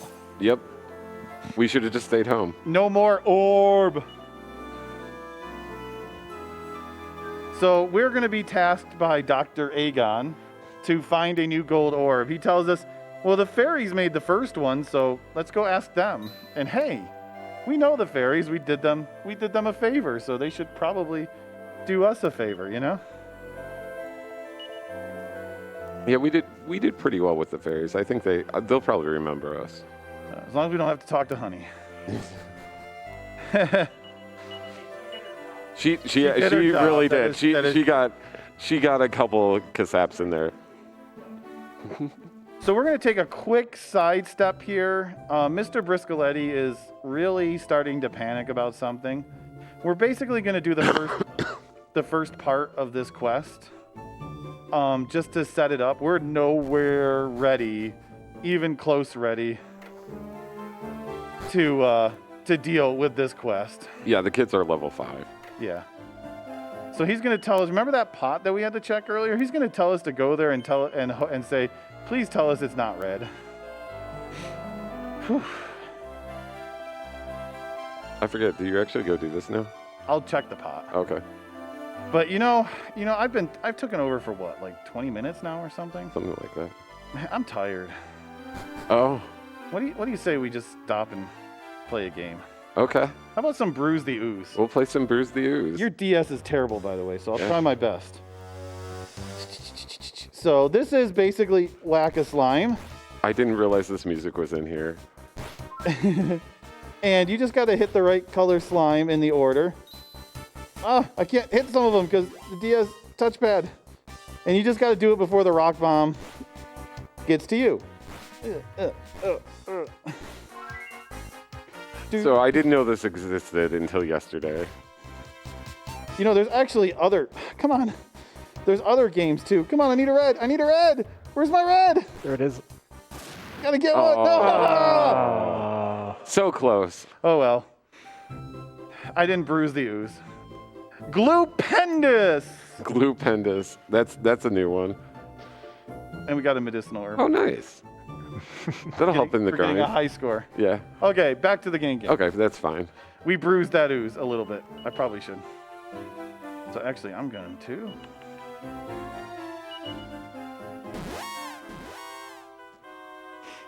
Saves a little magic. Yep. So yeah, we're gonna take the magic carpet over to the pot pot. hold. Yep. Pot hold. To find out that it's totally not red. Yeah, if it's red, that's probably That's not good. Yeah. Blue is good. Blue made Mr. Briscoletti really happy earlier. Oh, it's red. It's definitely red. That's a problem. Yeah. Yeah. Of course it's red. It looks like a cat too. It looks like a little. That does kitty. look like a cat. I've never seen that before. Like, Little kitty. I never paid attention to that before. But yeah, so we're not ready to do that. Not even close. But typical in a lot of Dragon Quest things is you set up like all the things and you collect Yeah. as much as you can, and then you buy and sell things to get the best equipment that you can get, and then you do kind of more like a boss rush of everything at once with the good equipment. So this is another perk of marrying one of the daughters. This guy's been searching for us for 10 years. Yeah. He was told to wait somewhere, got lost. Now he's in the middle of nowhere, and he's like, here, take this, I'm going. And we get a free set of Sacred Armor, which is really high defense and really has HP refill. It's great. So you're healing HP every turn. It is really nice. The healing HP every turn is really wonderful during the grind. Yeah. Because if you like fail to run, spoiler alert, we're gonna do a grind. If you fail to run from something like, and you have that character in, then that character keeps getting healed. So like you won't have to use so much healing during the grind, and then you can stay in the cave forever, really. Yep. So yeah, that's one of our gifts. That's the other gift that we get for marrying the daughters that we're gonna take. So this is an Elfin Elixir, which I don't know if we said this earlier, but the Elfin Elixir just recovers all of your MP. So that's like one of the best things you can get in the game. It's one of the best items in the game. It's absolutely wonderful. It's to be saved for much later. It's going to be final boss type of item that will be used. Well, if things get a little froggy in the towers, I might have to use it early. Right. One of them we get early a few I don't have a of ring them. anymore. Yeah, we get a few of them. So this is just the Neverglade. It's a short little, slightly puzzle-ish dungeon. There's not a whole lot to it. But we come here because there's a fairy here. See, it's right there. Yeah. See it? Right there. And Talking to it right now. Yep, could see it. Deborah can see it. So yeah, remember, only children can see fairies. So that's why we can't see it, but Deborah can. And the fairy's like, oh, you look cute. Sure, I'll take you to the fairyland. So yeah, we're following the fairy right now. Yeah. See, the fairy's right there. It's clear as day. Look at it. No, we have the party that we have right now. The extra monsters, they're for safety, but it had Highspirits put hero. Yeah, the main and character. I guess we gotta start calling him. Yeah, John Cena. And then Deborah would have been chatting with John Cena the whole time. So you don't want any of that. So that's why John Cena was kept in the wagon. Yeah. Because she can't talk to what she can't see, right? Exactly. So now we're going to go up here, and Treacle's up here, as well as Honey, who was great today. Yeah. She was absolutely, like, 100% sweet. And Sweet, like, honey. Yeah, she was sweet. Not salty. Syrup of figs. Yeah. It's you, John Cena. Yeah, so all the fairies are named after like sweets and stuff because there's treacle, there's honey. We're gonna talk to Queen Caramel. Yeah. And we got the fairy horn, which is exactly what we wanted to get here. Yep. So Here we go. I'll talk to her. Oh, you talked to her. We'll talk really to her nice of you. because you all okay. Oh yeah, don't forget there's someone named Sherbert downstairs too. It makes sense. So yeah. So yeah, we talked to her because she was good today. By the way, I got the Zoom location earlier for HS. Because I was complaining that he didn't get the Zoom point. I don't get it anymore, but he's used to zooming from here. So, but anyway, it's because it's in the middle of the world and it's by two of the locations right here, and so you want to basically spend less time like traveling. Yeah. And so that's why we have that zoom point. We're actually not ever going to go into the knick-knack or anything like that. So we get the fairy horn that lets us reveal the fairy palace, which is where we need to go in order to find Queen Caramel, because we need to get a new gold orb. Orb. Well, unfortunately, we're going to get a bauble. It doesn't roll off the tongue as well. Bauble. Bauble. Bauble, bauble. Bauble, bauble. Bauble, bauble. So yeah, we talked to her and she says, "Oh, we forgot how to make the gold orb. That's long gone. We're just gonna give you this." Wait, she says you yeah, forgot. it says we don't have that power anymore. They don't have the power anymore. Okay. So she gives us this bauble and says, "Figure out how to make it into an orb." We got to get a little creative on how to turn this into the gold orb. Yes. Yes. Now you're supposed to talk to someone and they tell you what to do, but we don't have to listen to them. Yeah, we're good. We already know what to do. We're speedrunners. So we're going to use the orb and then talk to this painting.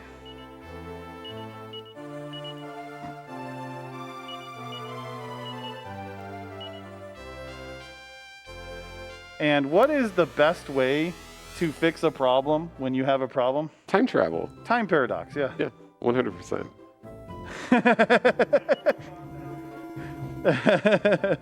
So we travel back in time to a very specific moment. Remember that cutscene I showed you earlier, and I even talked about at the beginning of the game, where you come across this strange guy who looks just like you and says he wants to see your gold orb? Well, we just stole the gold orb from ourselves and swapped it with the fake bauble. I like stealing from myself. We went back in time and stole John Cena's orb. See ya, Percy. See ya, me. Oh, Percy looks so little.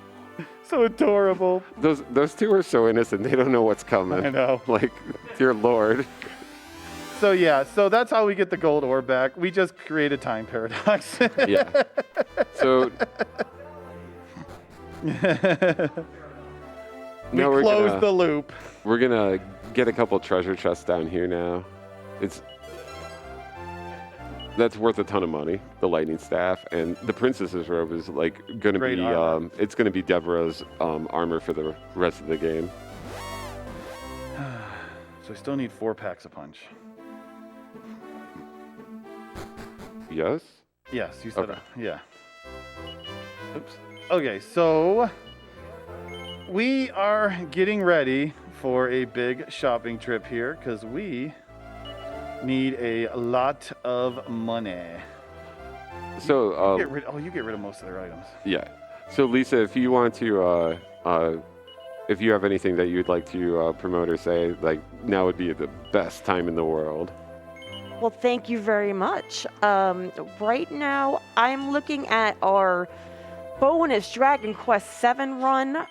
We have $1,195 out of the required $2,500. So please, please, please, when you donate, please choose this incentive to donate toward. Did you also know that there are prizes? Prizes? Prizes? Yeah. Nice. So those that donate a certain amount will be eligible to possibly win a prize. So we have a $10 minimum donation for Altia Ryza original soundtrack CDs. A $35 minimum donation for Beckett graded full art Amano Aerith Final Fantasy TGC.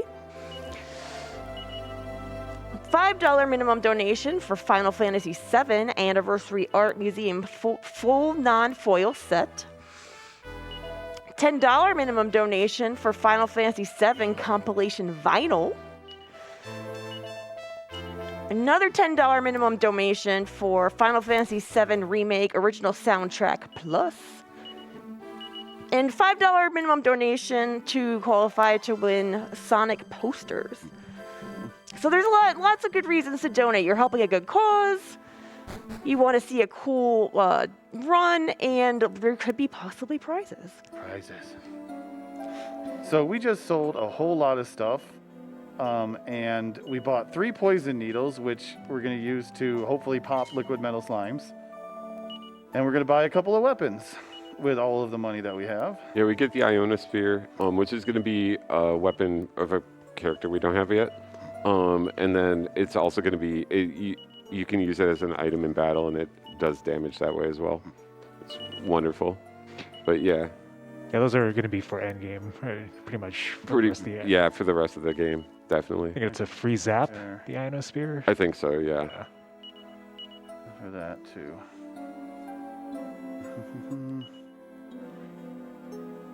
Oh yeah, I got rid of your shield. Ellie, have you ever won a prize? From RPG Limit Break? Yeah, I think so. Yeah. I think so. I From have. like 4 or 5 years ago. Yeah, I won the Switch one year. Wow. Yeah. Nice. Yeah. I won a Tales of Zillia poster Nice. from the Nice. first Limit Break. It was Millie, and it was done by a good friend of the channel and event, Michaelia. Very cool. Okay, so we bought some poison needles, like I said, to pop things. And we're now going to say goodbye to some of our party members.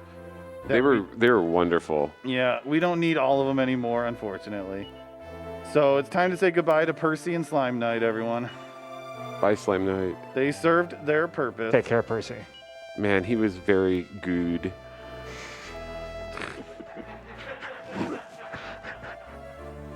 Gooey.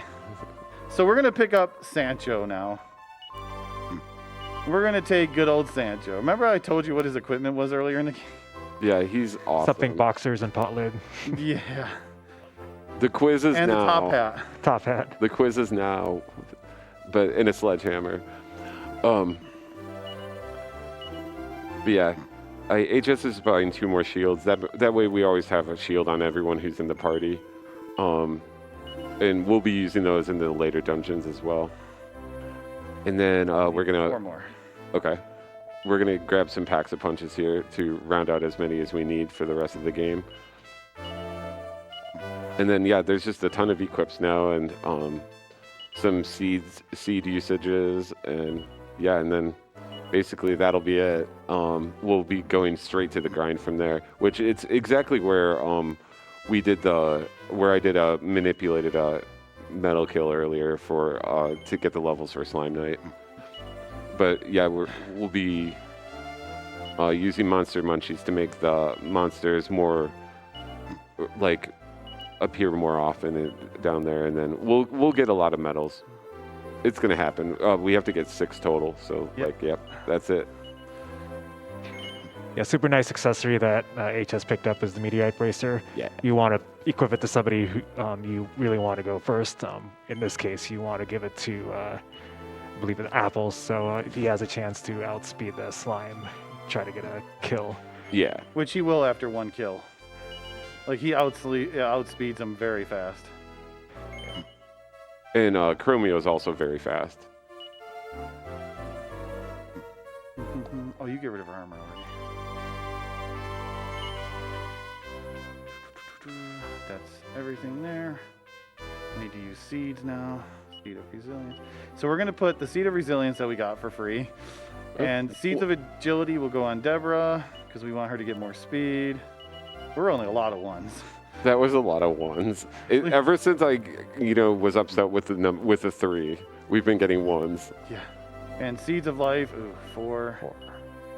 6. Okay. Average. Average. There you go. There you go. 4, 5, Perfect. 6. Who gets the magic? Parry, like Luger. Yeah, Yeah. Lex Luger. Okay, so we should have. Let me make sure. Shield. You don't have your shield yet. I put one in there, didn't I? Who did I give it to? I gave a shield. Oh, he has two, yeah. Yep, he has the second one. So I want to equip this because I want to keep that in this first slot. Give it to Sancho.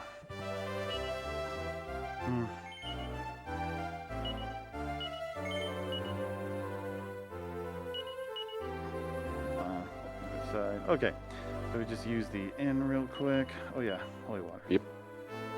You got it. So what we have is we have 3 party members that have poison needles. They have they're guaranteed to do 1 damage on a hit, and if they also have a 1 in 8 chance to instant kill.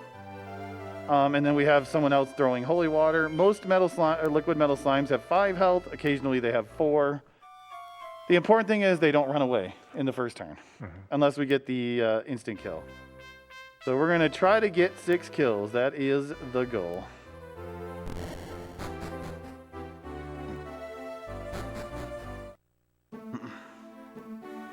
So yeah, like right when we walk in here, we're gonna use the Monster Munchies.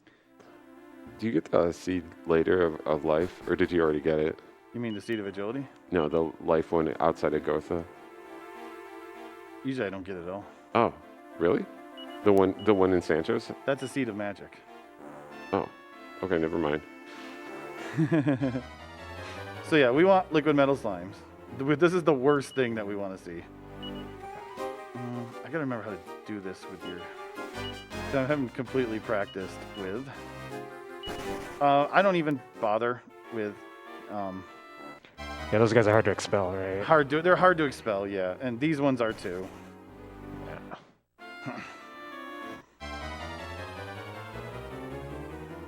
And we're just getting the worst formations to start. So you'll notice Lex Luger and Deborah are level 5. We need to get them into the 20s. The liquid metal slimes can show up here in many different patterns. Toxotongues are, for the most part, painless, but they can stun your party members by using their saliva. They're very susceptible to expel. Yep. And mini demons are pretty susceptible to expels as well. I said that before he showed up. I swear I didn't know he was coming.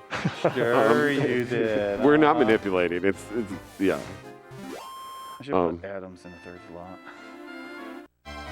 And so let's see. I think that's all the enemies in here, though. The only thing we haven't seen so far are the liquid metal slimes. Yeah, the thing we're looking for. They can show up in even up to words of groups of 3. Ooh. This is just painful and long. It can be. Yeah, this one they have AOE attacks, which just takes a long time.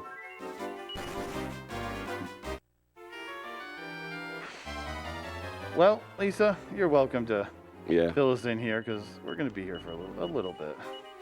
Oops. Alrighty then. Get us some DQ7. Yes, we are still taking donations for the Dragon Quest VII run, a bonus run. Beat the game in 5 minutes. We have about just under 2,000 out of the $2,500 needed to meet that incentive. So please send in your donations so we can see that showcase after this run.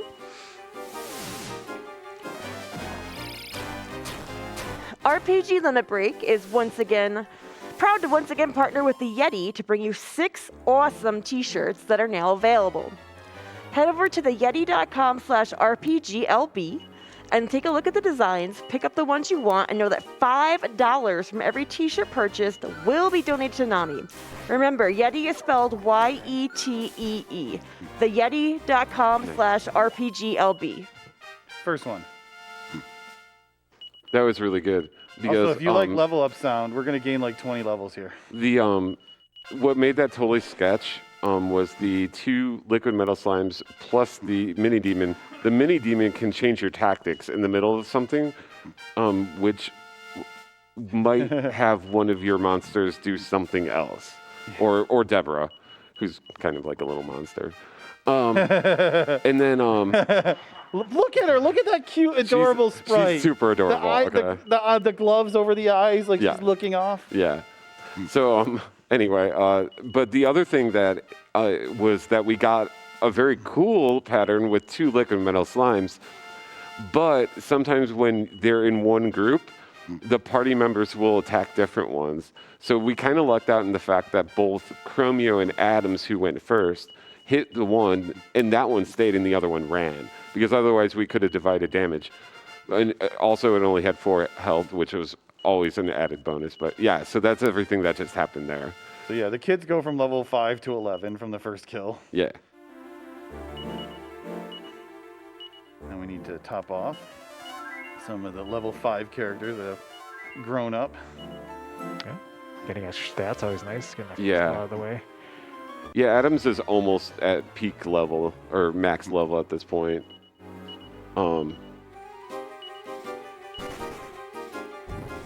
The thing about monsters is that they don't keep going, and all of them don't keep going to like level 99 like the humans. And so like Adam's max level is actually 20. So Adams is going to be, I mean, he's still pretty useful right now because he's using the poison needle and he's super fast. So that's awesome. He will have another use in the fight, in the game. So we have one more special use with him. So yeah, it'll be all good. Oh, nice. So this is another sketchy one, but we'll get some damage on the first round. Come on, instant kill procs. Ugh. Oh, they both ran. Okay. Yeah, not getting any instant kill procs. Oh, and that's the nasty thing that the mini demons can do is use Kafriz. It's a lot of damage. Oh, they can also just leave. Yeah. Which is ideal.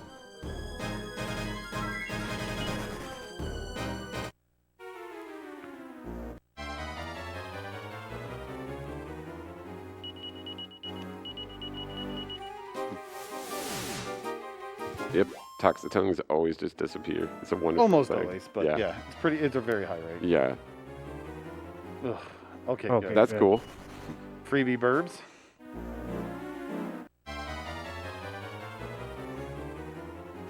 Well, Hey, there at you least go. it wasn't Yeah. 5. Yeah. There was a lot of chimeras. Try. They can't cast Kaboom.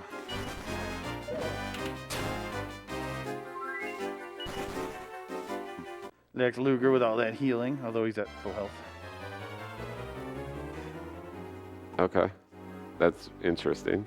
Yeah, that formation. Poison needle. There you go. There we go. Got it. That's 2. So what we're gonna try to do, because we can recruit one of these things,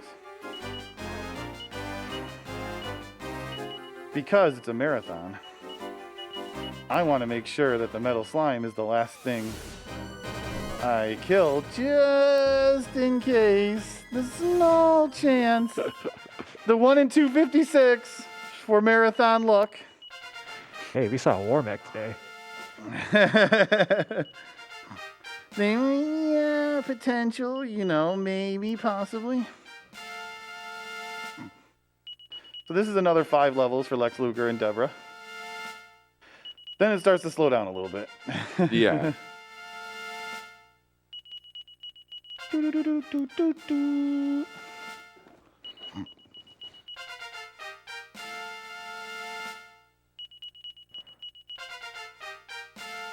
This is actually what I hear when I go to bed. Just echoes in your brain forever. Meow, meow, meow, meow, meow, meow, meow. Yeah. Right. So this is also a reason why we got rid of Gudien and Percy, is because we didn't want them gaining a bunch of levels. Yeah. Lighten you up. I think that's all I want to do. So 2 down, 4 to go.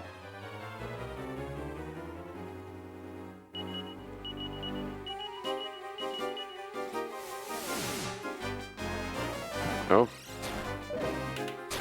ratio is pretty useless. I know. Why we even bother?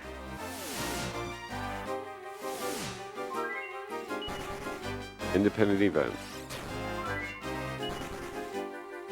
There you go.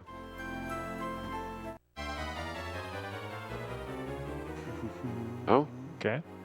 this could be interesting. We're definitely getting interesting,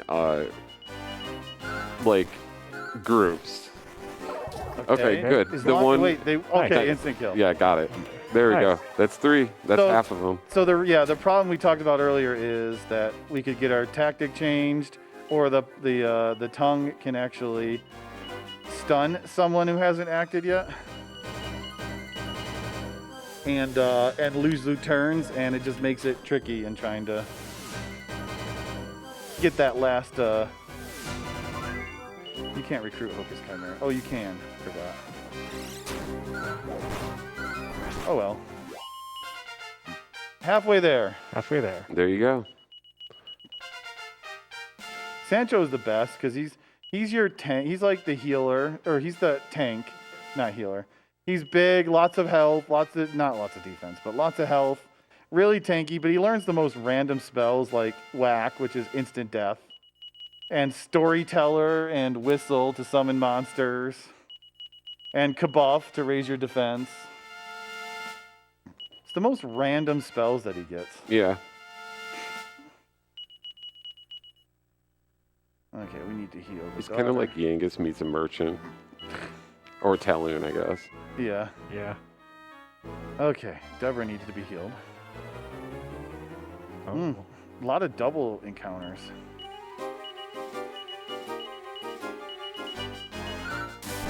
Come on.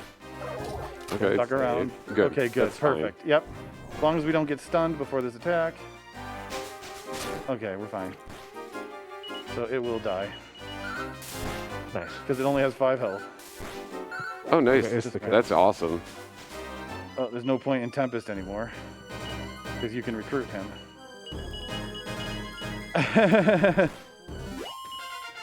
4 down. There's Whistle. I have to say, this is pretty good luck. Like, That's all right. It's good luck in them you're not appearing, even yeah. you're not even through the first munchies.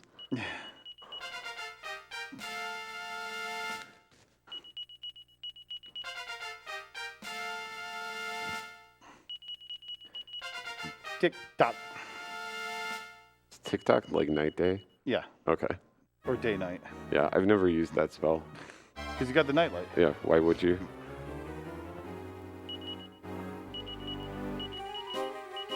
I still have holy water. I gotta pay attention to that.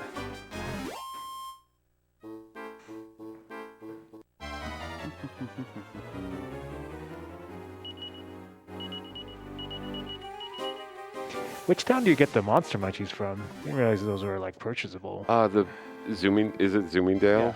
You can Like, also is that find what a it's called? couple that we get too from pots. Yeah, today I sold the one, or I sold them both actually, and then rebought them. Yeah, you got them from Zoomingdale. Or no, you might have gotten from Stock and Barrel. No, I am from the Zoom place. Okay. They're on my shopping list because I- I always get some there, regardless. Makes sense. So I could choose to use Whistle if I really wanted to right now, instead of more Monster Munchies since we have it. Does the same thing. Yeah, it's faster to walk around. It might be faster to cast Whistle, but you have to be very fast. Yeah, with the menu. it's like The menu. Yeah, But it is actually pretty easy to be fast with him in the first slot. sure.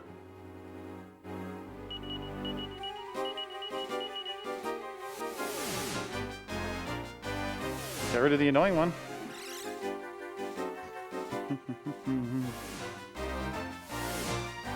There you go.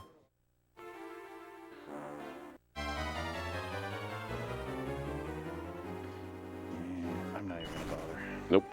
Good call. Unless if I would have failed to run 3 times, it would have been a bad call. Well, you know. Oh, here we go. It's all relative. Here's another chance. 2 left. Come on, instant. Oh, Okay, nice. we could still get messed up though. Nah, Okay, it's good. fine. We're good. I have a couple donations to read. Awesome. Go for right Lisa. ahead. We're just getting licked. We got $50 from some Diener, some Needle. In all seriousness, I'm dying to see that bonus Dragon Quest VII bonus. Please! Sorry, my Valley Girl voice came out. It happens sometimes. $10 from Red Silvers. Just getting home from work and get to catch High Spirits in a run. I worked Lunar Song, so this run is already better by default. Hope everyone in Salt Lake is staying cool and refreshed in the seat. To be fair, you weren't setting high standards with that one, okay? Oh, nice. This could be it. Could be. We only need one more. Come on. Come on. Okay. Oh, nice. Wow, it stayed. It's fine. Well, that's Dazzle. But we have... Ugh. Chromia's fine. Okay, we got it. Okay, Okay, grind it done. Good grind, y'all.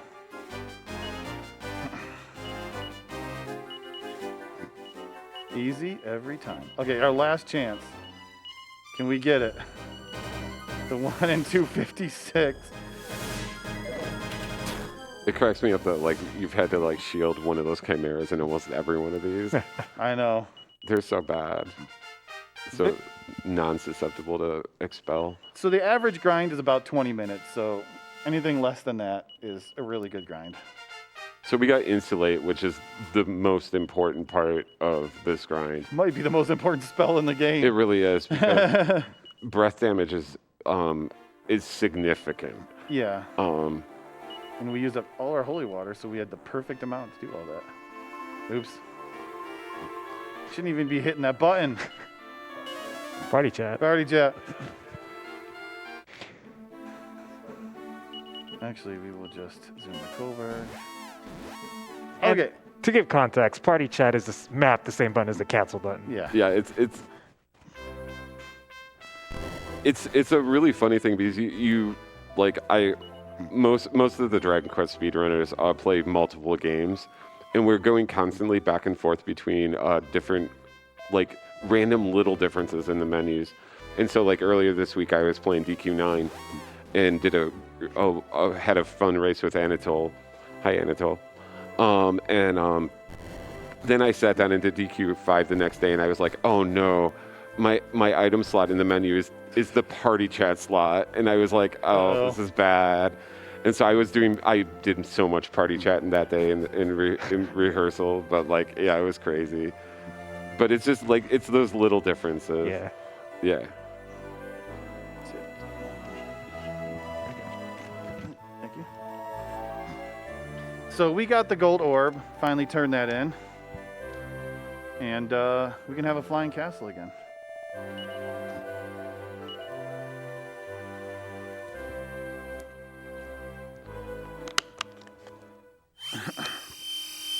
Yeah, Lisa, if you have anything to add, now would be a great time. I actually do have something to add. Thank you very much. Awesome. I have a $155 donation from Dole Wolf Nice. that says Nice. Thank you so much for that. Yeah. Looking at our bonus Dragon Quest VII run incentive, we are now up to $1,400 out of the required $2,500. So if you would like to donate to this awesome bonus run, please make sure you choose the incentive when you make your donation.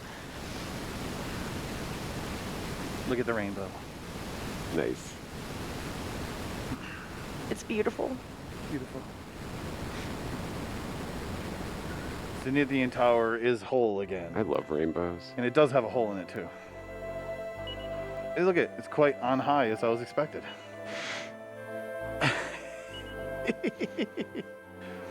So, yeah, this is the cool part about the game. This is our flying. Yeah, we get to fly the castle around now.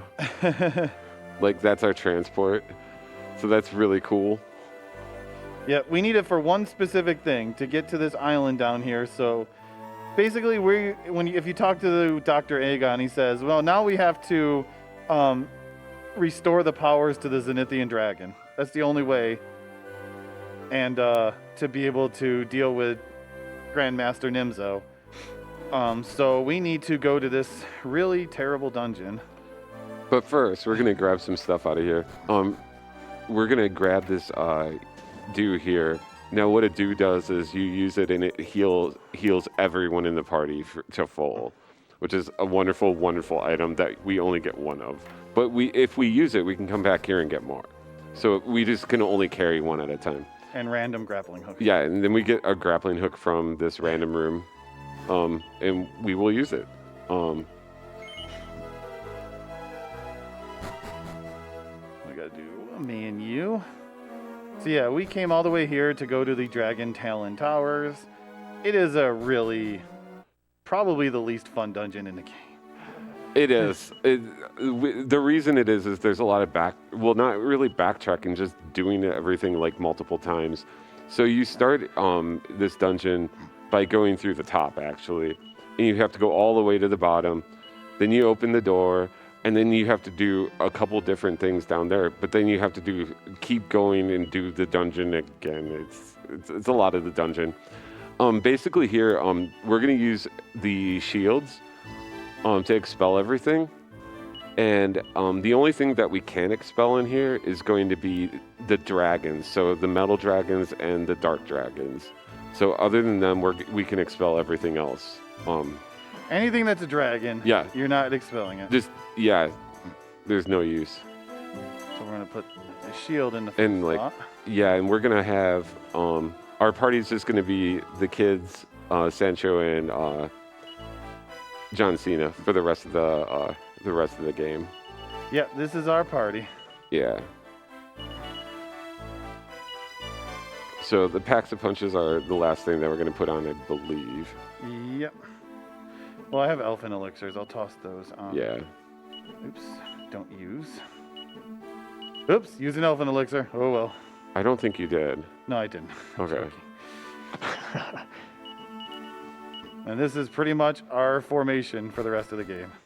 Sancho, Lex Luger, Deborah, and Hero. So this is this is like the first dungeon in the game when I pointed out that like you can use go do the full camera swings.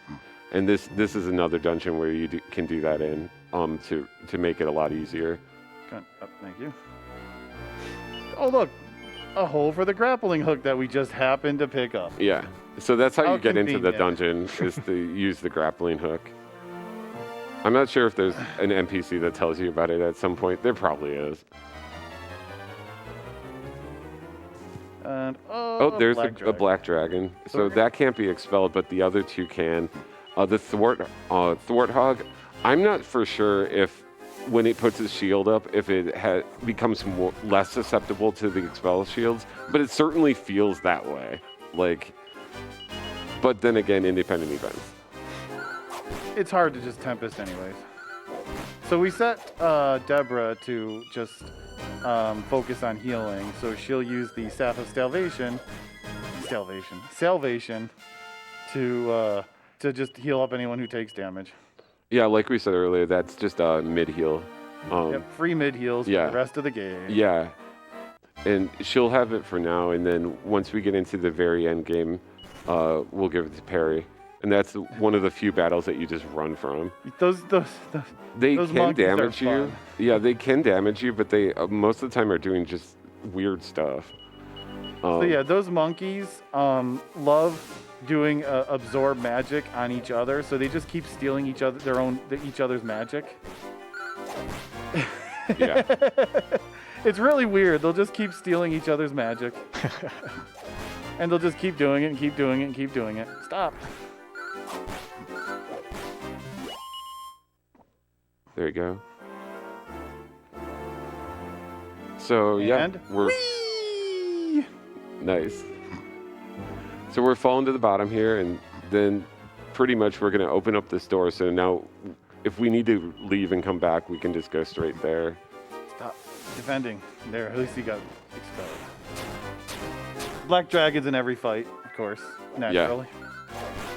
Oh yeah, we have the Dragon Bane equipped on John Cena, so double damage to dragons. When we first started running this game, we only did a 5 liquid metal slime grind, which is fine. And then we spent extra time farming in here. Yeah, and then basically you just fought everything on the way down. Now Highspirits is fighting those because you might as well while you're trying to Tempest the other ones, basically. Only the dragons, but the other stuff you just try to Tempest. So yeah, that's what's going on with that. Plus, it's a little more marathon safety. If we can get one more extra level at the end game, Yeah, the final boss can do a lot of damage. So like having a little safety is actually a beautiful thing. Yeah. Every single bit of health actually really matters. Yeah. Because, the final phase of the final boss does crits, and it can one shot it can one shot. I'm trying to wait. Oh, I have you on healing, duh. It can one shot Lex Luger, or it could not, and that 1-2 health could mean the difference between him surviving and not surviving. There's your holy water. Yep, all gone. No more. It helped us a lot, didn't it? I think it attracted dragons. Okay, so we might get to this boss without an encounter. We might not. Oh, we got there. All right, so like this is very similar to the last bosses, where you have basically a 2-round setup where we're going to be putting some buffs on. And buff means that we'll take less. Our defense will be brought up. He hits really hard. That's all he does. So once we get buffed, everything is fine. We're also using packs of punches on, I believe, John Cena and Sancho. In Sancho, I almost called him Yangus. Sorry. He's pretty much Yangus. And so, yeah. And then it's basically going to be like mash A for victory. Exactly. Because, yeah, everything is set up. We can't Kasap, and he only does single attacks. So she's just going to use the Staff of Salvation when someone's actually damaged. Yeah. And go through 2,400 health. Yeah, so this is a pretty basic fight to set up.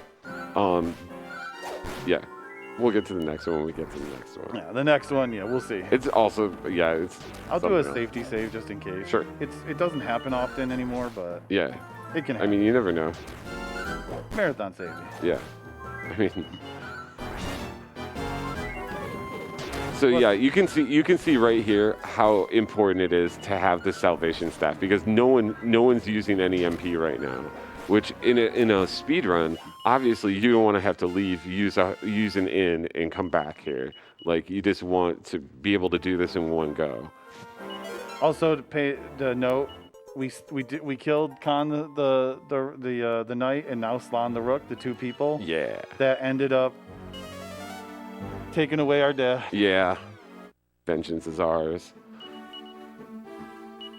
We'll just do a quick save here for marathon safety, just in case.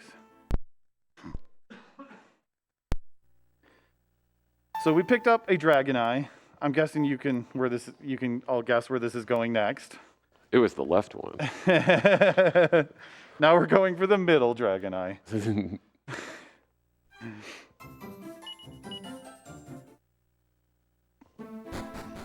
So yeah, we're going through this dungeon starting at the bottom again. Just a different direction. Yeah, just go in a different direction. So Lisa, This is the good part of the tower, actually. Lisa, go ahead if you want. Alrighty. I have a $38 donation from Anonymous. Thank you so much. Thank you. In an effort to support the mission statement of NAMI, we would encourage our chat and our donors to avoid using mental health-related pejoratives such as crazy, insane, nuts, mental, or bonkers when describing situations that are extraordinary. We would ask you to be mindful of the language you use, as many people do not even realize these are pejoratives. Instead, consider using words such as bananas, wild, extraordinary, superb, amazing, or ridiculous. We greatly appreciate your cooperation in this and hope that you can carry this forward in your everyday lives. That is the last elfin elixir we will get. We got 3 now to use if we ever need them. Yeah. This is what you can't shield these. No. Poor Sancho. Sometimes you'll see enemies take damage when they attack Sancho. It's because he is wearing the spiked armor that was picked up in Gen 2. Yep, it reflects a percentage of damage that an enemy does to him back. The unfortunate exception to that is Robin Hood. Robin Hood. For some reason, It's not a physical. It's not a physical. That's weird. Yeah. Let's do this. John Cena's magic really doesn't matter. It's all for healing. Yeah. Maybe if you leave a little bit in case you need an emergency full heal or mid heal. But for the most part, just heal. Heal for John Cena. Wow, all dragons. Have you had a fight that didn't have a dragon in it? One. One? Okay. 3 monkeys, remember? Oh, right, yeah. The army of the 3 monkeys. It's pretty good XP though. Yeah. Yeah, it's great. I mean, that was how we used to do, how we used to get to insulate was grinding through there. Yeah. Okay, so here is good old Bishop Ladja. So Ladja has like a couple attacks that he can do. He has an AoE attack, he has a spell, and he has bounce, which he will try to put up. Hopefully we can get a Kasap on him before he puts the bounce up. Come on, Kasap. It didn't land. Okay, that's going to prolong the fight considerably. Yeah. So now we're doing some buffs and everything, and we also use Insulate, which will protect from the breath attack, or the AoE breath attack. But yeah, for the most part, he just hits like a train. And yeah, so you can see right there, he did basically half of Deborah's health in one hit. So yeah, the buffs definitely help on this fight quite a bit. That's scary a little bit. Because... oops. You.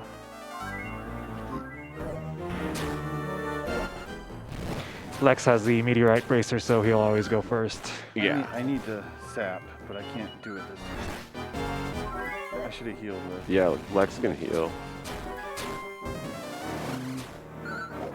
Like this turn, I gotta heal and can't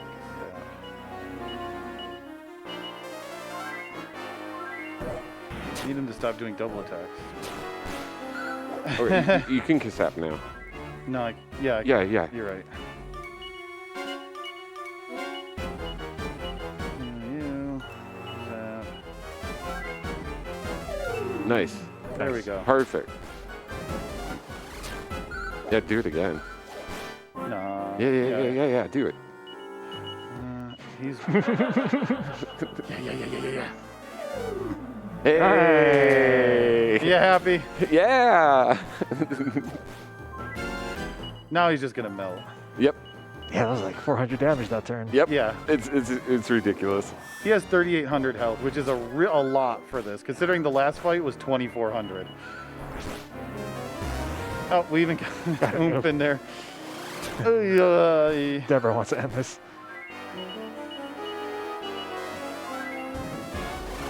Ow. He tried. He's trying.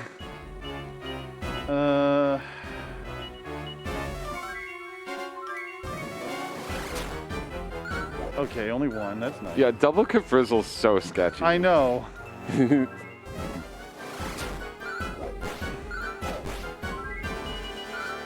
Should be just about there. Yeah, having the double Kasap really makes this a lot quicker.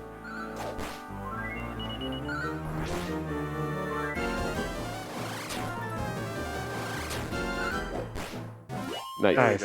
Yeah. Vengeance is ours. Revenge. Yeah. There, we have taken out all of our father's Killers? killers. Yeah. Bad men. Yo, we got Zing.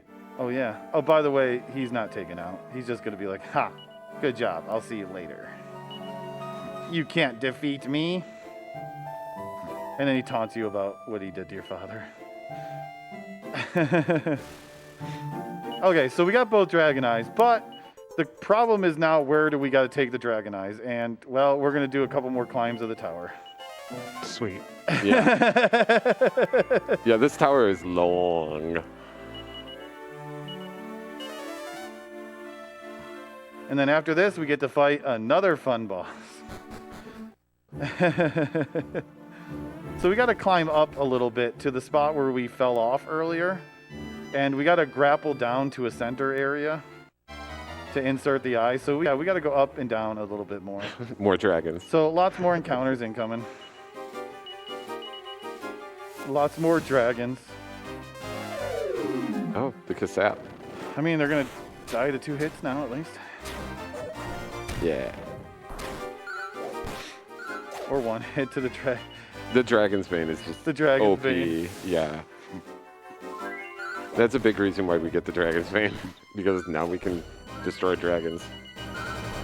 Also, it's just a great weapon. You often get a Dragon's Bane in Dragon Quest games.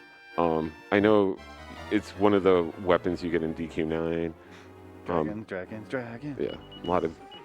Wow. Dragons. This is really dragging down the run right now. It you know really that. is. It's like, I've never seen this many dragons as I have since you started touching my DS. It is now infected. Take that. Hey, got him. Nice. Got him. Nice. Yo, Crit. Speaking about got him. Sancho, critting already. Yeah. Save those for later, guy. We need big Yeah, boy. We right. need him later. Ooh, this. Okay, they didn't swoosh me.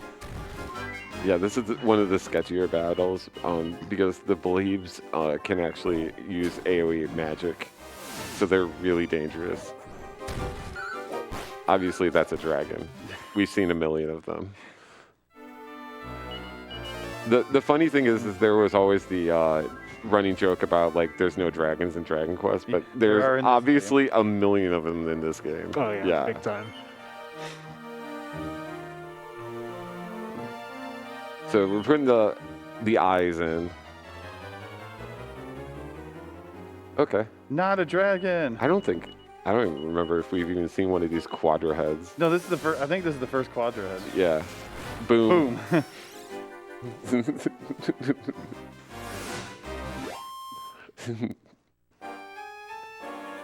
So something really weird. You know what would make this dungeon so much better? Is if you could just land on that tongue. Yeah. Because, look, that would be great, wasn't Yeah, it? No, you're not doing that. We get to walk through it again. Nice. Yeah. Oh, nice. The encounter and cancel there. That's great. So yeah, we have to now go back up a couple more flights of stairs so we can get in there. Yay! So we got 2 more encounters pretty much. Have you guys ever fallen off trying to put on the eyes? No. No, I actually haven't. I'm so scared that I'm going to that I like go so slow. It's like toot, toot, toot, like pixel by pixel through there. Slow. Come on, make it fat. Oh, Nice. That was a good walk. Yeah. Only having 1 encounter there. So that's pretty much it. We're gonna use this grappling hook and go and get an item out of here. So we're gonna get 2 items here. We're gonna get the dragon orb, which is what we're looking to restore the dragon's power. Yeah. We're gonna pick up a dragon staff also, which when you use it is the be dragon spell. It turns you into a dragon. You lose control of your character, but you basically do either an AoE fire breath every turn, which is pretty much most turns, and then a 1 in 16 chance to do a decent damage claw attack. Yeah. Also, the fire breath doesn't hurt you then, which is awesome. It's ideal. And a lot of these bosses in the end game have breath attacks, which is pretty normal for Dragon Quest games. So remember that pot that we saw earlier that was red? Well, we can handle it now, hopefully.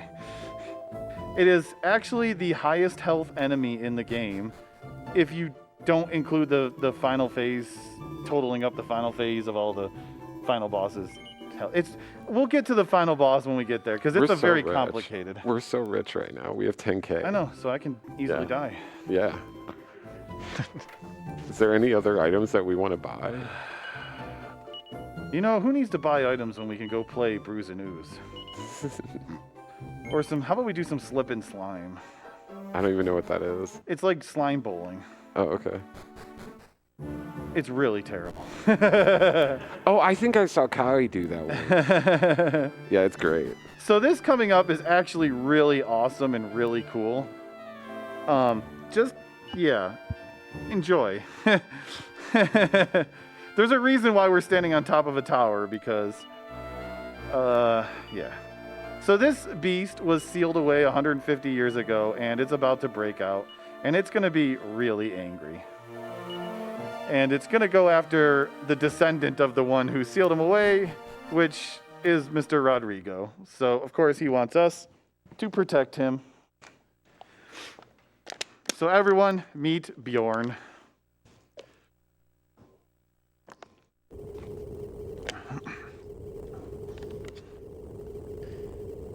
And while you're meeting Bjorn, don't forget to donate for Dragon Quest VII. Yes.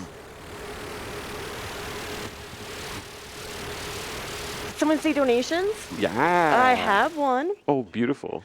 $10 from our boy, some Diener. No. Hey, host, you rock. Thank you. Having an amazing time at RPG Limit Break 2023. Let's keep those donations to Nami coming, friends. Yo, thanks, Diener. Thank you. So this is Bjorn the Behemoth. He is the size of a mountain. And he's just slowly going to stop. You'll see how big he is when he walks by the mansion.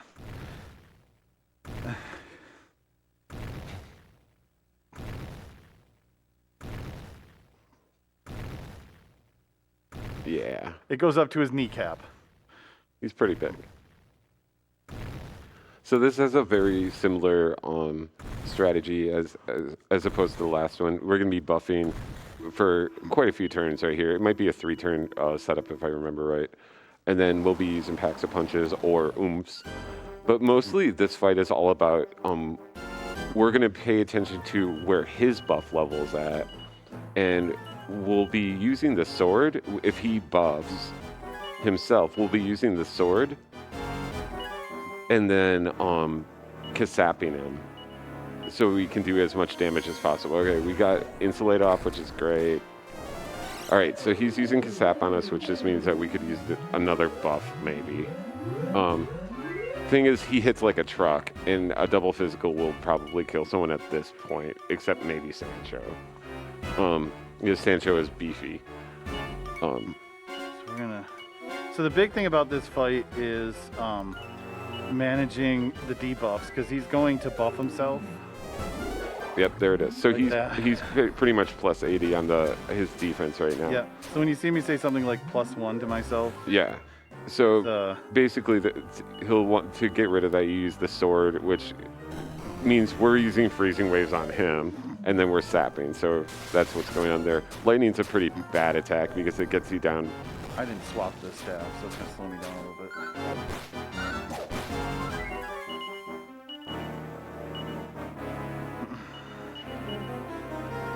So yeah.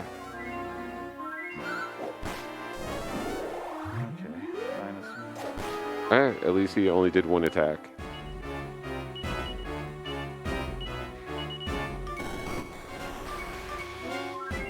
But he has 47 health. It's a lot. Really hope he doesn't sit there and buff.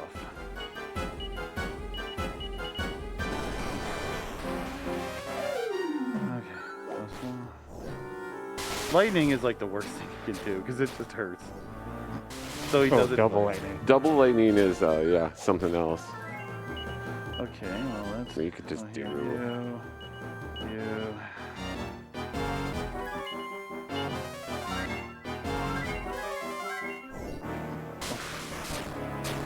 Ow.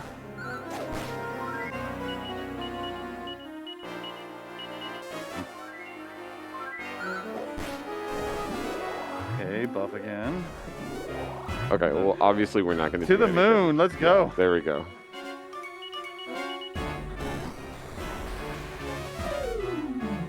Okay, -1. A lot of lightning.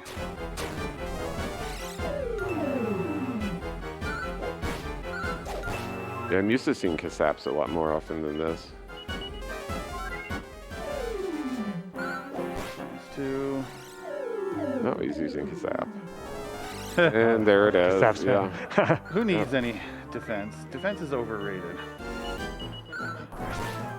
Yeah, basically it's a physical right now could really hurt. And we will see those.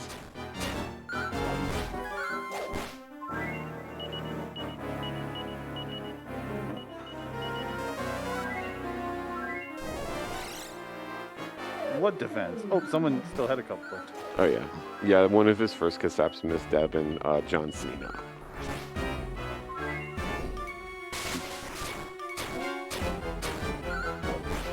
Single attacks is nice.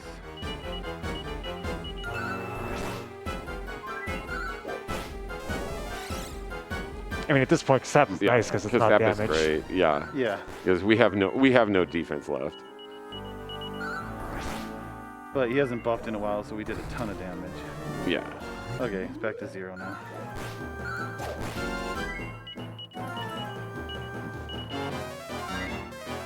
-1.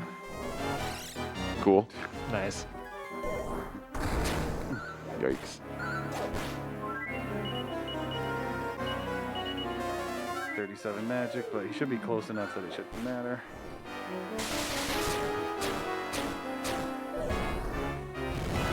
Which is fine. So the nice thing is we're getting really good damage right now because it's been a while since he buffed. A lot of lightning. Yeah, the AoE attacks are a little out of control right now.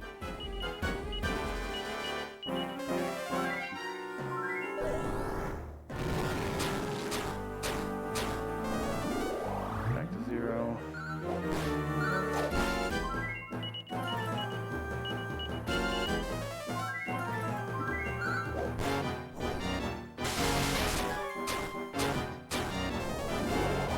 Okay. I have to take a risk with that. So I got to deal damage. Or not deal damage, whatever you're in the mood for, Bjorn. At least he didn't hurt anyone. Yeah. Yeah. Oh, shoot, I can't. Looking at my magic, I'm like, I can't heal with you. Oh yeah. Ugh. Yeah, he's really far down. Well, he's not damaging me at least. Which means... Okay. Bjorn gonna be Bjorn.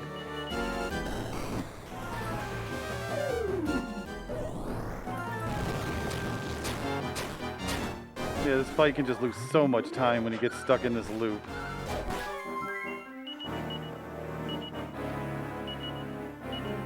Have you full heal yourself.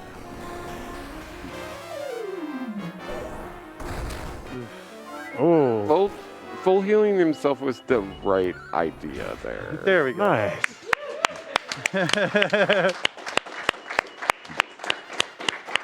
Sancho learns whack. It'll be so nice to have defense back again. What defense? What's defense? Like, it was gone. So the reason why you have to do that is to get the final key, the ultimate key. We need that to get to the end game. The first thing we're going to do with it is we're going to do a quick side dungeon to get a pretty nice weapon. Tutti Frutti. Tutti frutti, tutti frutti. I was about to try to zoom with Sancho. Probably would have been better with Coburn, but... Actually, it is better with Coburn. Because it's hard to get around the mountains there. You got to go all the way down and around anyways. Yeah, so we're going to this dungeon, and there's like a little, it's a cool dungeon casually where you have to like roll rocks onto a face. This is like the worst dungeon in the game. No, that was the tower. It was, you roll the rocks onto these things and make them blue, and so they're not red, so there's no enemies on those floors. Right here, we're going to go onto a floor that's red. And so those faces there, if you put like boulders and stuff on them, then there will be no encounters on the floor. So that's what's going on here. But we're just going to run through the dungeon because we know where we're going and what we need. So the problem with this dungeon is it's a very high encounter rate dungeon, and the puzzles just get like more complex and longer, and you just end up fighting like 500 encounters trying to get through it, and the item on the bottom is not even that good. I don't even remember what it is. Some armor. Oh, okay. That's not very good. Yeah, we're pretty much speedrunners, so we have the bare minimum armor. So yeah. I mean, in the we last would fight, never. we had no armor. Yeah, we would never. Yeah, exactly. I mean, thank goodness we had to insulate up. That's all I know. Yeah, insulate taking half damage from all breath attacks is just, it's a requirement. But here it is, the Hella Hammer. Yeah. This hammer is you miss or you crit. That's it. Yeah, and that's our major way of getting damage for the rest of well, after the next boss, we'll start using it. We don't use it on the next boss yet. So we take a quick sidetrack to get a couple more items, and then we go help the Zenithian dragon. Yeah, in here we get a happy hat and a prayer ring that will definitely not break after one use. It's in this little area here. If you're, I know I missed this when I played it casually. It's sneaky. Yeah, it really is sneaky. There's a globe up there. Oh yeah. Yeah. Yeah, that's pretty nifty. And so yeah, happy hat goes to Deborah. Okay, so enter that to first slot.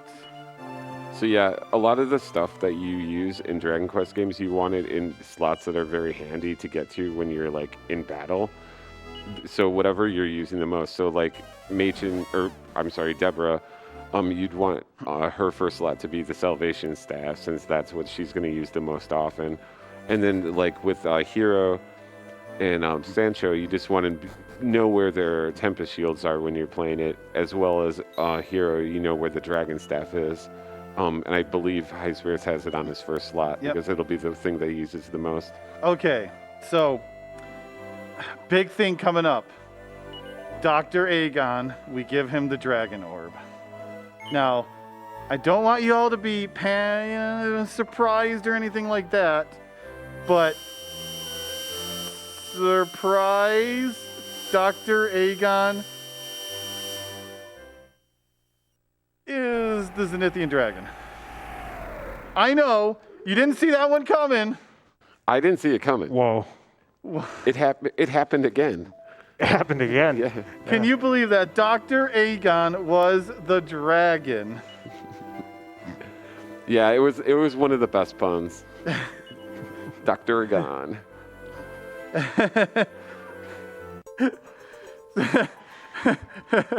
Oh my, I'm so lame. I didn't get it at first. I don't know if it's because it's 4 o'clock in the morning, but yeah, that was amazing. Thank you. Yes. So we get this item called the Zenithian Tintin.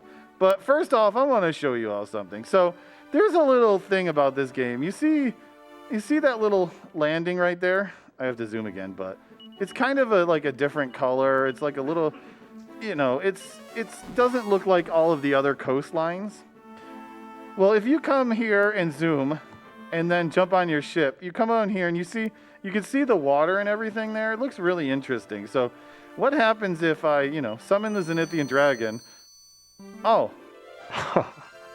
Well, that's a convenient way to get a boat stuck.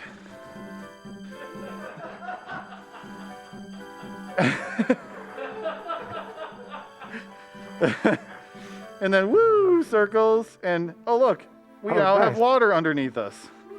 So if we get into an encounter now, this is a low level area, so that, only I could fail to run from here. And then suddenly we are stuck in our boat.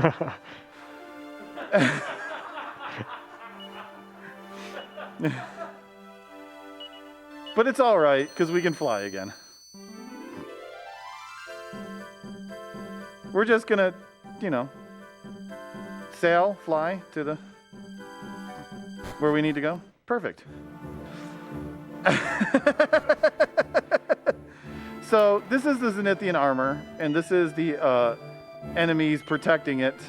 Oops, you're supposed to say no. I haven't gotten this in a while. I was going to say, you haven't done it. Yeah, usually I avoid this is actually optional, but you can just shield this guy. Yeah, so the funny thing is you can just use Tempest shields. Oops, well, it doesn't matter. And it's gone. Yeah. And we get a Zenithian armor. It's the best armor in the game for parry. Yeah. Yeah. For Lex Luger. Lex Luger.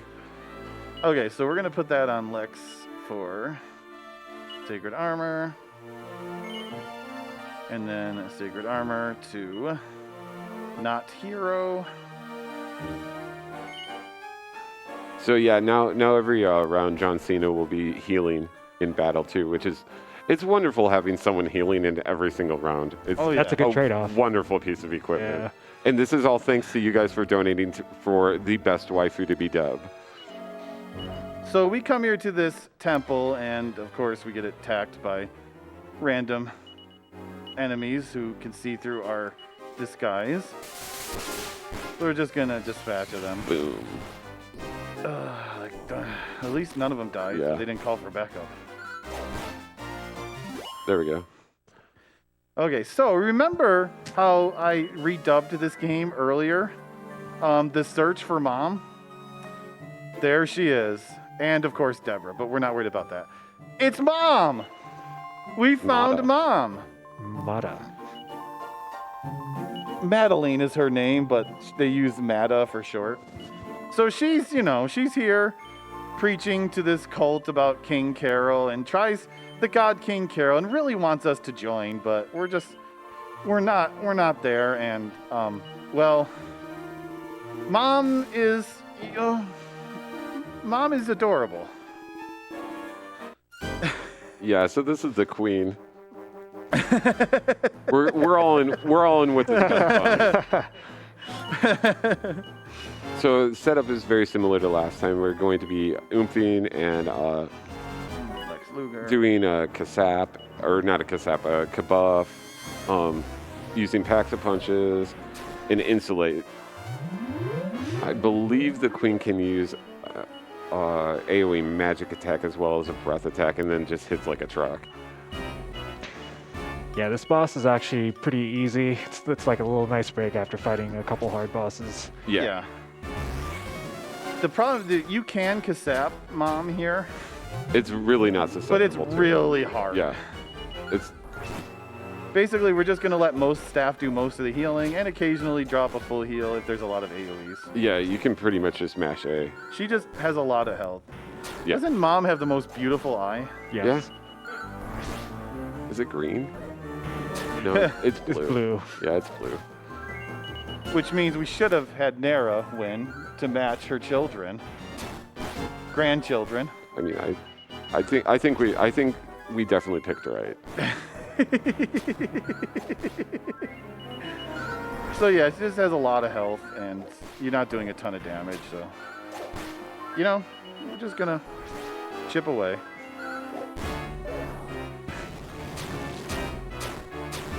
There's the breath attack. It was mostly physicals at that point, which is actually really nice. Yeah, if I don't have to do any other added healing.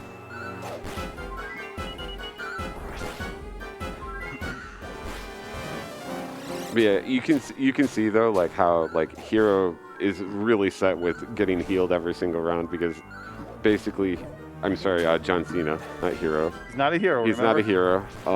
But John Cena gets healed every single round, and so you can see in the at the bottom of the screen with the health totals how the Hero is pretty much always just up there. Not Hero. Nice. Not hero. So we take care of Oh, wow. not Mom. Oh, never mind. Okay. It was John Cena. That wasn't Lex Luger. But our poor wife is still a stone statue. So we have to go deeper into this temple. Everyone was kind of, they were under the influence of King K. Carol, which totally does not look like a boss from another franchise. I mean, not Dragon Quest franchise, but we'll let you all decide that for yourself when you see. So this dungeon's actually pretty cool. I think it's one of my favorite dungeons of the game because it really. I mean, sometimes you just get into encounters because you were given a bad depletion value, but a lot of the times you can just avoid most of the encounters in this room if Pretty you know, much one room. if you know how to walk it. Yeah, there's one room that's almost guaranteed to always have an encounter. Yeah, it's very very few times that I haven't gotten an encounter in there, but like Yeah, this room right here, 'cause Yeah. it's just too long. I've gotten through it rarely without an encounter, but Yeah, it was like one time I've gotten through this. but you're not even close to the door. But we can pretty much shield every single thing that's in here anyway, so it doesn't matter. These are very susceptible to shields. But you'll also notice that this is the place where we spent 10 years of our life building. Yeah, this was the temple that we start Gen 2 in. Yeah. We finally get to see the fruits of our labor.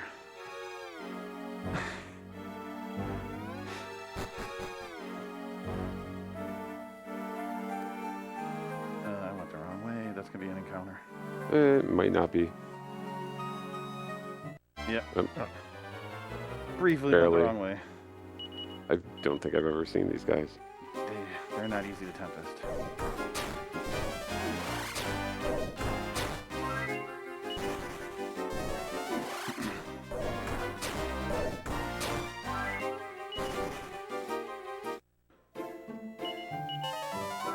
Hero doesn't need magic. Yeah, Yeah. exactly.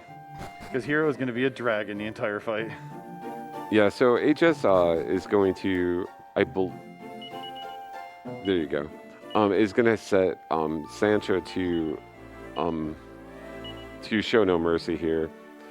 And then Hero is going to be put into the dragon form. And then the kids are mostly going to be used for healing, but sometimes you might be able to get a shot with parrying. And I believe you also use the shield in Yes, battle, right? in case he kabooms, I want to reflect one of them. Yeah, and so the shield puts up a bounce, is a casting of bounce. So Lex Luger will do that every now and then, and it'll bounce back one of the AoE spells on him. So it's kind of nice. This is King Coral. So King K. Coral. Yeah. Nothing like that other cruel if you swap the leathers around. Oh, this is another thing this guy can do, is defend, which is, since Sancho is using the Hella Hammer now, he rather the defending round not be the round that he connects with the 50-50 on and gets the crit. Hey, good crits. So yeah, Wave of Ice does knock us out of dragon form. So basically, after waves, since this setup is pretty limited, the reason is because of the waves. You basically just have Parry or Lex Luger reestablish the insulate, and then heal That's up. what he does. He crits Yeah. if he ever melees. He doesn't melee that often. Yeah. There you go. So that's 124 damage there. It's a lot of damage. Yeah, it is. It is a lot. That was a really good round. Sancho's on fire right Yeah. now, Yeah. which is terrible because I don't want him. Don't use all the luck. I wanted to save it for later. It'll be fine. It'll be fine. Take him where you get him, right? Yikes. Nice.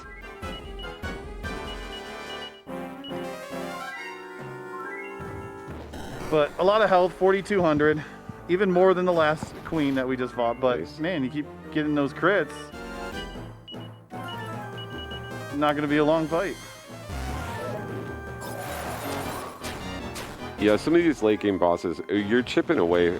That's the strat in this game, is to basically chip away. And if you don't get crits, then they can just go forever. Because you're really counting on that damage.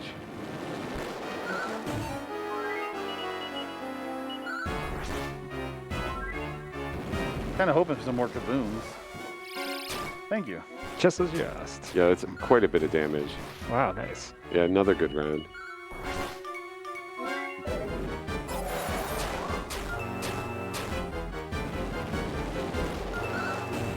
Nice. So many crits. I'm scared for late game. Nah. Independent events, right? Nice.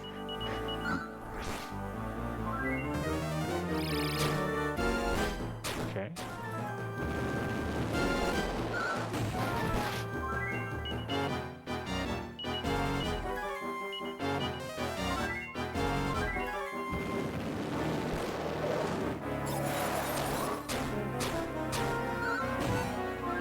A lot of AoEs all of a sudden.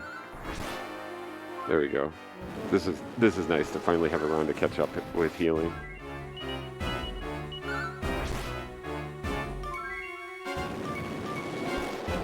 So there's an alternative strat to this guy, is to use the That sword. was so fast. Yeah, nice job.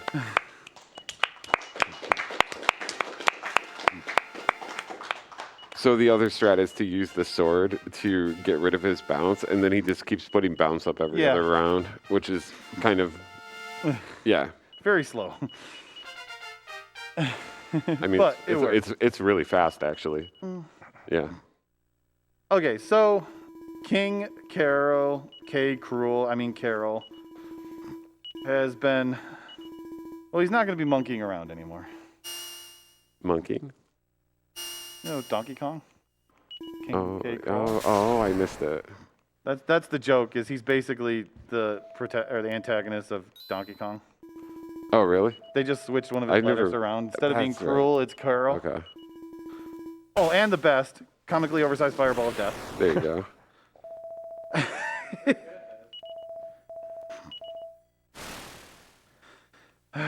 So now for the best music in the game. The happy music. Because everything is happy I think now. it's called You Make Me So Sad or something. But it's great music. You don't want to be sad. Be happy. It's happy. It's like happy tears though. It's happy because we're finally going to be reunited with our wife. Yes. People donated so much money to see the wife, and she's just spent the entire time either in bed or a stone statue. I mean, at least she didn't walk or die on the walk to Gotha. You didn't use her, that's why. Yeah, I know. So yeah, we're going out here and going to be hopefully reunited with our wife. There's no encounters on the way back out. They removed the encounters. Because, there's no evil order here anymore. We cleaned them out. Also, we're going to get a surprise. Oops. Oh. I forgot about one room. It was just RNG manipulation. For no encounters? I don't know.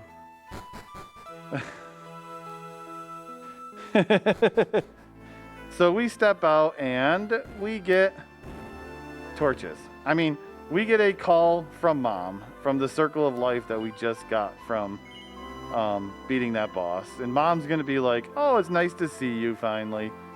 Don't come to Nadiria, the world of evil, the world of darkness. Whatever you do, don't come here and risk your life. Well, Mom, I have some bad news for you. I'm not a very good listening child. Look at all the times I didn't listen to Dad, and look where it got him. Yeah. Look where not news, basically. Right. I didn't listen to Sancho. Where did that get me? We're absolutely going to Nadira. You think I'm really going to listen to Mom? Please. But check this out. We get the Deborah back. We already had Deborah. We have 2 Deborahs. Now we have 3. We have Deborah and Deborah Ha. And Deb. And Deb. Deborah Ha. So we're basically we're reunited. Ha ha ha. We're just gonna leave. The kids are actually gonna leave our party, so we're gonna have to go back and put them back in our party because they wanted to be with Mom. We're gonna talk to Prince Albert, and he's gonna tell us don't go to Nadiria. And sorry, Prince Albert, we're not good at listening. He just doesn't want to be king anymore. He doesn't want to be in charge. He wants us to stay here. I don't blame him. I bet it's hard being king. I mean, he doesn't even care about being the king. Look at it, he's just running around in pajamas. Yeah. So we're gonna go pick up Lex Luger and Deborah, and then we're gonna head to the final world, the final dungeon. The kind of annoying thing that the game does is it has them removed from your party at this point, which is fine. But the annoying thing is that it take off all of their items as well. I know. So you have to put all their items in the right spot again. But that's okay because we're getting a new item very soon. And it's going to be one of the best items of the game. Because Mom is a darling. Yeah. So we pick back up our children, and we're going to head to the good old water cave, except for we're going to go into another direction. But we are an hour or so from the end of the game. If you want to see some Dragon Quest VII, we got an incentive to meet, yo. Yeah, so we're going to be using the book again to get rid of encounters once we get into the next area. It's been a while since you've seen the book. Yeah. So we're just going to use our children.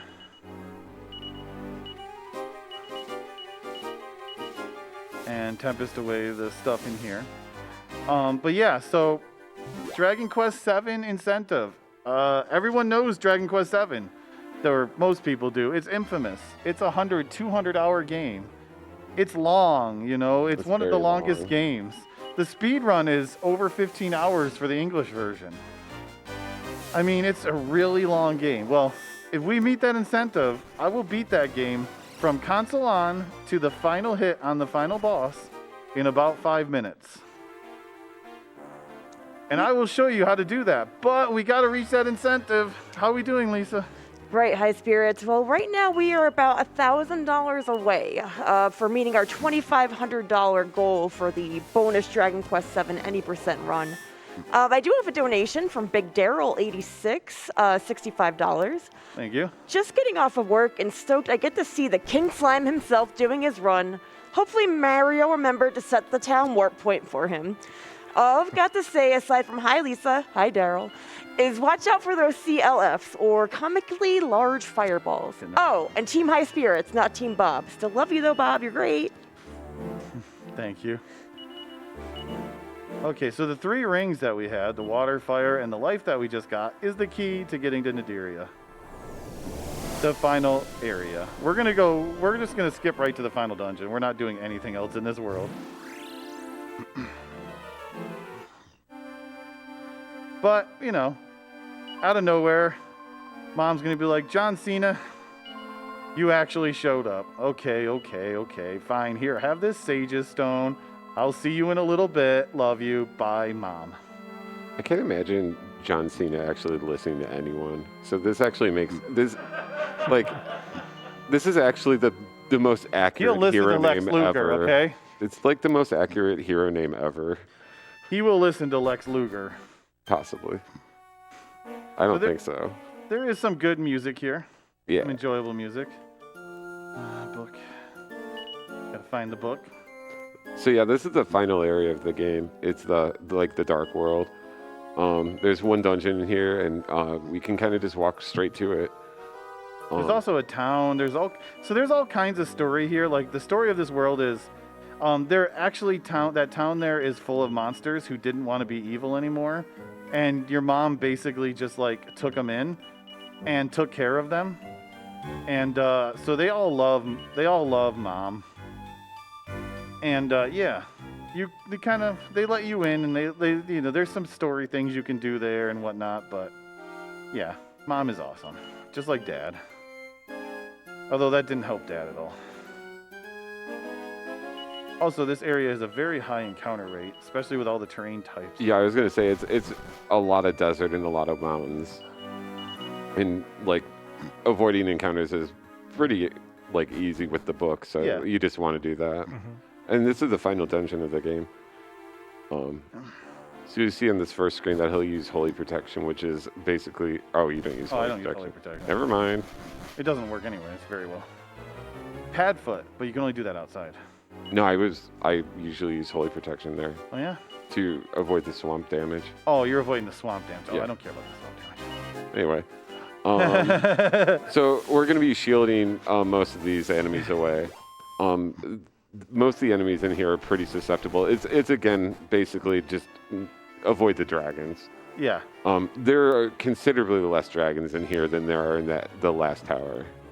So there's only 2 rooms in the entire dungeon that has them, and they're outdoor areas. So any of these indoor areas, every enemy is weak to expel.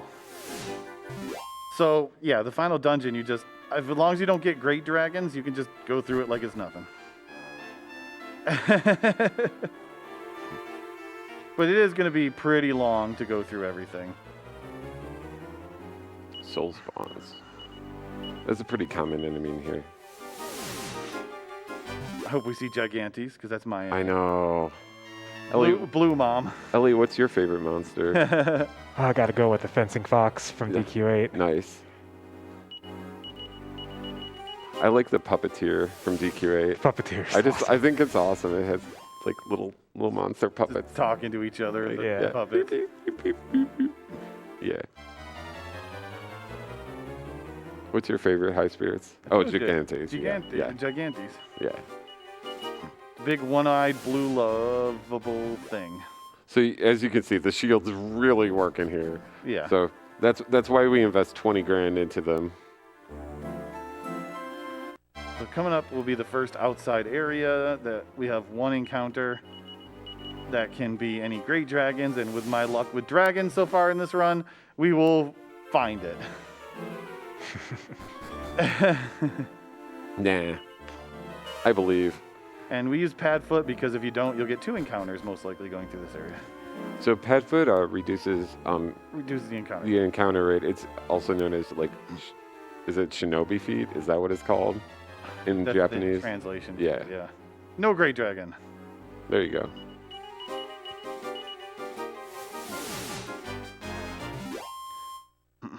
And basically right up here, we're almost getting ready for the next boss fight. Ooh, that's extra step. No, you're fine. Okay. And so there's going to be a little mini boss first. Okay. Mini boss. But yeah, we have to do a menu first though. Okay, so we need. So we're basically re-equipping everything on the kids that was taken off. Yeah, this to you. You. And then up here, there's going to be a mini boss, which we just use the shields to get rid of. And then we'll have the boss, like not final boss or anything, but like the boss. Now, Moonmore bulbs carry paralysis, so obviously we have an encounter coming, or a boss fight coming up where they can paralyze you. The other thing that you can use is Tangle, which cures, it is actually an AoE spell to cure paralysis in your party. Yep, but only one person has it. And it's parry. So basically, it's Lex Luger. So if Lex Luger gets paralyzed, then someone else has to heal. But yeah. So Snake Charmers, just Tempest. Yep. They're gone. So that was the mini boss. Nice job. Woo! Okay, so guess what? Mom, real mom this time. Yes. We finally, after all this time, reunited with Mom. Woo! That's Mom. That's real Mom, not fake that's Mom. That's actually Mom. That's Mom who's here to seal away Grandmaster Nimzo. Zip, zip, zip, zip, zip. And look how happy we are. Happy she is. It's finally, it's all going up. It's all going uphill now. Oh. Welp. Oh, Well, We tried. that was kind of expected. Yeah. We did our best. Poor. Yeah. Of course, it's Laja. Of course, who else casts comically oversized fireballs of death? So Latcha is just a slow fight. It's easier because we have the Sage's Stone now, but Yeah. we can't Kasap this one. It's just gonna be a slow slog.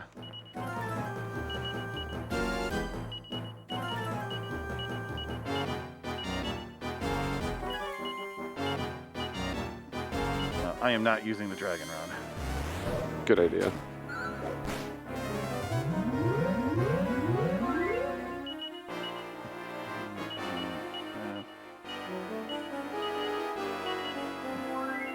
Because if you use the Dragon Rod, you turn into the dragon. That actually makes you weak to the paralysis breath, and you're just busy spending the entire time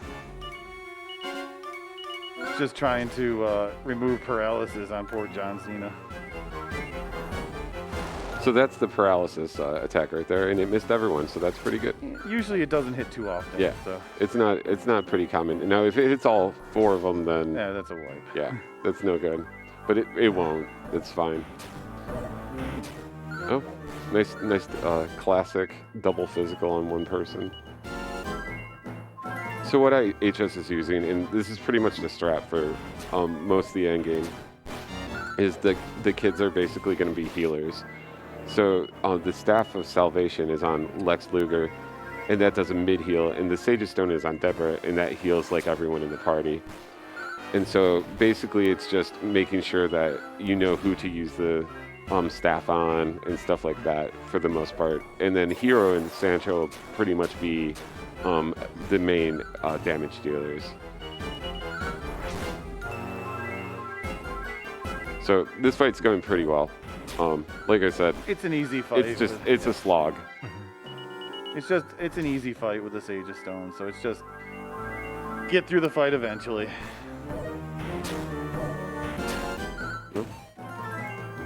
The classic. This is what we were saying earlier when we were saying basically this fight is as long as it takes for Sancho to crit a lot of times. And Lex Luger has over 230 health already. That's pretty good. That's amazing. Yeah. Without at level 27 too. Yeah. So Lex Luther is really Luther, whatever movie we're watching, is really in good shape. I'm sorry, talking at this time of the morning really is my kryptonite. It's oh wow, nice, well played.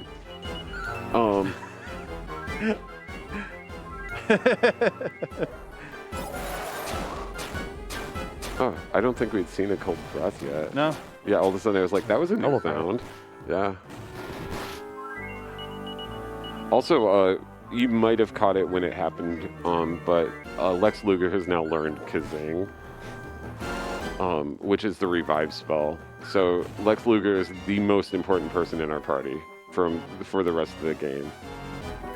Because if something happens and we need a revival, Lex Luger is the person for it. Yep, which is why we're kind of watching his health total, because the more health he gets, the better the chance he survives a crit attack from Nimzo. Yeah, so basically that's it exactly. If you have 2 characters that both need to be healed, Lex Luger is the #1 priority. Yep. We do have a couple of leafs, so I can kind of move away from that a little bit at times, but the other main reason you need him alive is Insulate. Yeah, Insulate, definitely. Because you will take 150 damage fireballs. Maybe. I know. Maybe it's not the dragon form. No, because he resisted one. But he still gets bruised. But yeah, so there's the fire breath that Nimzo does that will do like 150 damage to your party if you don't have Insulate. Yeah. It's a lot of damage.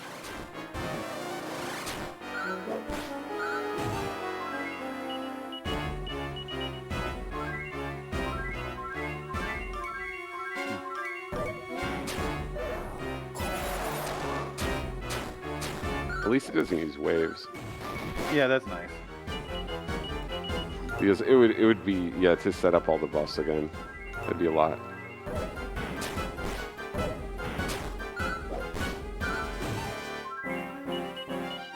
Oops.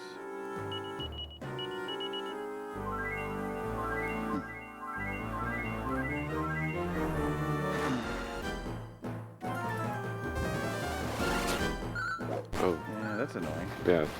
Nice. Okay. Didn't have to No worry worries. about that. Yeah. All right, cool.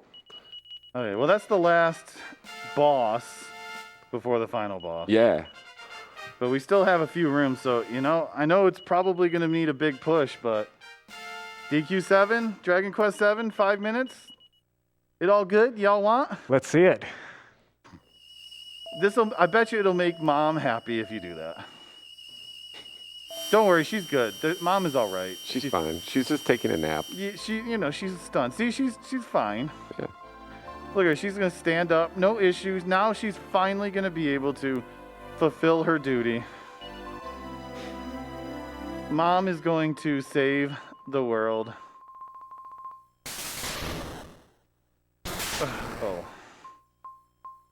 Well, you know, she tried. That's what's important. She's got some bad luck. Yeah. Everyone who's involved around John Cena has bad luck. It's no wonder no one can see him, because there's no one left.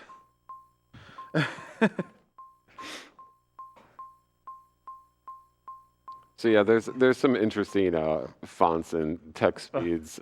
We'll get to that. Yeah, in the end of this game, and this is just one of them. So, are you going to read it? No. Oh, come on. Nope. So, yeah, here's Papa's. Hey, finally. Yep. Dad and Mom can be together in the afterlife. It's kind of. Guess that's some kind of happiness, Yeah, right? exactly. It's total happiness. And, you know, they've now passed their task on to us. John Cena will get the job done. All right, so that's it. That's that. Now we just move on. Yep. So there's a little puzzle room in here. We're going to grab one item out of here that will allow us to advance through the dungeon. Also, movement tiles. Oh, yeah. Yeah.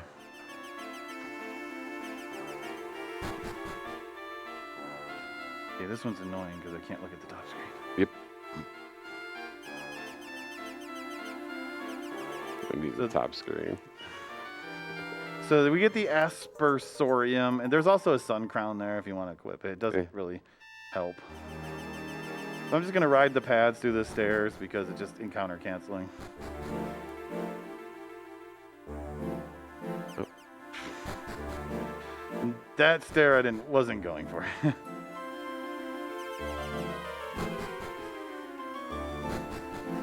So yeah, that's the first room here. And yeah, you always get through here without an encounter.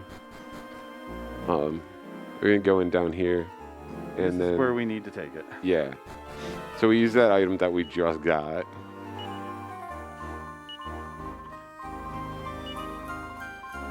Okay, so Yeah. coming up the next room. Do we believe in HS luck or not? So, when we come up through this grate over here, there is 2 encounters we're going to get in this room. We do not want to see a King Metal Slime. So, we are hoping there is no King Metal Slime. Come on, okay, that's a start. Actually, a great battle. King Metals have a spell they can use called Hocus Pocus, which in this game, Ellie and I were looking it up yesterday. There are so many different things that thing can do. But the worst thing, well, I mean, actually, there are worse things, but it can steal all of your magic. Yeah, Your whole party, like everyone who's in. So we managed to avoid the King Metals, so that's probably for the best. We did have High Spirits came up with a strat of how to deal with it that we were going to use. In fact, he did it in practice the other day. We ended up killing it. So just put the tomato and the metal slime in the party and try to pop it with a poison needle. yeah, because if the magic gets stolen from them, we don't care. Yeah. But yeah, I think I didn't realize how dangerous that they were, and so I was just keeping everyone in, like casually, and then all of a sudden, sad face because all AMP was gone. Yep. Yep, that's rough. All right, this is a slide puzzle. Yeah, it's the world's most difficult trip. Yeah. So Plexel, eat your heart out.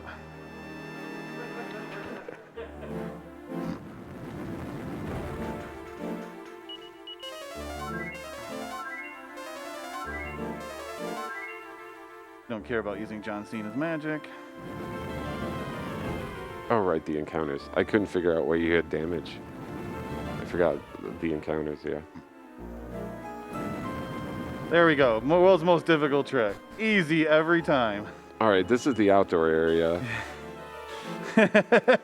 So we could get another dragon. Yep, last chance to get a great dragon right here.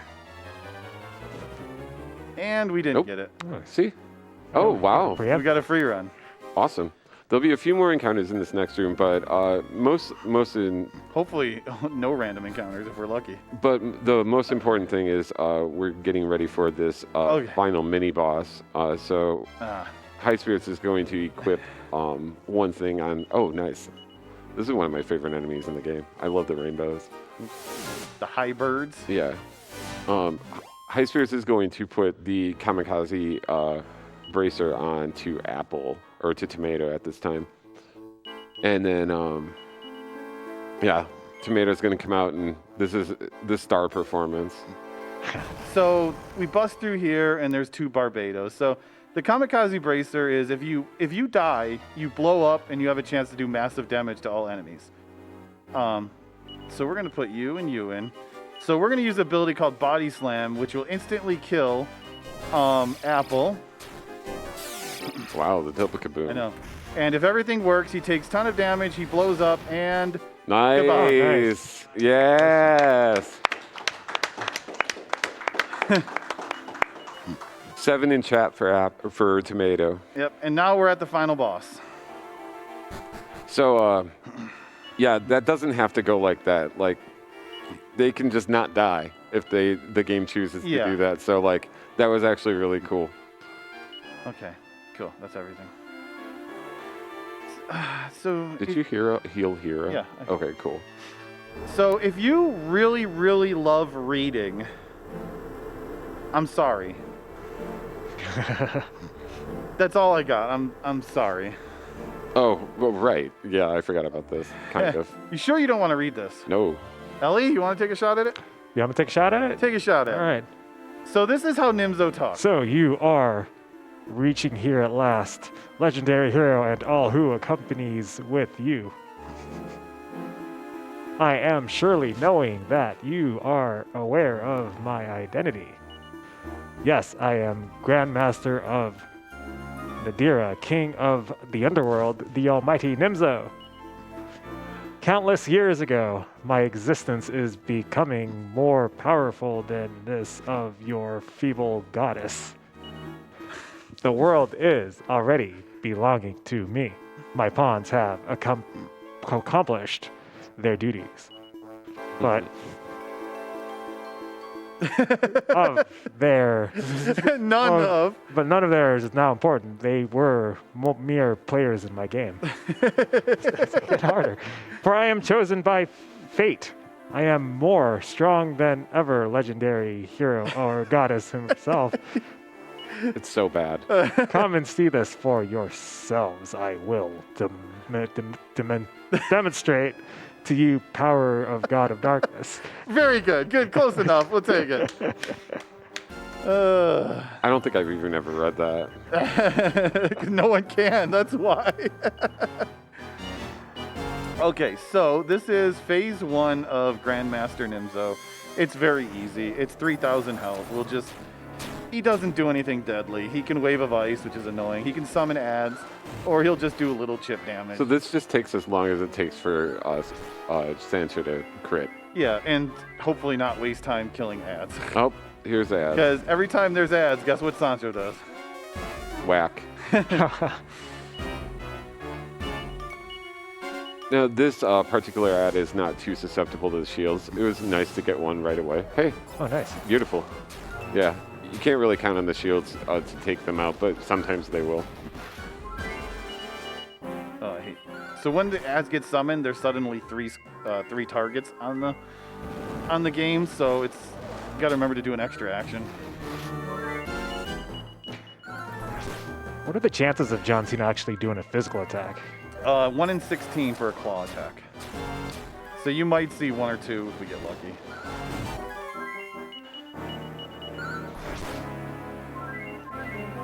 But yeah, so, we're just gonna get kicked. But kick fights back. It's nice having the setup right now where Lex Luger can actually attack as well. 233 health we got to. Yeah, that's huge. For 28, that's really good. Normally you're just hoping to get like 227.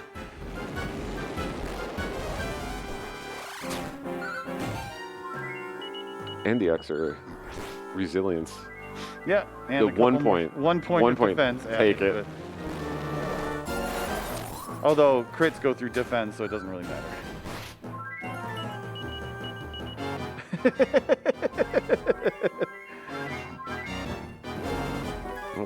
Rectors. Usually they die pretty easily to that. Nice. Hey, just get it first try. Yeah. Yeah. There is another enemy you can summon, the hunter mechs, or the killing machines.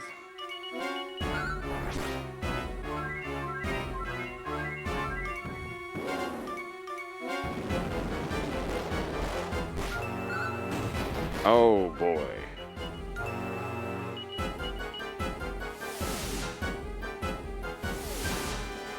Yeah, that's pretty normal.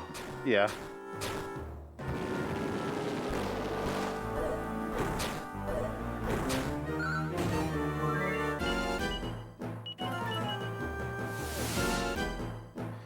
Try to get rid of it. Okay, well, let's do now.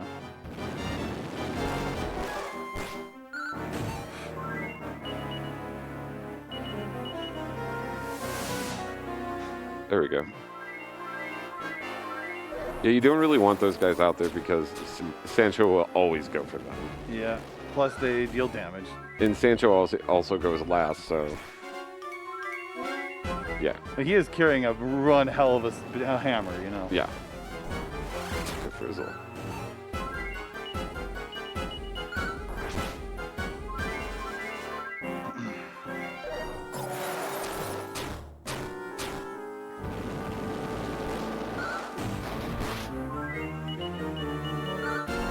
Half tempted. Nice. Yeah, I was half tempted to use the staff there to heal. All right, so now we're getting to the final boss, which Yep. has 3 phases. Each one of them 1 second. has an Ellie? independent. You are the admirable fighters, legendary hero, and all who accompanies with you. But for you, I have the bad tidings. Now it is time for you to observe my true power in all of their glories. Cry if you will, scream if you will.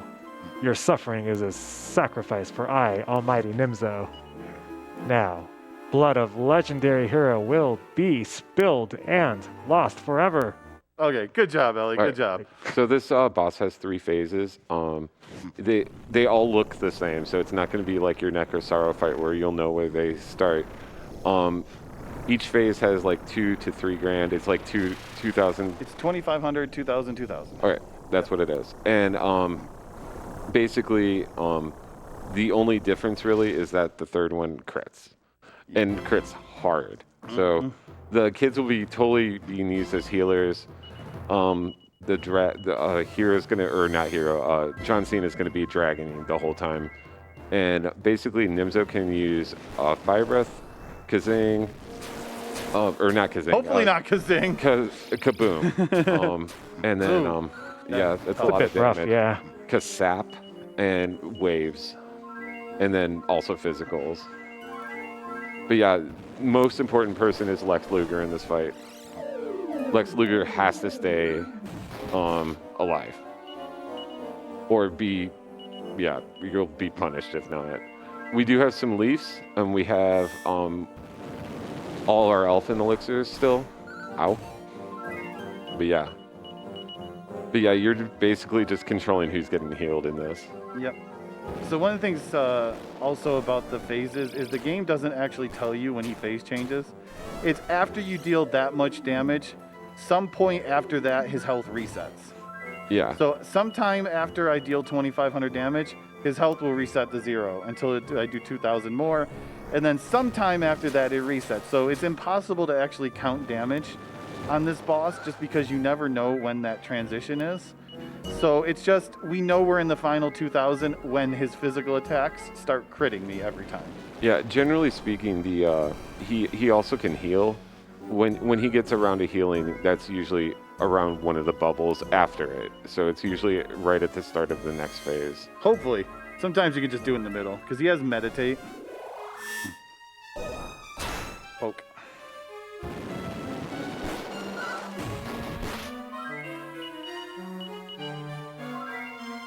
So if I can, I want to put a Zenithian shield up, a bounce shield up on Lex Luger to just try to reflect kabooms. Yeah, that. But I won't It's do that. quite a bit of damage.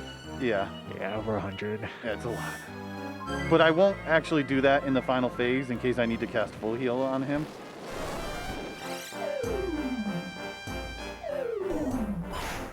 Nice dodge. Every little bit of HP helps in this battle. Like this fight can go on a long time if he wants it to, or Yeah. or if Sancho wants it to. Yeah. Yo. So far, Sancho wants it to be a long fight. Yeah, this is what HS was talking about with, he said he hoped that he got good crit luck later. Is Sancho hitting right in this battle here? Yeah, let's go. More specifically, the third phase. Right. Oh yeah. The less that we can be in that phase, the better, because if he just chooses to crit me every turn, it's terrifying. Because he can one-shot some party members from full health with good damage rolls.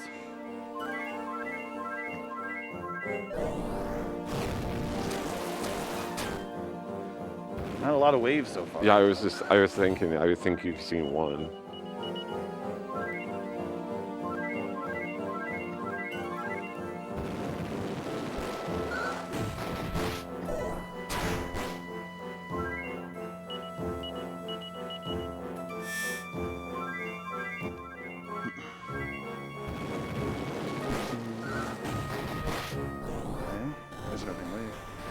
Wave means you have to immediately put in slate right back up. Yeah, it's scary when he does it on the first attack, because the second attack can be like this flame of fireball attack and hit my party for massive damage because I have no insulate to protect against it. And John Cena's not a dragon yet to get the immunities from it. Yeah. That's harsh. I could choose to heal with Cena here, but I'm not too worried about it right now.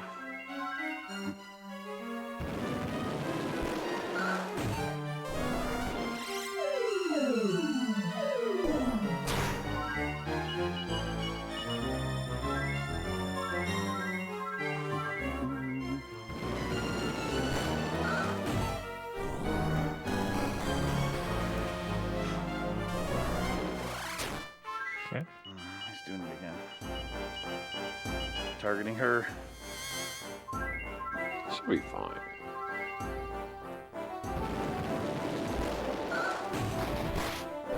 Gotta love when Sancho goes first. Yeah. Oh yeah, I spoke too soon. Watching Lex Luger's magic is very important in this fight too. Yeah. Because I got plenty of elfin elixirs. I just need, if I need to throw one, I need to make sure I throw one. Yeah, Kazing is a really great spell, but it also costs 20 MP. Yeah. So like, you don't want to have to use it a ton because we have very limited MP. With 3 elfin elixirs, we were able to keep this run, so it's pretty good shape.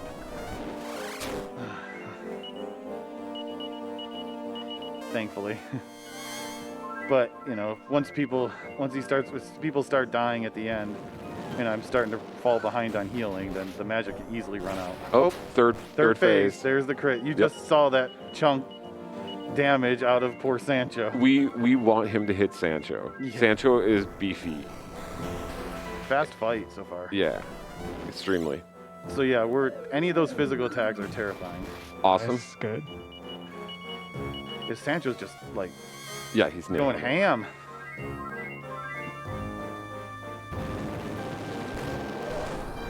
But this is a really fast fight to get to this part already.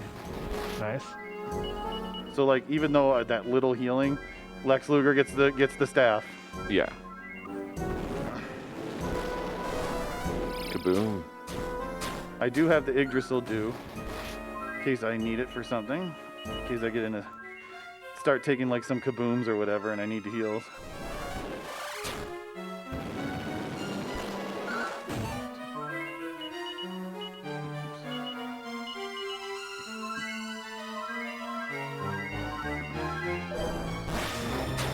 Okay. Awesome. Good target. Just keep hitting Sancho. Nice.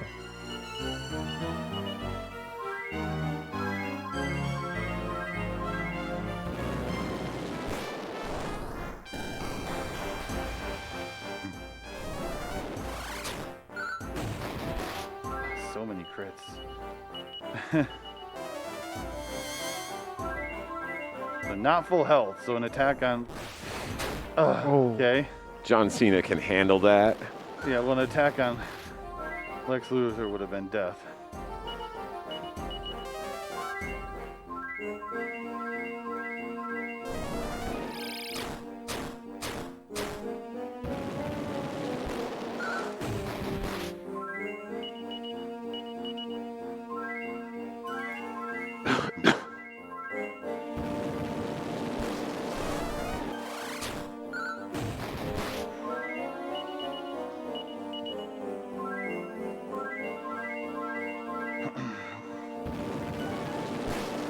Hopefully soon here.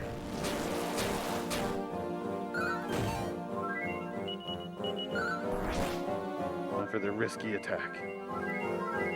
But he still has 231 health.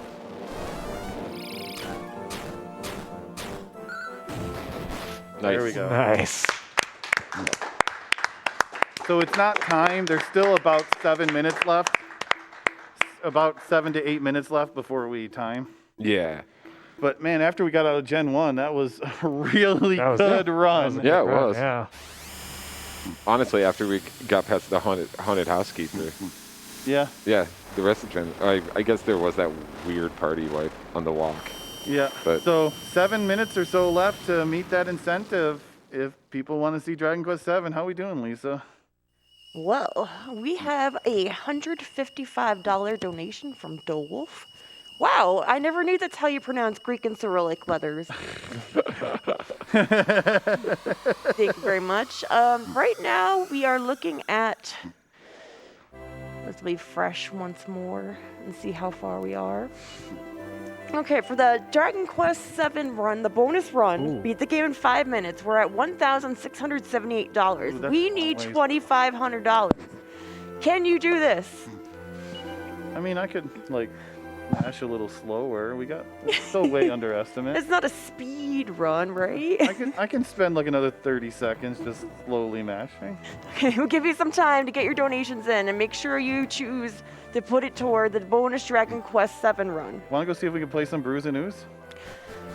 Oh, I got another donation. Oh, Zathian, $822. Oh, I said I wanted Wow. to see Q7. Wow. Thank you. thank you very Oh my much. goodness. Wait, did that meet the goal or? Let me refresh. Mathing. Nothing. 2,500 exactly. Yeah! Let's go. Let's go. Thank you. awesome. Got some bonus game then. So yeah, this is the victory tour. Every Dragon Quest game has a victory tour of such. This one is actually one of the shorter ones. It only clocks in about 7 minutes until we get back to the castle. Well done. Well done. That was actually that final fight. That final really fight good. was great. It was really good. Like Sancho was nailing him. We had some really good. Yeah, Sancho just. Sancho was on point. The I whole, think it the was whole run. Sancho was just inspired by John Cena. I know. That was I've never Or was seen it that. Lex Luger? We'll never know. Or was it Deborah? Or Deborah? Or Deb. Or Deb. This run is brought to you by Deb. Deb, whatever. Lots of Deb. Yeah. But yeah, thank you all for the generosity, big generosity with the wife bid war, reaching Yeah. this goal. Thanks for bringing to reality my dreams of Deborah being the wife chosen. Thank you for not picking Bianca. Yes, thank you so much for not picking Bianca. Like, we know it's like 5 minutes slower, but it's the extra armor you get. It's just so good.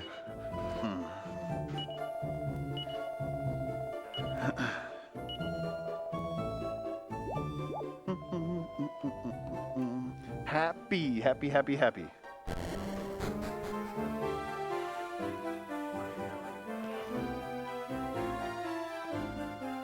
Look at that. Even Deborah's in our party. Look at that. Look at that. Actually, there at the end Look of at the all game. that dark Oh, hair. yeah. That's a lot of dark hair. I can't unsee the boat now.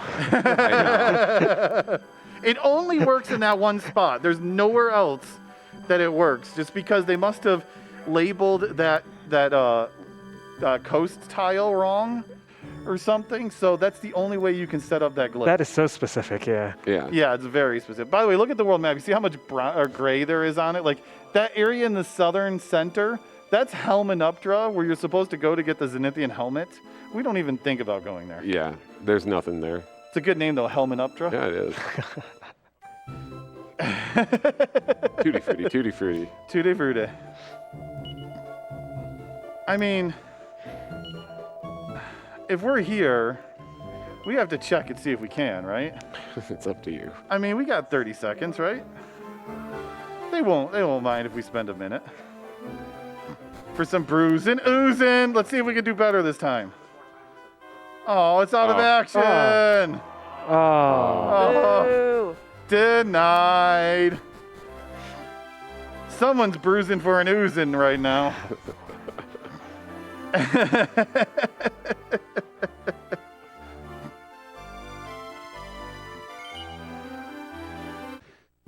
$6:10 is a pretty good time, really good time considering some of the rough.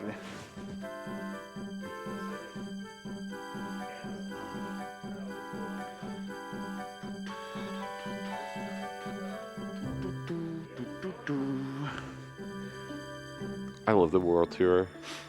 Generally, I like it when it's only 7 minutes long. Yeah. There's Bianca. Aww.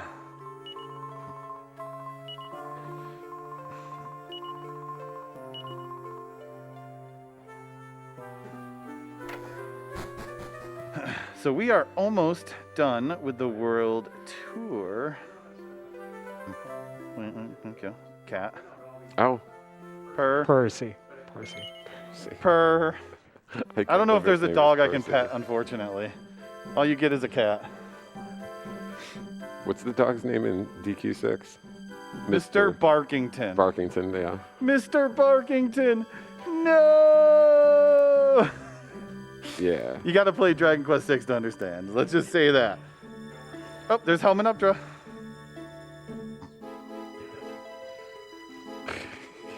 And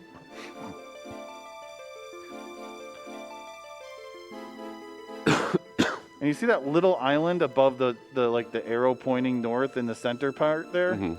That's where we spent 8 years of our life as a statue. The island? Yeah. I thought the island was the casino. No, that's a different island. Okay, so once we get to the top here, after we talk to Sancho and enter the throne room, that is time. The trumpets.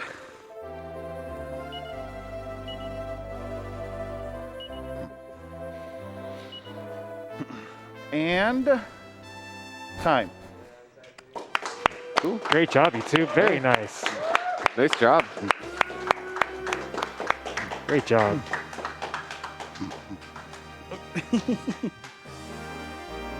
Finally, happiness after everyone in our family is gone. Happy.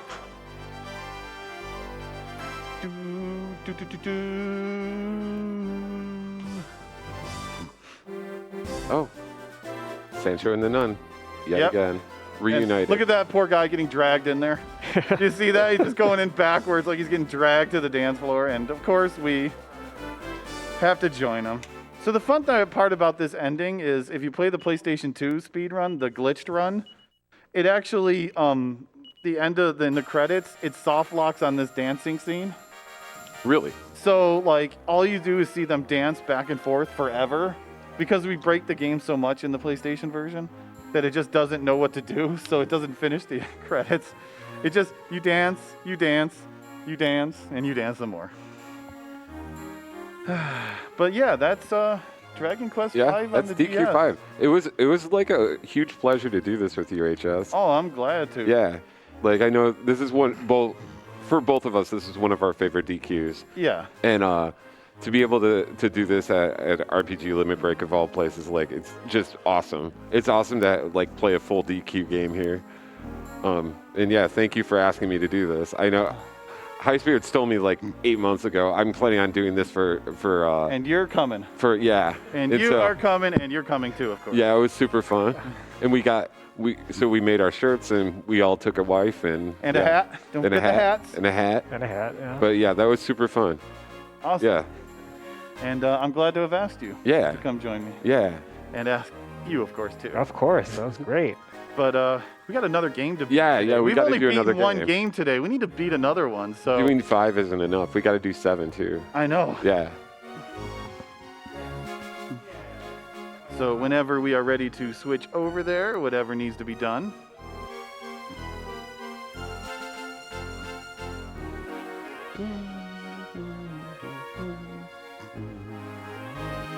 I think I'm going to be using that monitor.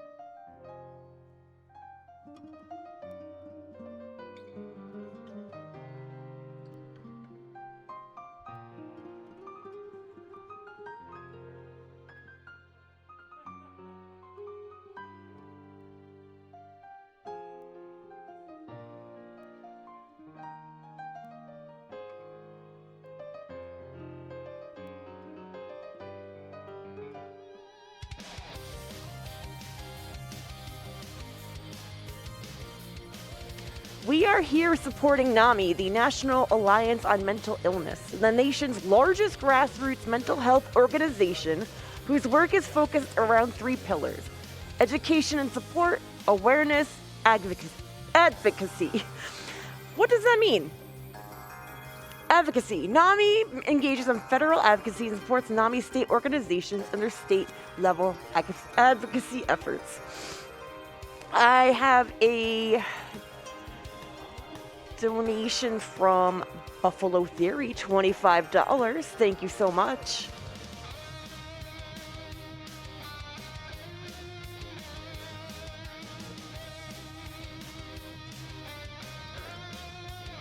The awesome t-shirts are back for another year, courtesy of the Yeti. That's YETEE. TheYeti.com/RPGLB. And the Yeti are donating $5 from each shirt sold to NAMI.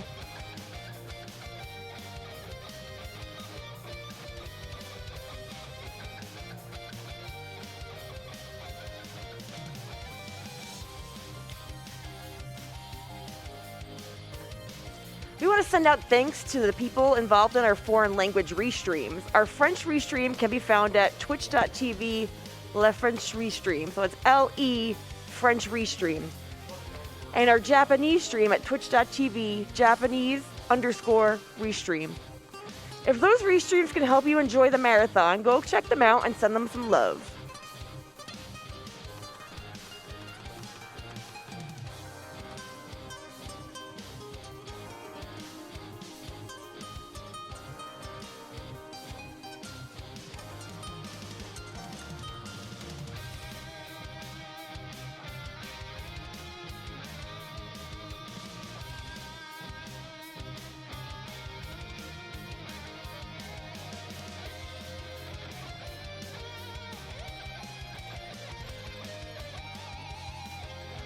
One in 5 Americans live with a mental health condition. We at RPG Limit Break are proud to be raising money for NAMI. NAMI stands for National Alliance on Mental Illness, a charity who works tirelessly towards cracking the code of mental illness through various means such as education, leadership, and increasing the availability of care. Please join RPG Limit Break in supporting such a worthy cause.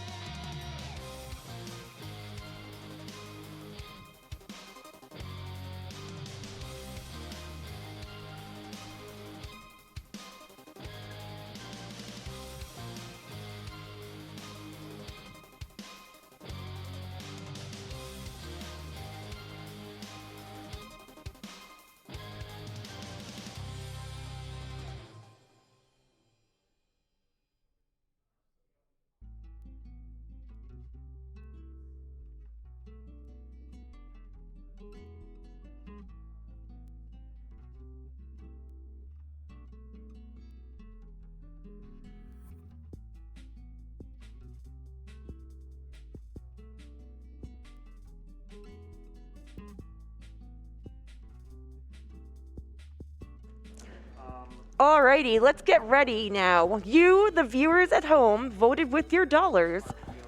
We are going to see the bonus Dragon Quest VII run. I'm going to send it right over to you, Highspirits. Thank you very much, Lisa. This is what everyone paid for, is beating Dragon Quest VII. Right there, there's our disc.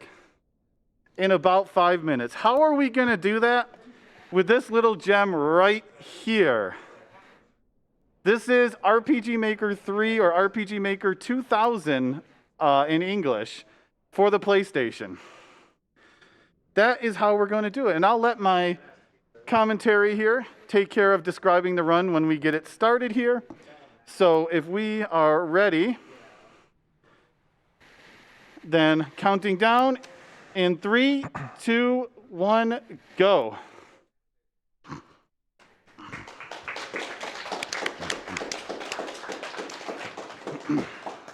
All right, so Highspirits is basically going to load up Anime Maker. He's going to be working with 2 memory cards. One of them we'll just call an anime memory card. The other one we're just going to call it the Dragon Quest VII memory card. Everything is going to be done on the anime save file. So what we're going to be doing is we're going to be making a DQ7 save file on this particular program over here. So here, he's going to be using the art maker, and he's going to be using, he's going to magnify it to make the trick, to do this trick at a reasonable pace, and he's going to change the background to black. So what he's trying to do here is he's trying to create a binary save file, and the purpose is to make this save file to confuse DQ7, thinking that this save file that he's going to make is a normal save file that DQ7 can actually load. So what Highspirits is going to do here is he's going to be working with about 10 different coordinates. He's manually inputting colors on the background. He's working. I messed that one up. Let me.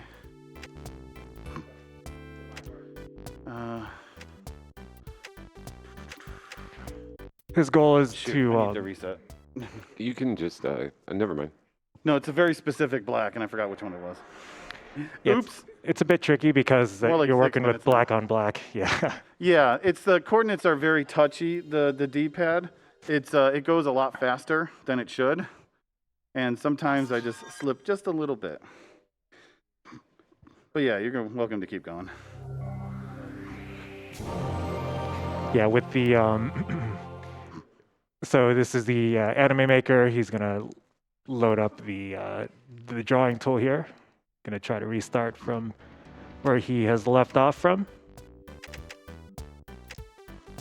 Again, he's using the magnified, changing the setting to black. On his notes, he has 10 different coordinates he's trying to color. He's working along, if you look at the y-axis, he wants to put the dots along the 27 line. Come on, 32.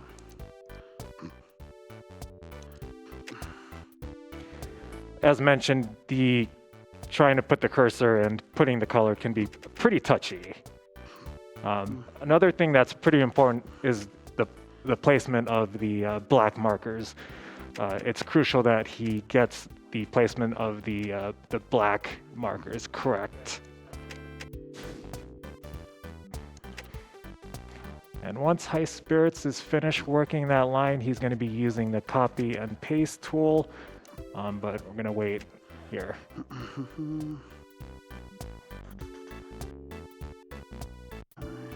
Again, the goal is to make a binary save file for Dragon Quest VII to trick it to believing that this save file that Highspirits is making is an actual DQ7 save file. It's very, very technical.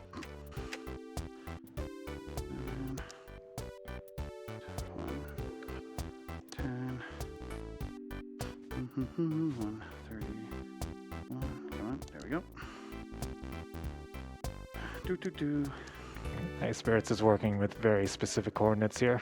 7, 21, 27, 36.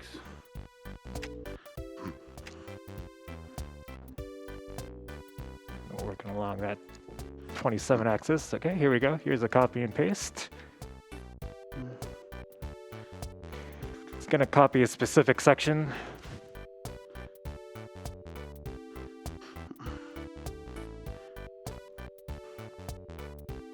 There we go.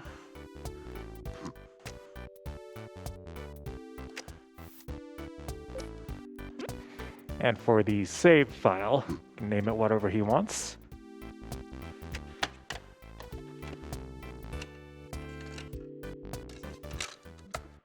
So before that timer hits 0, he wants to swap the discs. He's swapping with the DQ7 disc here. Oops. Oops. I think I just did something that's never happened before.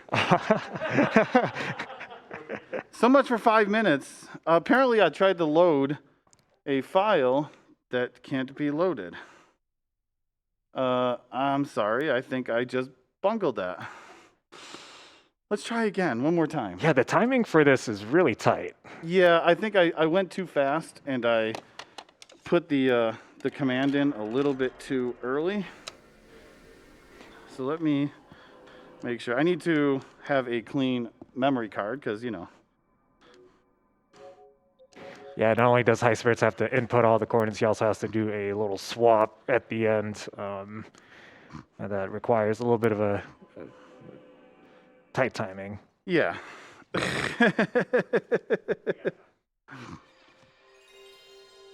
So he's working with both software and hardware. It's a software / hardware speedrun. Okay, we'll get it this time. All right, you got this. Third try. I think third try's the charm. I always said I was a terrible artist. But I wasn't supposed to mess up, the loading,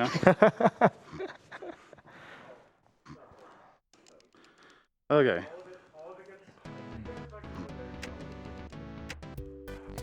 All right, to give another recap, another summary, this is the Anime Maker game from like early 2000, and he's using the drawing tool to create a save file here.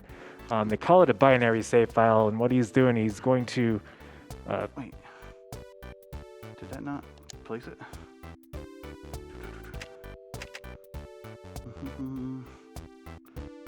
There it is. Thank you.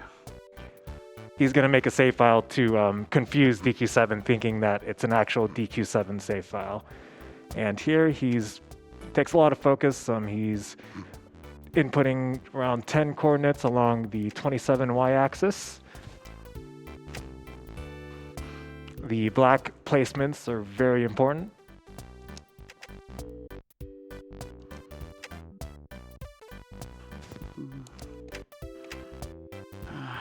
Green.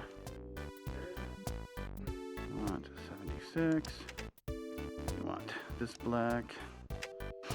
For 77. 78. Not easy to do because the controls are a bit touchy.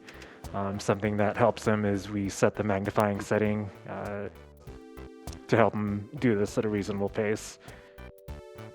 21. 27. Almost finished working the y-axis here. Once he's done with the placing the dots, he'll do a little bit of a copy and paste action. He's actually doing it right now. He's copying a section here.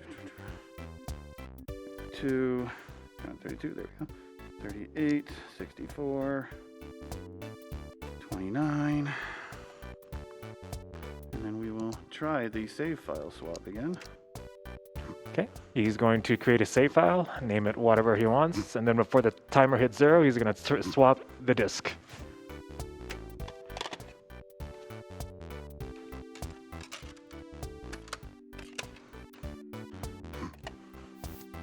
Okay. Okay, looks like we're progressing a little bit further than we did last time.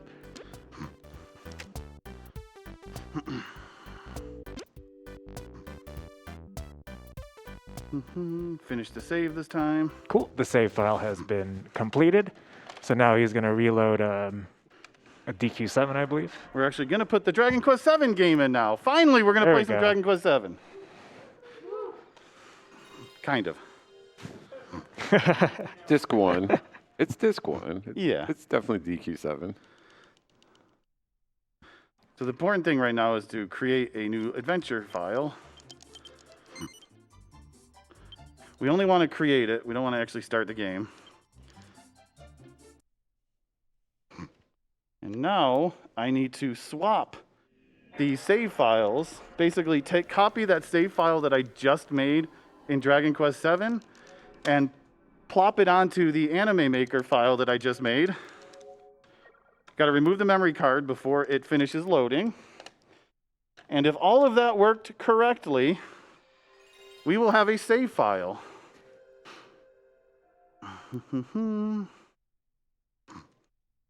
That will be at level 27. That's all we need to beat the final boss. Right there. Nice. And I did say that we were going to beat the final boss, right?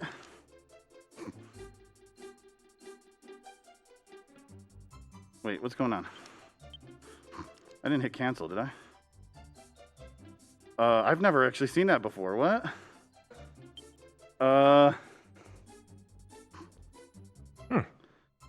What? I don't know what that is, actually. I've never seen that before.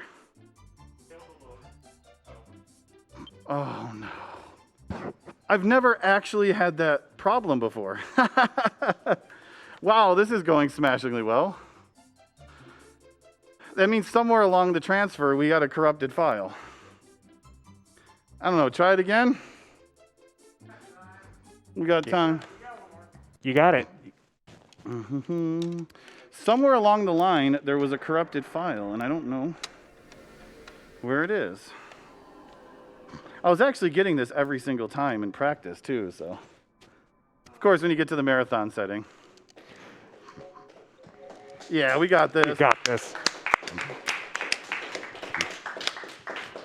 I'm just excited I get to hear the RPG Maker music again. Oh, yeah.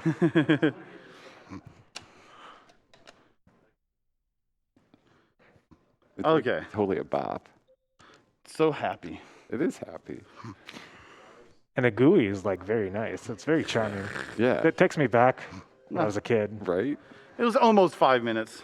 It'll be 5 minutes if we ever actually pull it off in a single attempt. Yeah, that's the first time I've ever seen a corrupted file like that, so I'm not sure actually what caused it. Because a lot of this stuff is what I translated from Japanese, thanks to the help from Pingval-san, who helped me out come up with this. Yeah, there's actually a couple routes that Pingval has shared with us. So again, Highspirits is working with 2 memory cards. One we'll call it an anime memory card, and the other one we'll call it a DQ7 memory card.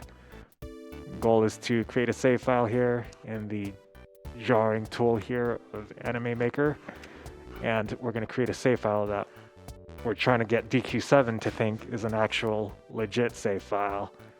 And here we go again, Highspirits using the coordinates. He's working along the 27y axis. Gotta make sure that's third, right? Yeah, there's third. I don't want it to be a mistake because I accidentally clicked the wrong black. Because the black that you choose actually matters because they're different places in memory. Yeah, black is very important. Let's get those right. Green, 76.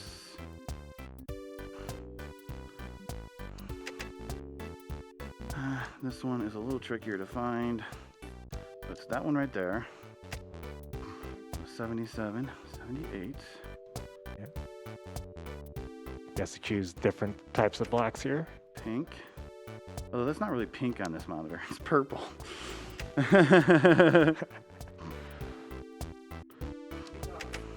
Pink is best purple. Purple is also best pink. Agreed. Yeah. 31.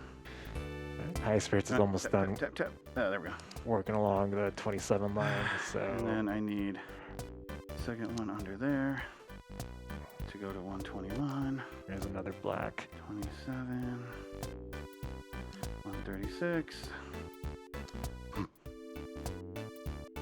Oh wait, what am I doing? Copy. Gotta finish the file. Yep. So to finish the file, he's going to do some copy and pasting. Copy a specific section and paste. 2, 38, 64, 29. Okay, hopefully this works this time. He's creating the save file here. Again, he has to be timely with the disk swap.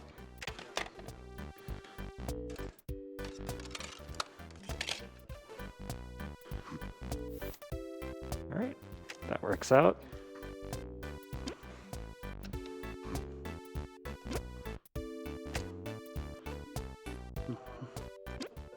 You know, I have a feeling I know what happened. I was actually really fast at removing the memory card when I was copying the file over. Oh, I see. So there is a chance that I didn't let it actually copy properly. Yeah, in this run, he has to take the memory card in and out of the slot. Yeah, timing is very important because there's, like if I do this, create the save file too slow or too fast, it actually won't create the save file. So I have to wait and then go. There you go.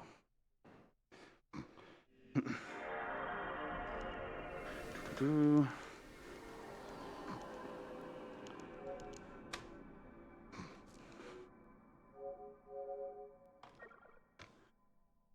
Okay, hopefully that's it.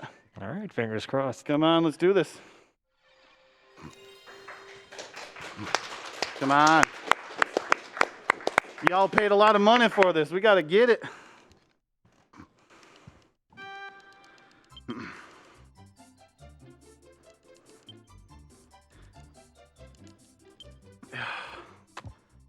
I don't know. I've never seen this error before, so I don't know why you can't read it. What could be causing this? I don't know. I'm sorry, y'all. I've never seen this error before. Yeah, the question is why? I don't, like I said, I don't know.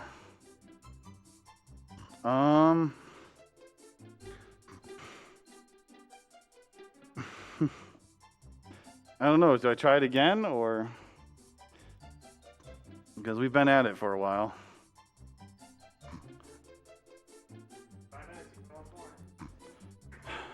Okay. Finished 40 minutes early. Yeah, that is true. That is true. That is curious. Why is it not reading?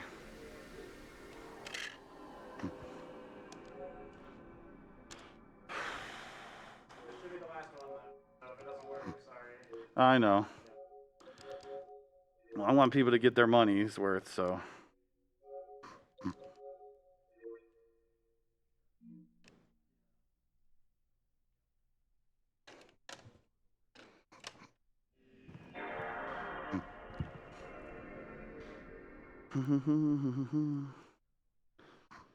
The problem with breaking games is sometimes they don't want to be broken. Well, something's working. You were getting that 27 save file there. Yeah, I'm creating the binary file, but somewhere something's not loading. something is just not like actually transferring it over to the other save file. Yeah, the effort's there. The effort's there. You're using the right disk, right? The right DQ7 disk? It's disk 1. Okay. Okay, one more time. Let's do this.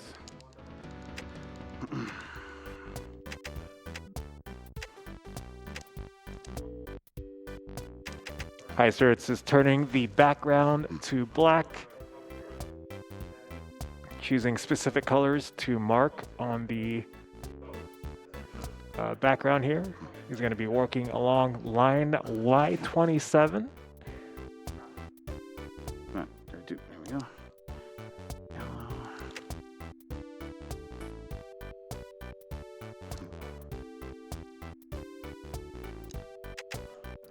From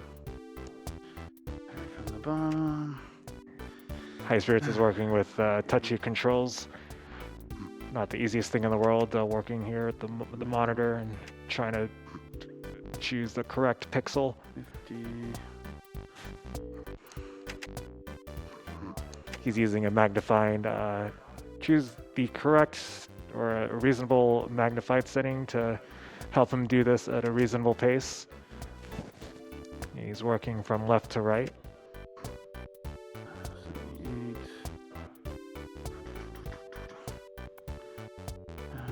7.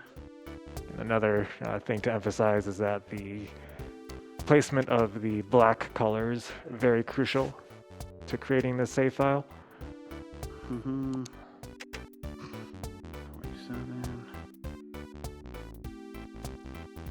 110.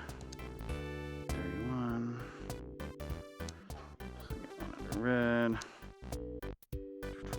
27. 21. 7. Whole purpose of creating this file is to create a binary save file. And trick DQ7 thinking that this isn't a legit DQ7 save file. So far, it doesn't want to believe it. Yeah, so far it does. Don't believe Ondor's lies. All right, some copy and paste action.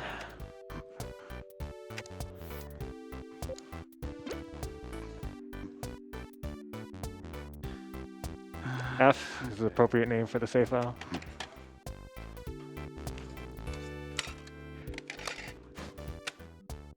There you go. Disk swap.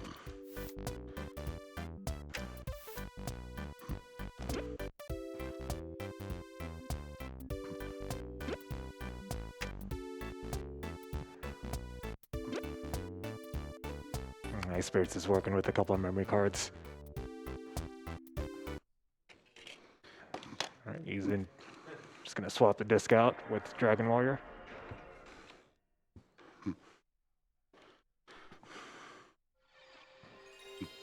I wonder if it's because I'm loading this one too soon. Shouldn't be pushing that one in yet.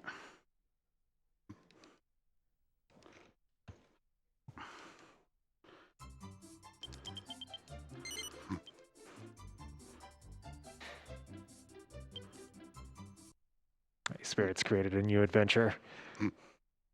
Just part of the process that I needed. Come on.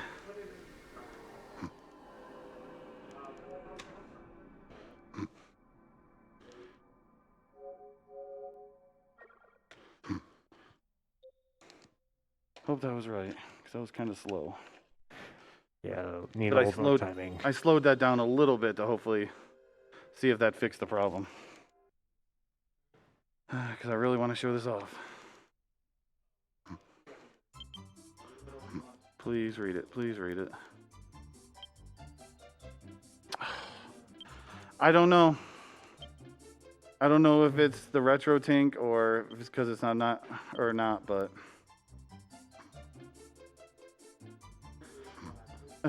something is obviously, there's an error somewhere going on. Unfortunately, that is just not working. It was working in the practice room, so I'm wondering if it's RetroTink changing the colors or whatever. But I just don't know. It was a good try, HS. I definitely want to do this. If worse comes to worse, I can upload it or something to RPG Limit Break or whatever to make sure people can see it. Yeah. But I don't know if I have enough time. But I think there's somewhere along the way there is an issue that is causing this to not be read, and I don't know where it is because up and through like yesterday evening it was working perfectly fine. Mm-hmm. So I'm not sure if it's just because of a different setup or not.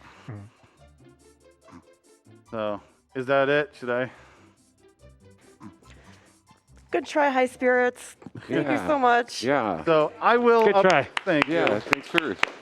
I will take a recording of this if I can today and upload it, so like you can check out our RPG Limit Break or Twitter or whatever, and see if I can actually get the video for everyone. But what's supposed to happen is they're supposed to appear at the final boss, and we have a means to beat them called the Stone of Mimic, which is not a real item, but when there has a flavor text of whenever you need something, or if you need something, use it.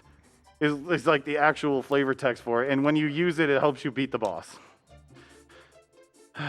But I'm sorry about that. Everyone donated was amazing, and we appreciate it. And I will get a video on the Twitter, hopefully, for y'all today to make up for it. Thank you. Thank you so so much. much. Thank you, everybody. But thanks, Ellie. Thanks, Purple Mario, for the runs. Appreciate it. Yeah, great DQ5 run. And thanks to the community and everyone else. Anything else you got to say? Shout out to the DQ community. Again, if you want to join our Discord, we do have a speedrunning Discord for DQ. And then I want to thank all the staff and everyone that helped us set everything up. I know running DS games is not always easy, so having a beautiful layout for DS is awesome. And then you guys were wonderful. And then shout out to, thank you to Nami for being amazing. Thank you to RPG Limit Break for letting us in. I know HS has been wanting to do this game here for years, so it's awesome that we got to do it. Mm-hmm. And thank you, Ellie. Of course. Yeah. And thank you to all of our friends that have been donating the whole night. Thank you so much. Yeah. Thank you, everyone. Thanks so much. One quick donation before I go. $24 from Keith. Just kidding, Quiz. Congrats to the runners and excellent fashion choices. Well, thank you so much, everyone. My shift's coming to an end. I had a great time. I hope that everyone enjoyed the run. Soon I will be handing it over to Trojan Dude for Xenosaga Episode 1. But for now, we're going to go to an ad. Thank you so much.